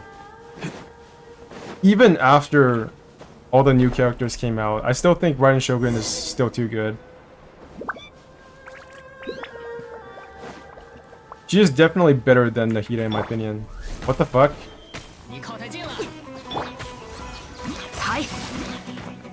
Was I not supposed to do that?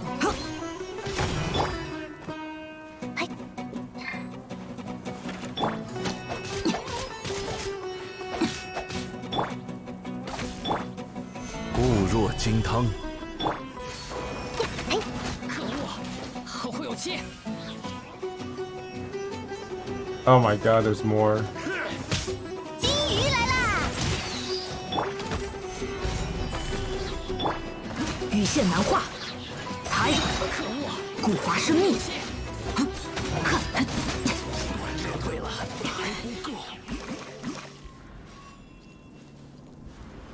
I don't think I was supposed to do that.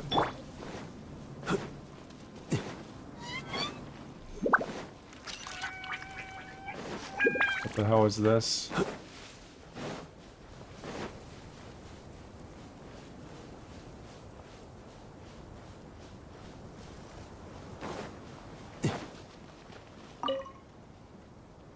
Speak the password and the path will open. Have you done this before? Password.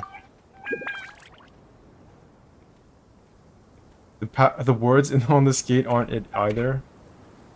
See, it didn't happen. It didn't respond. Guess we need to figure out the password before we can get in. Why don't we listen in on some of the Eremites nearby? They might have some clues for us. Okay.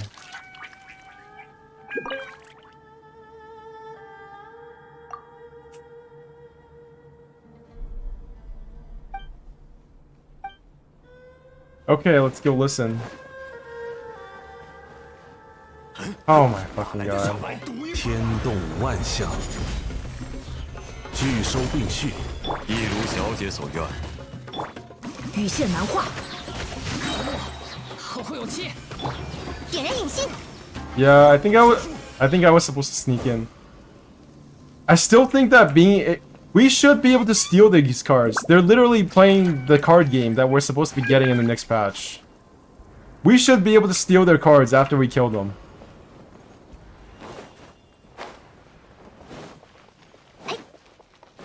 Is it this thing? Is it hidden in the egg? No, it's not in the egg.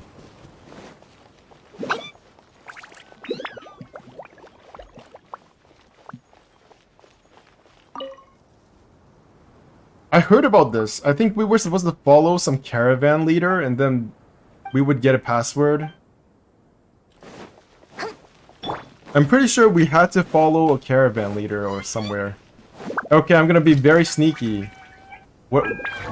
What is the button for sneak in this game? What the fuck? Why do I have this equipped?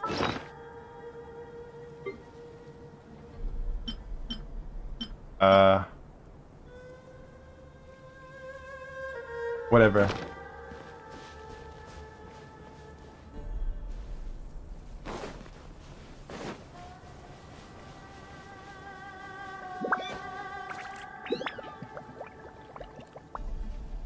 On patrol?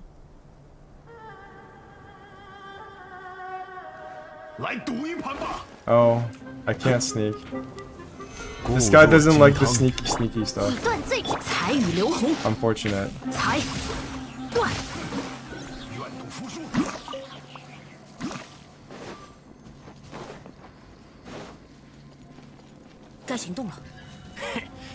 Let's follow her quietly. Maybe she'll lead us somewhere.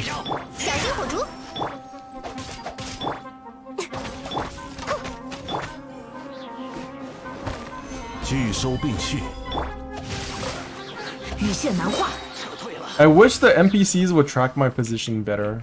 That's one of the biggest things about enemies in this game that make them so unintimidating, which is that they literally attacked the spot you were in like 3 days ago. Oh, I have to follow her. Nice.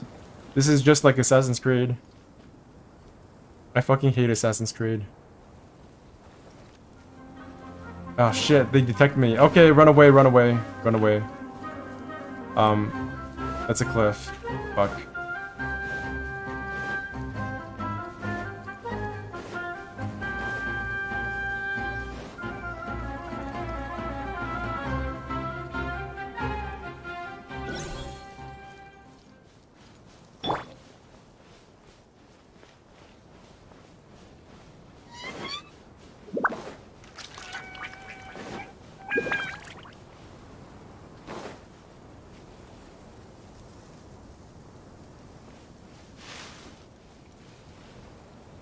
I guess I can kill him now.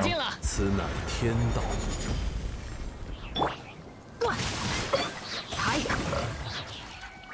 What was that sound?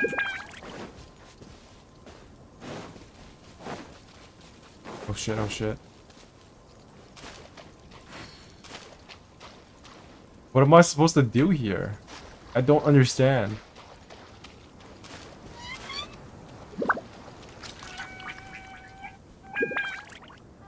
I just need to duck behind that password protected door. What's the password, asshole? Say it. Password, come on.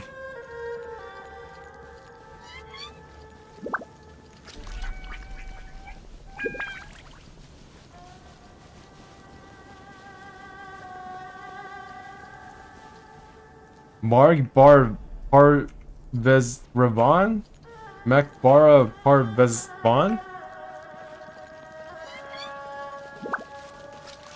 Marg Bar Pez Parvez whatever. You're dead. 固若金汤。 那就玩一会儿吧。 Fuck you.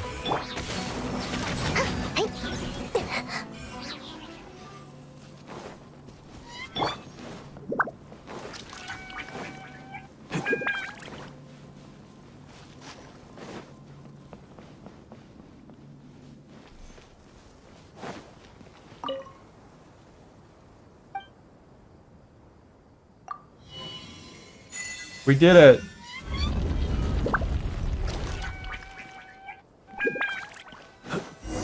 We got the thing, we did the thing.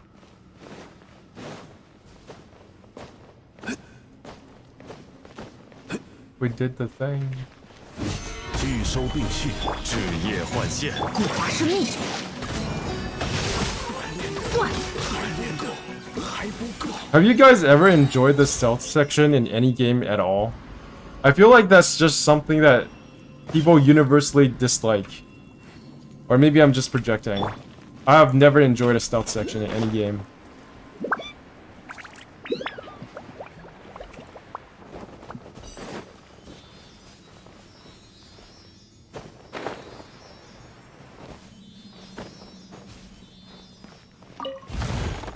You 靠太近了。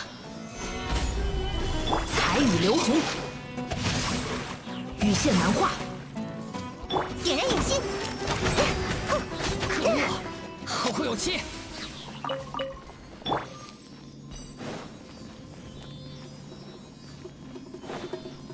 天地长驱。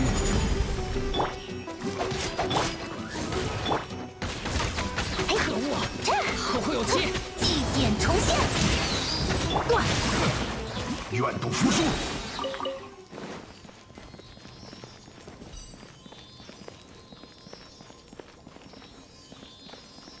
Yeah, it's okay.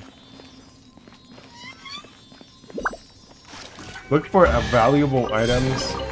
胜，安如磐石。支持成景。才。想看烟花吗？还不够。 Are we literally here just to steal things? Holy shit, that's a lot of Sealies.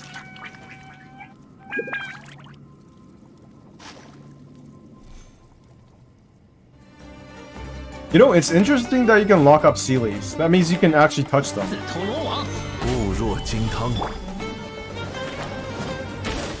一如 All 小 right. 姐所愿。 See you later, man. Thank you for sticking around. 点燃影星，哎，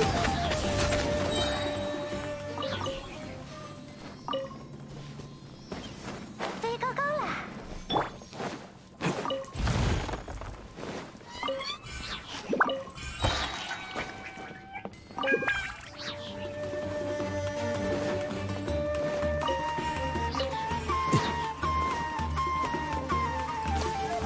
安如磐石，羽线难画，古华生命断。该行动了。哈！小心火烛。可恶，后会有期。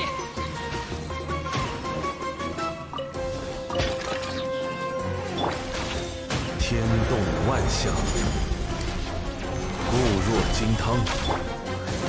羽线难画，断。烟花来喽！点燃影星。再见了，我们一定会再见。 Dude, this NPC is literally so hot. 会有烟花材料。 She could be a real playable character in pretty much any other game, except this one. The disappointment that you realize they'll never be playable. 安如磐石，无数之力平断昼夜，彩雨流红，彩，羽线难画。想看烟花吗？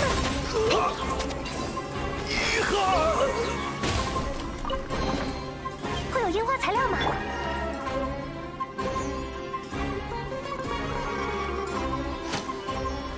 拒收并蓄。现身吧！断！可恶，后会有期。 Like, do these characters not look? Do these NPCs not look better than most generic NPCs, or just generic characters in manga and anime? Like, they definitely look better than the generic Naruto characters. Wait, what am I supposed to do? Oh, I have to unlock the other Sealies. 又有工作了。影之鸦，克古华生命。彩，小心火烛。后会有期。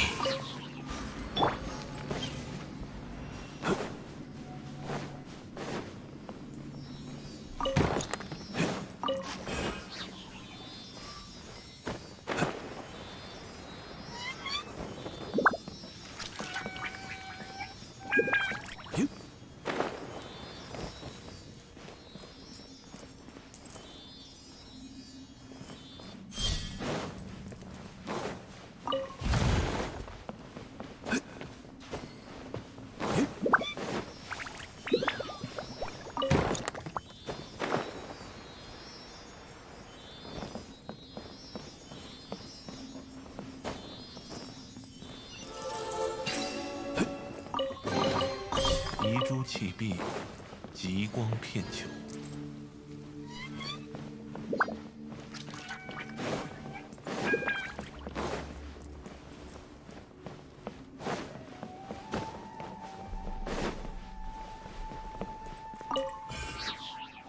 You know, I'm probably not going to do the fungi event today. I'm going to leave that till tomorrow. Because there's only 1 hour left, and I don't want to start an event that I can't finish in that day. 你靠太近了。安如磐石，天理长驱。羽线难画，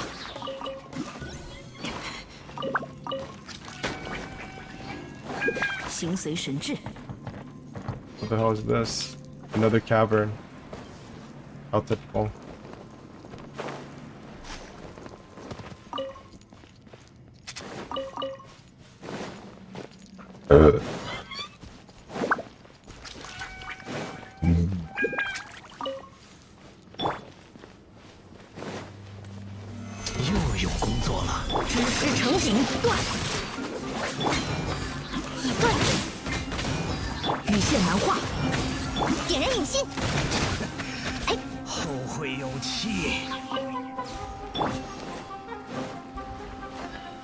黑之翼，评断宙金鱼来啦！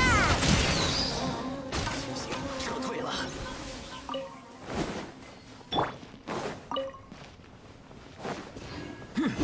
有沙包可用了。断！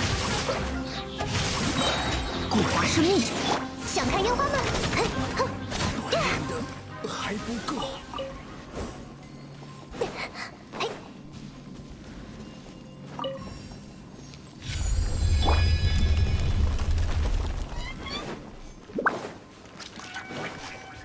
四头罗网，羽线难化。此乃天道。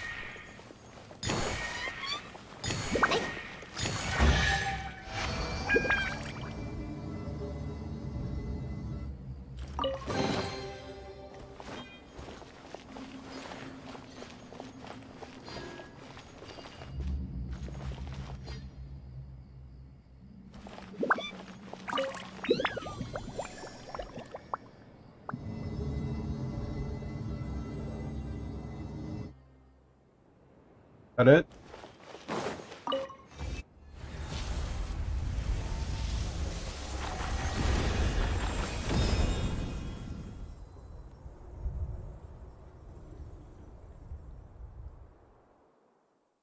Oh, maybe we are reforesting the desert or de-desertifying it. De-desertifying it. De-desertification. I don't know how to say that word. But basically, we're making this place greener, and that's great. That is excellent. It's just that I haven't found what I'm supposed to be looking for. So that's slightly disappointing, but I'm sure I can go find it again.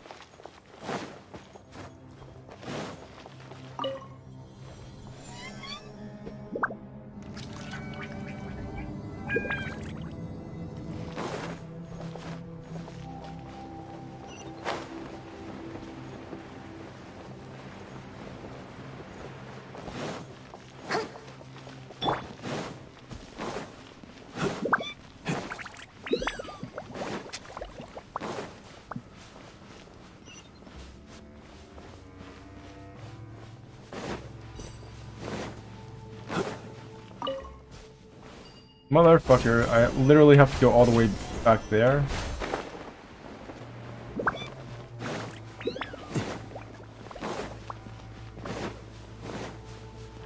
And it has the glowing yellow light on it. Who would have guessed? Who could have guessed?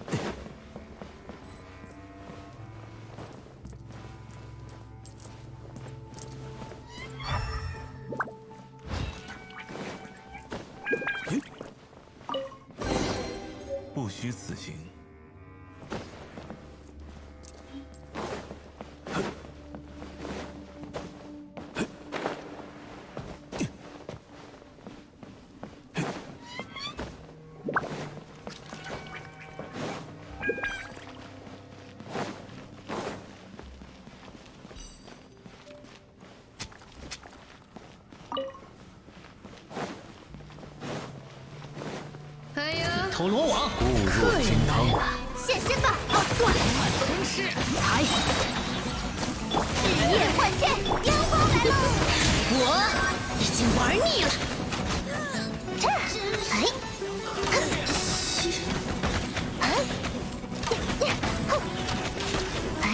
可恶，好会有气，好会有气。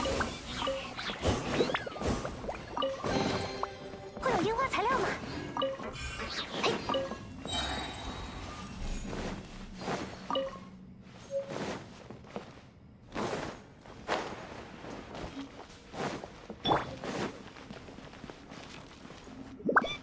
Oh, they come back.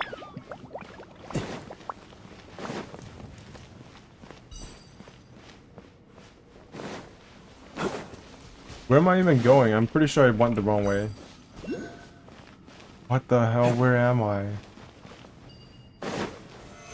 你的旅途到此为止，师成景，天动万象，以断罪断，才祭典重现。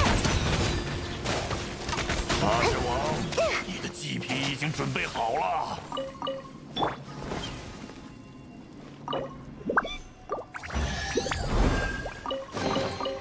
偶遇之物，亦有风雅。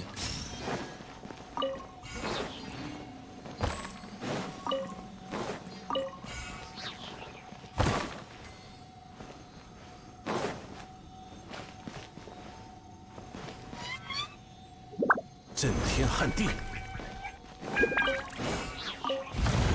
What is my map completion? I feel like it should be around 70% by now, right? At the very least. Oh, 80%. Nice. Nice. By the time I reach 90% is when I should probably get the fuck off from this game. And go play Honkai. Yeah. Not really. I still don't think Honkai is there yet. Enough for me to enjoy the game.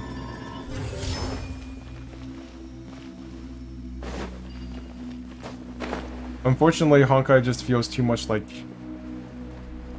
a mobile port to PC, whereas Genshin, on the other hand, actually feels like a real game on PC.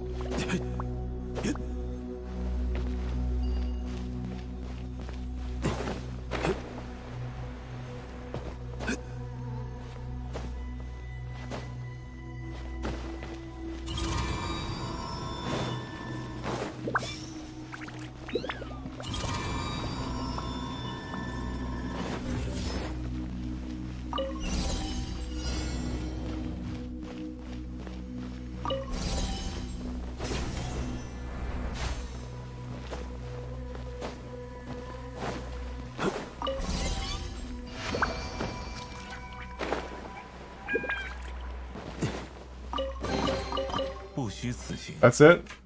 That's the puzzle? Holy shit. I did not realize each of these things had like an entire lore blog on them. Nah, I'll read this later.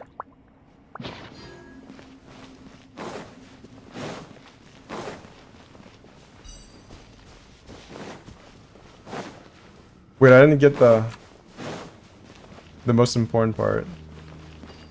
Literally the most important part.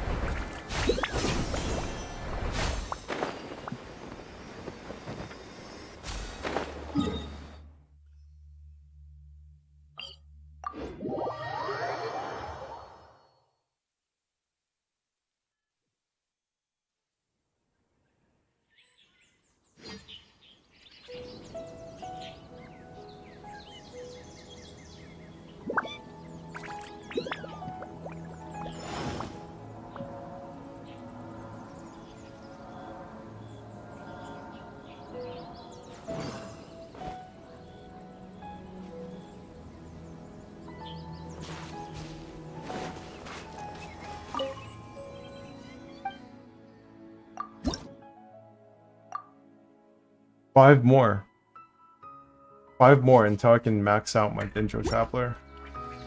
And pretend like he's Natita.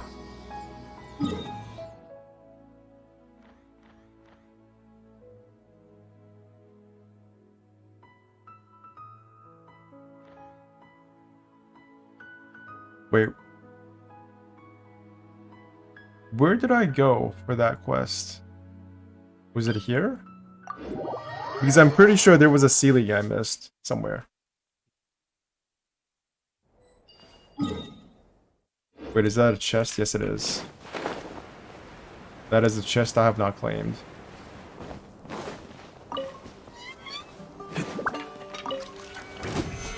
若金汤，枝叶换线，羽线难化，才撤退了。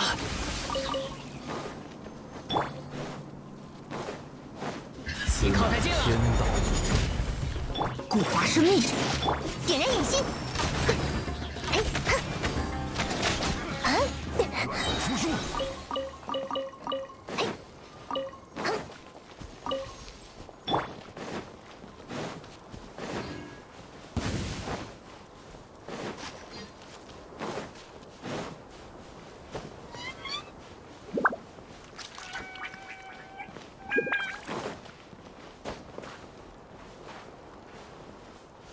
Stop it.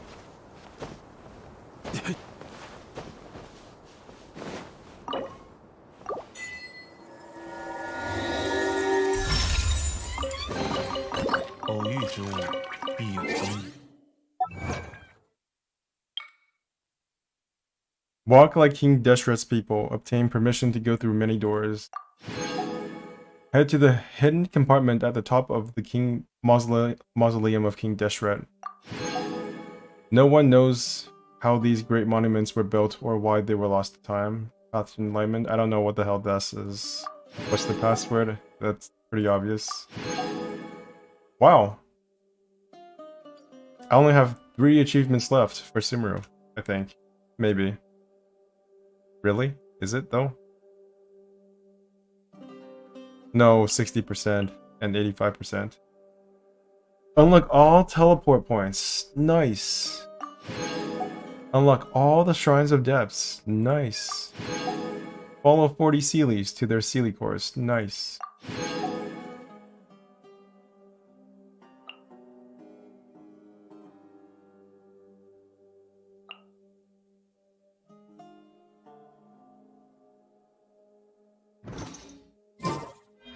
Hmm.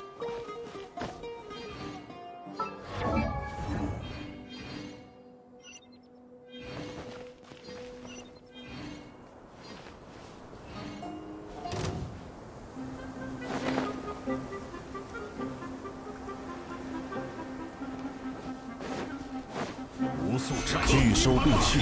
现身吧！金鱼来啦！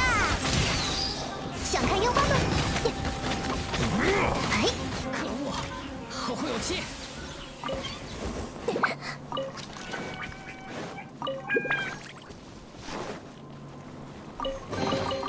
会有烟花材料吗？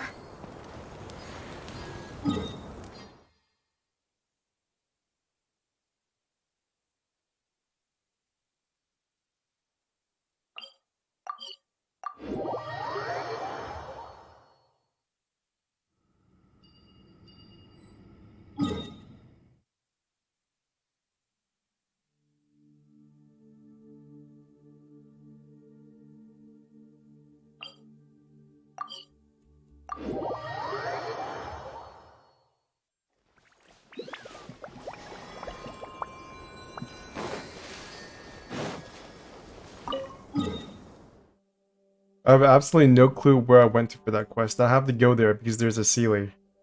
And I missed it.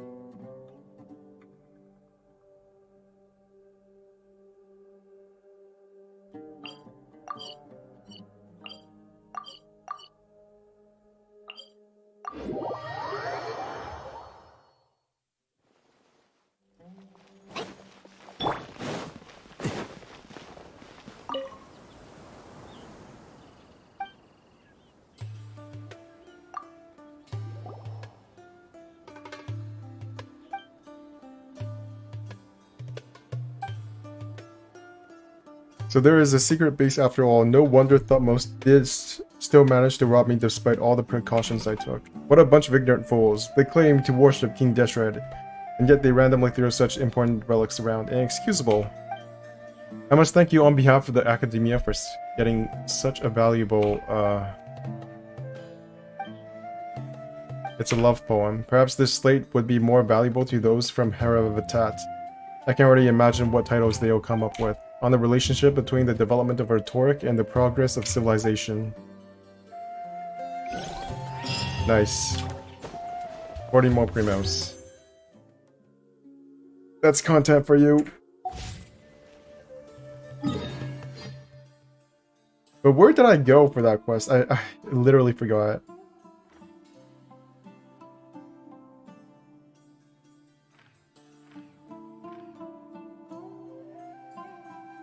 Hmm.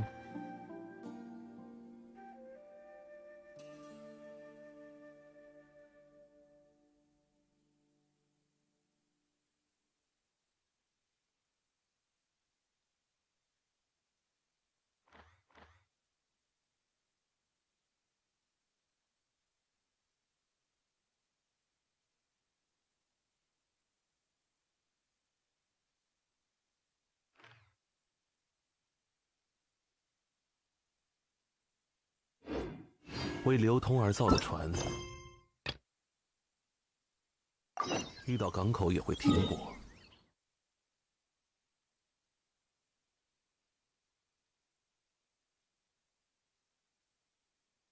Oh, was it those ruins? No, it can't be. It's probably over here.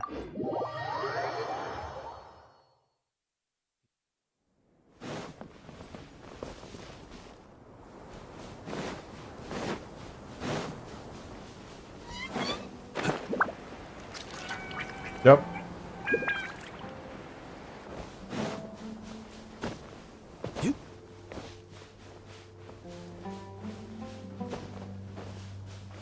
Were those always there? Probably not. 固若金汤，羽线难化，一如小姐所愿慢。吞噬，彩雨流红，点燃影星。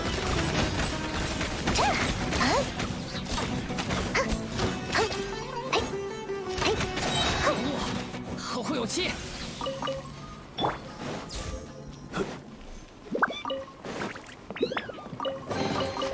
遗珠弃璧，极光片球。哪来的傻包？以断罪之名，断！才锻炼的天动万象。妖风来喽！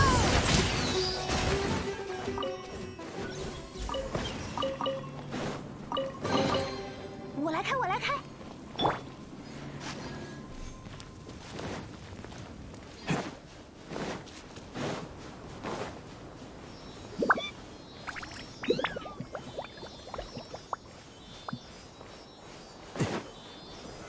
拒收并蓄。现身吧！哦，羽线难化，可恶，后会有期。想看烟花吗？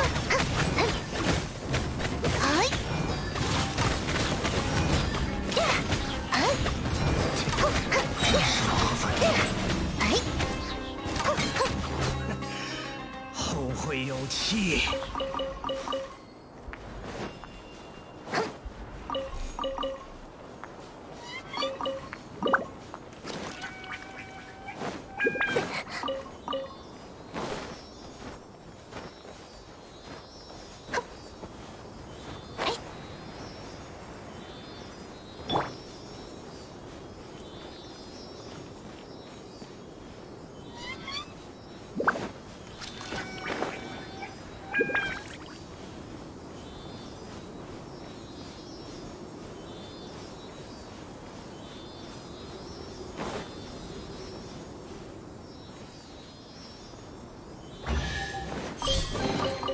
遗珠弃璧，极光片球。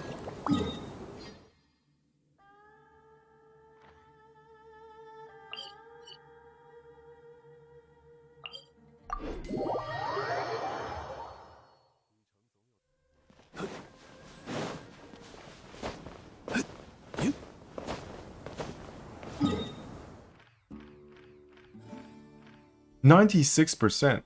That's more than I have for some Liyue places. Yeah. Cheonji Estuary is still literally below 90%, and I've been playing this game since 1.1 or 1.2.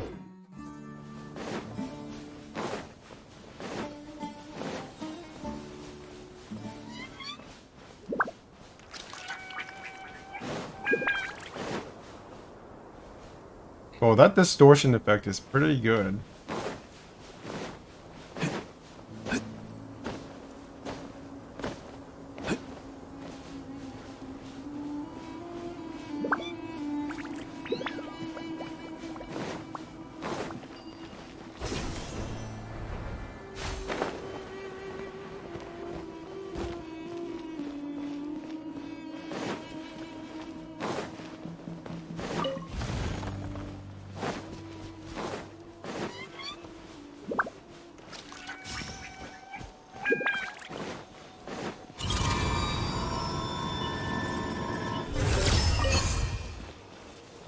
What?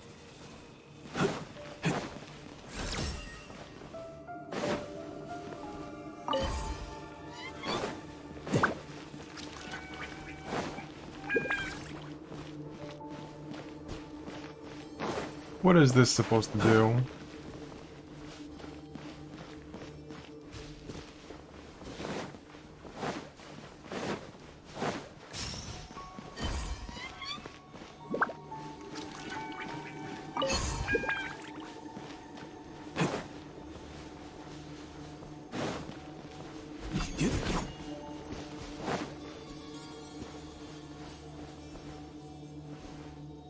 There seems to be a tablet inside.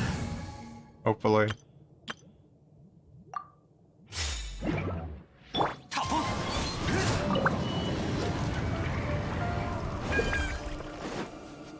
该出发了。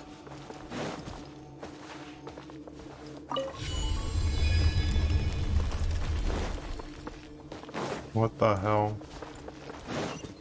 I just wanted the chest. I just wanted the chest. There it is. 天地的馈赠。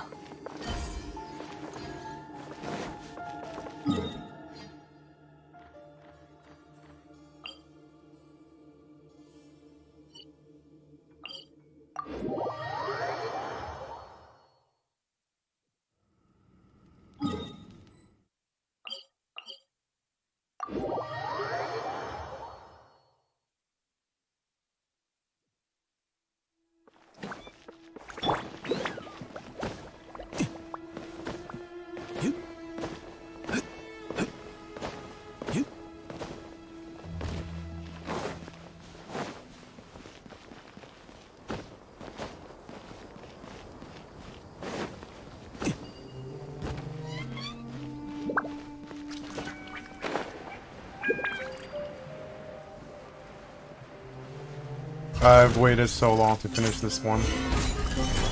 起，奥姆看破，此乃天道，风共鱼行。 去吧！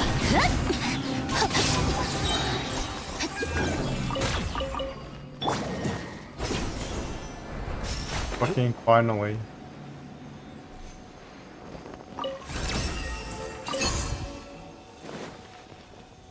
Wait. ...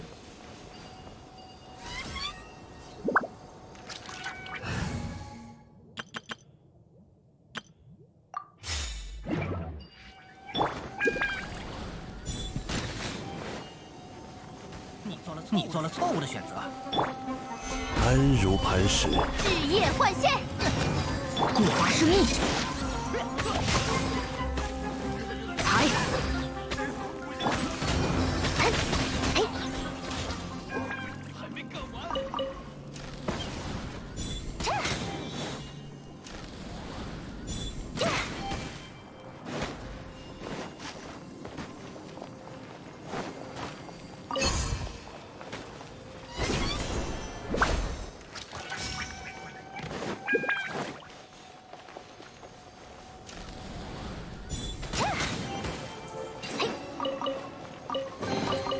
里面有什么呢？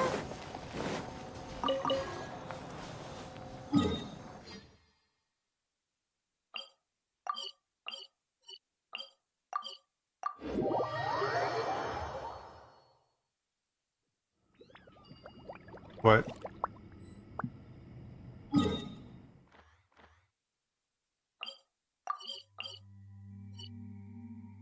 Oh, so you mean have to run over there. Very nice, Genshin, very nice.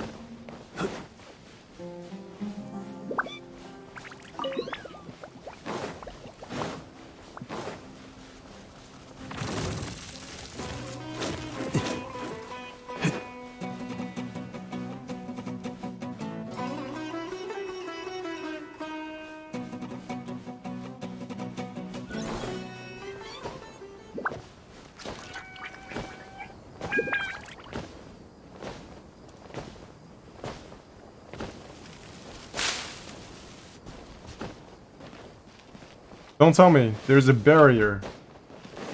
Yes.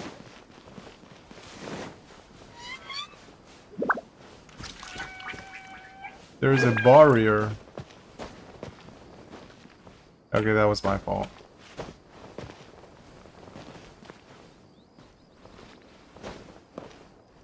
Huh.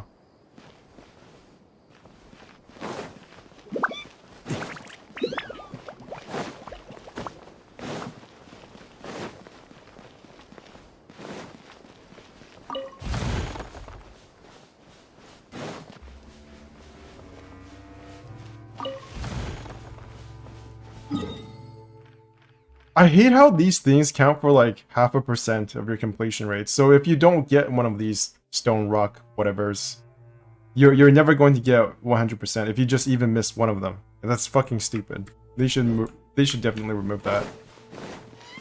It's just annoying. That's... Oh, that's cool.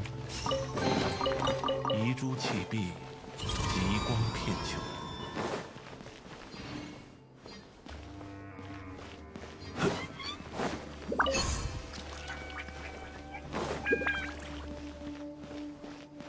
Ah.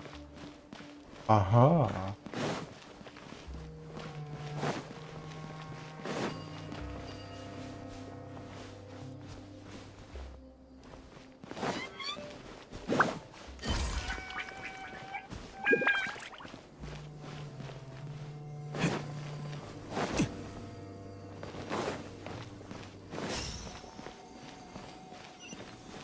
I still can't get in there? What the?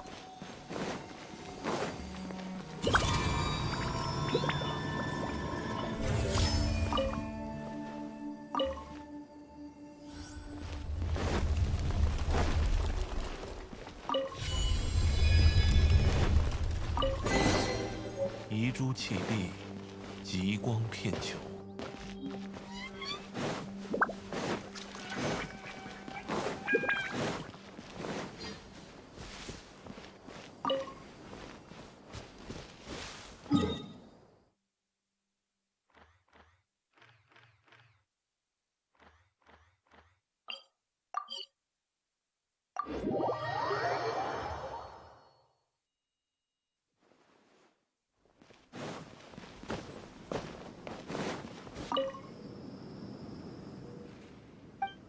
This is the end of my time in Desert Sumeru.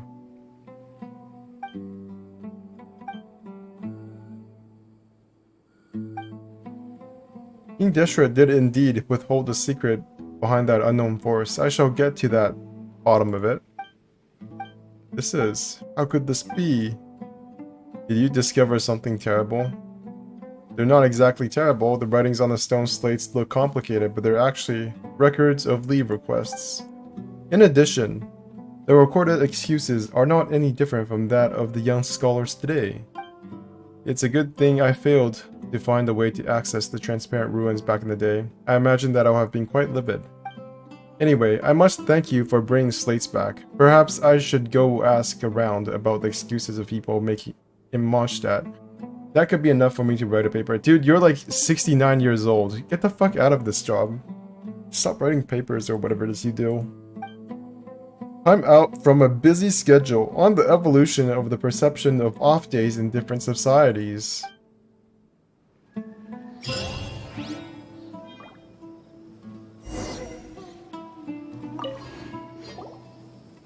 Now that the 3 ruins have been fully explored, I can finally put my thoughts to rest.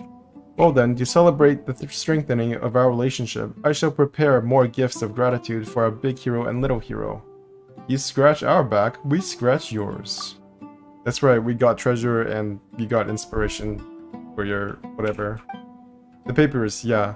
Even though I've collected enough materials, I no longer depend on churning out volumes. It's a breakthrough I'm after. I must still go into the mausoleum of King Deshret myself. Again, you're like 89 years old. Yes, I get it. It's always about the sage with you. I'm just griping, that's all. What do you need a breakthrough for? To become a candidate for the next sage, of course. The outsiders, the difference between a researcher and a sage is that of a small fruit and a larger fruit. In reality, the gap is even greater than the difference between a hilicho and a slime. Those are 2 completely different things. That's exactly it. They are 2 different things altogether. The sages control the Akasha, so they virtually... Dude! There is no Akasha anymore. See, this was what somebody was talking about in the chat earlier, which is that the way that the quests are supposed to go together in the timeline are not as solid as you would think. Because this quest is definitely taking place before the Sumeru Archon quest completed, because there is no Akasha anymore. And the sages don't control the Akasha, because there is no Akasha. And I felt like this was the case with Nila's quest as well, because there should not have been any interference from the sages or the academia in her performance. She's literally the best friend of Nahida or something. Damn. So it does break the immersion a little bit. The sages control the Akasha, so they virtually have all of us researchers by our throats. They could make or break us with just one word. Yeah.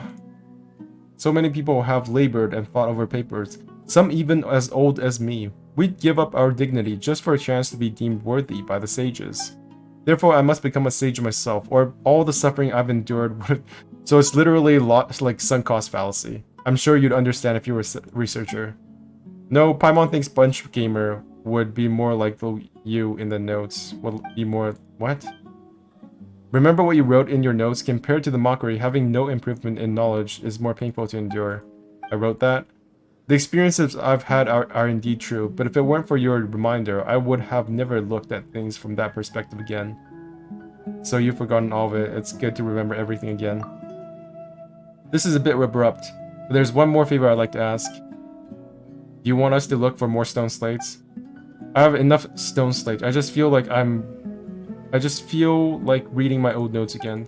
Please allow me to take back the archaeology notes I gave you. I will prepare something else as a gift for you. Sure, have your old bullshit back. Thanks for reminding me of a time when I was younger. It's a pretty good feeling. Oh my god! At long last. At long last, I have completed this bullshit quest. Actually, it was really good. Yeah, it was good. But it should have been more than 20 primo gems. Oh my god. Are they like a couple? I just scared one off. I'm sorry, little cat. Where did that run off to though?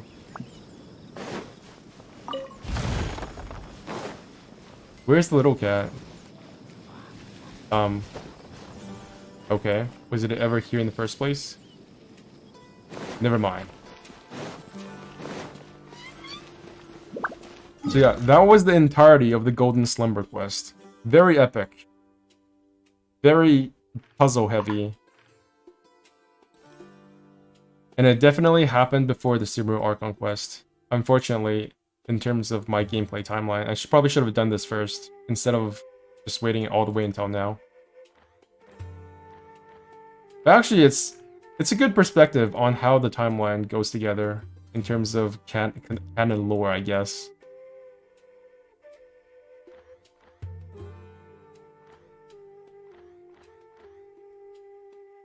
Do I have any resins I can use? Furniture, furniture, furniture.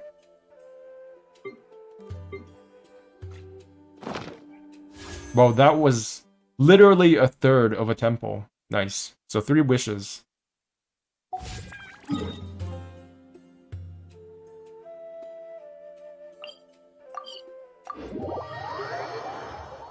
I am 99% sure I missed like at least 3 or 4 Dendroculuses while exploring.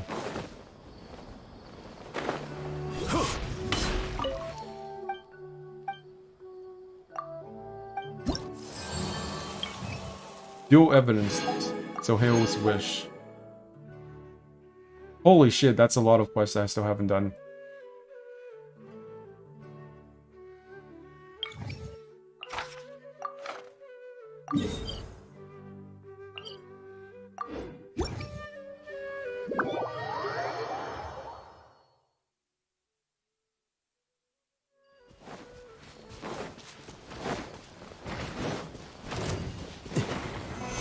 收并蓄，知识成景，以断罪，天动万象，祭典重现，点燃影心，哼，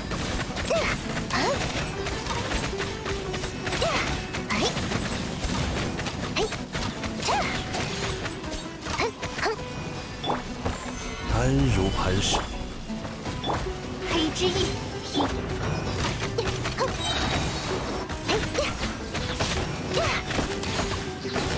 ，Is this even the thing I'm supposed to be killing? I feel like it's not. Oh, it is. Yeah, that was way too tanky. What was I thinking? What was I thinking?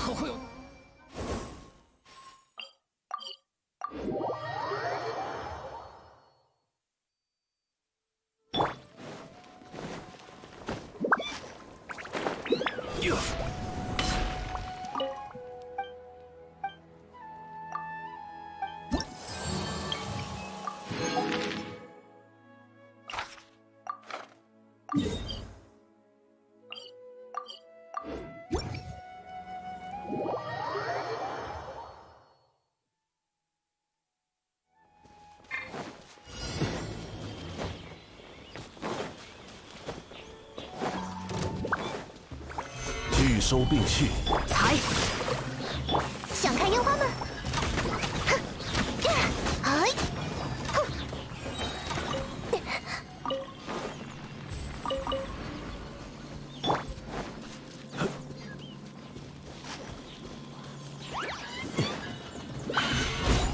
天动万象，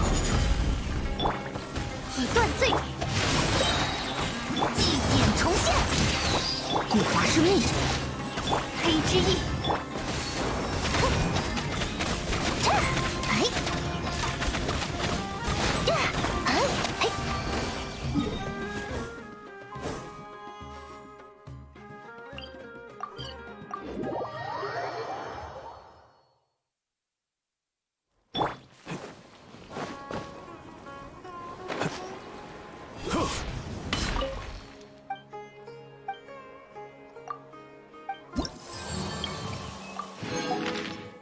，Why is it that when you do bounties, you have to come back to collect your rewards, but when you do requests, you don't have to?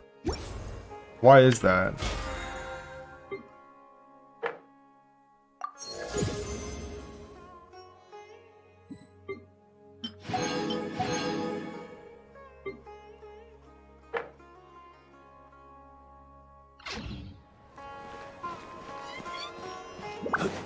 This music takes on like a totally different tone once you do the Archon quests and reach the end. Because now all I can think of is Nihira and Rukkhadevata. Wow, you're back. I'm gonna be off in like 7 minutes, but thank you for coming back. It was lonely. Also, I did all my bounties. And I finished the quest. Which means I'm almost like 90% done with Sumeru. All I have to do is get this to like 80% for Land of Lower Sekhmet. Or Setek, whatever it's called. And then I am done with Sumeru for now. Since I've reached 80% on almost all of them. And once I'm done with that, I'll go to either Honkai Impact. I'll either stream Honkai Impact or restart Genshin. Most likely restart Genshin. Is there anything I have to farm for with just 20 resin? Do I have any consolidated resins? Condensed resins? No. Fragile resins? No. Nope, no. That's not gonna be up for another 15 hours.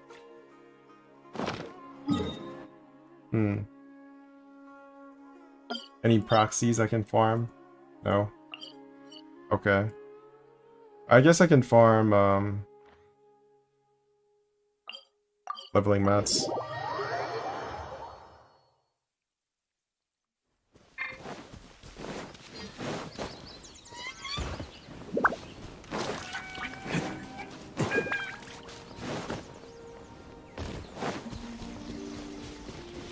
I think the reason why it ended for you when you talked to the old guy was because you had already done all of the quests that he wanted you to do. I think those were actually optional, like... Not really optional, but just stuff you could already do in the map after you finished Golden Slumber. And since you already did all of that, you basically just completed the quest. Well, I had to go and do them myself. It's like, you've already finished the quest for Sumeru, Desert Sumeru, so why not just do these as well?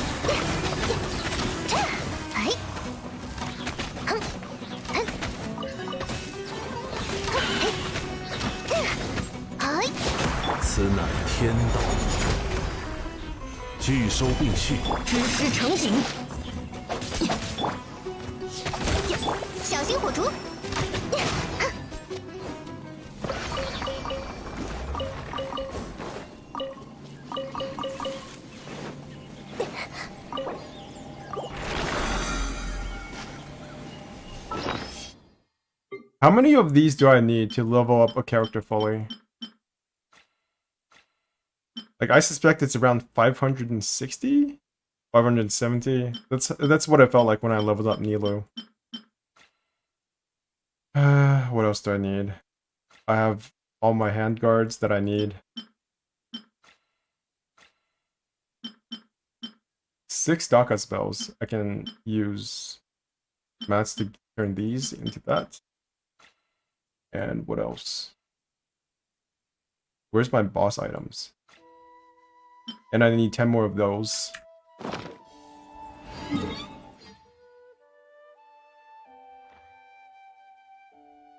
Might as well go find the last slate.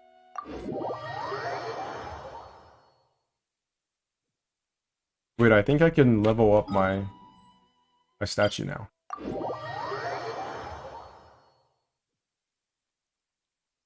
Dude, they really just said it's way too easy for these people to level up the statue, so why don't we turn it from like 10 or 20 Dendroculus to 32? That's literally what they did.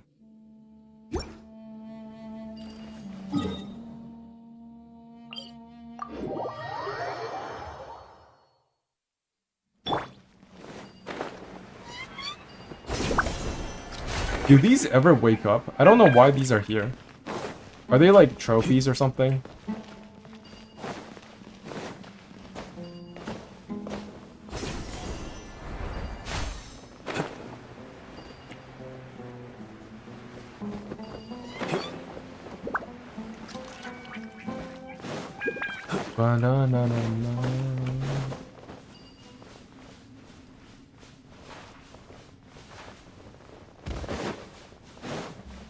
Oh, secret chamber. So this is where the tablet is. 现身吧，奥兹！又是个大麻子，似乎有效。阳光来喽！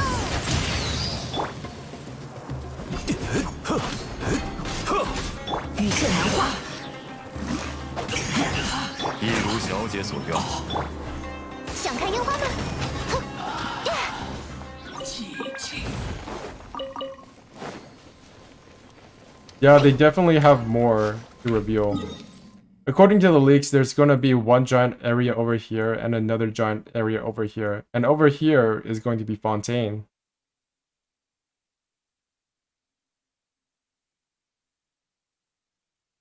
Over here is the Fontaine area.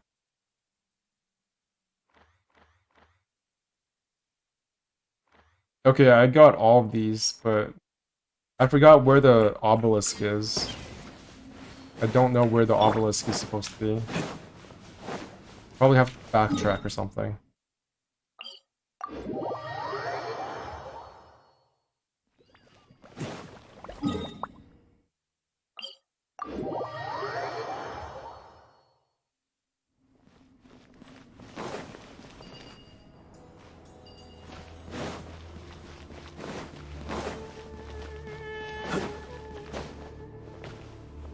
Yeah, I saw the giant turtles.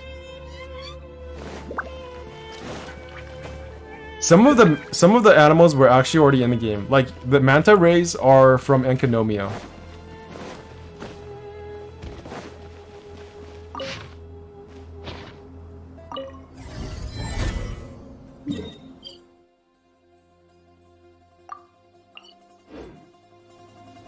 Wait, I already activated this. What the hell? 固若金汤，断，雨线难化，以断罪之，彩雨流红。哎，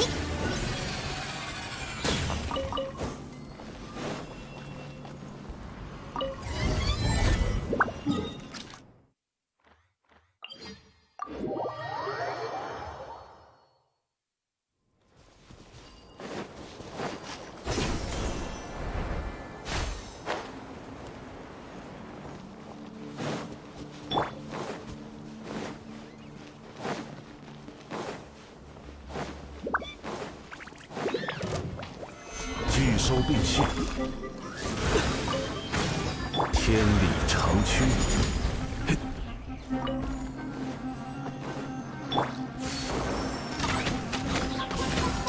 哎，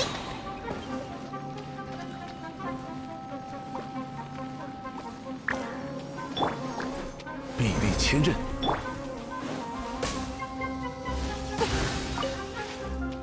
So what, you think Fontaine is going to be on a giant turtle? 该行动了。踩， Is that what you're saying? We're going to be exploring Fontaine on a giant turtle.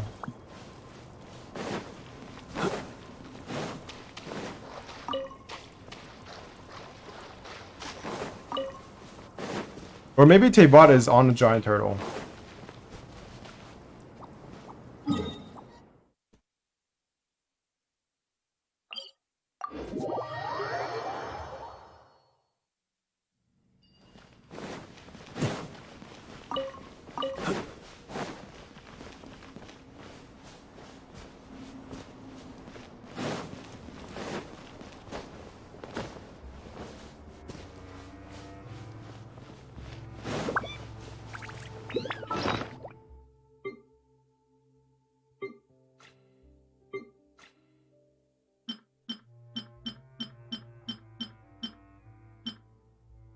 Glinting component. Quest item.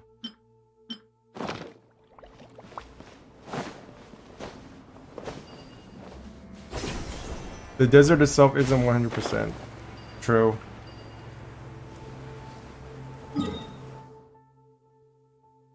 Maybe the desert was actually an ocean at some point. Isn't that what they say about all deserts? That they were at some point an ocean or a lake? Because every time we do one of these quests, right? One of these temple quests, there seems to be like water rising out of it for some reason. So maybe there's like a giant ocean beneath there's a Sumeru. And then we just need to go underground. And that's going to be the Enkanomiya of Sumeru, which is a giant turtle below us or something. Maybe. Alright, I think that does it for today. I've been at this for like 5 hours. I need to go to sleep. Actually, I probably won't go to sleep, but I need to get off anyways. So, thank you guys for sticking around. Mostly it's just Weird Kid, or I think that's... Is that your name? W1RD1K4. How do you pronounce your name? Also Casp and Santiago and TL Forge.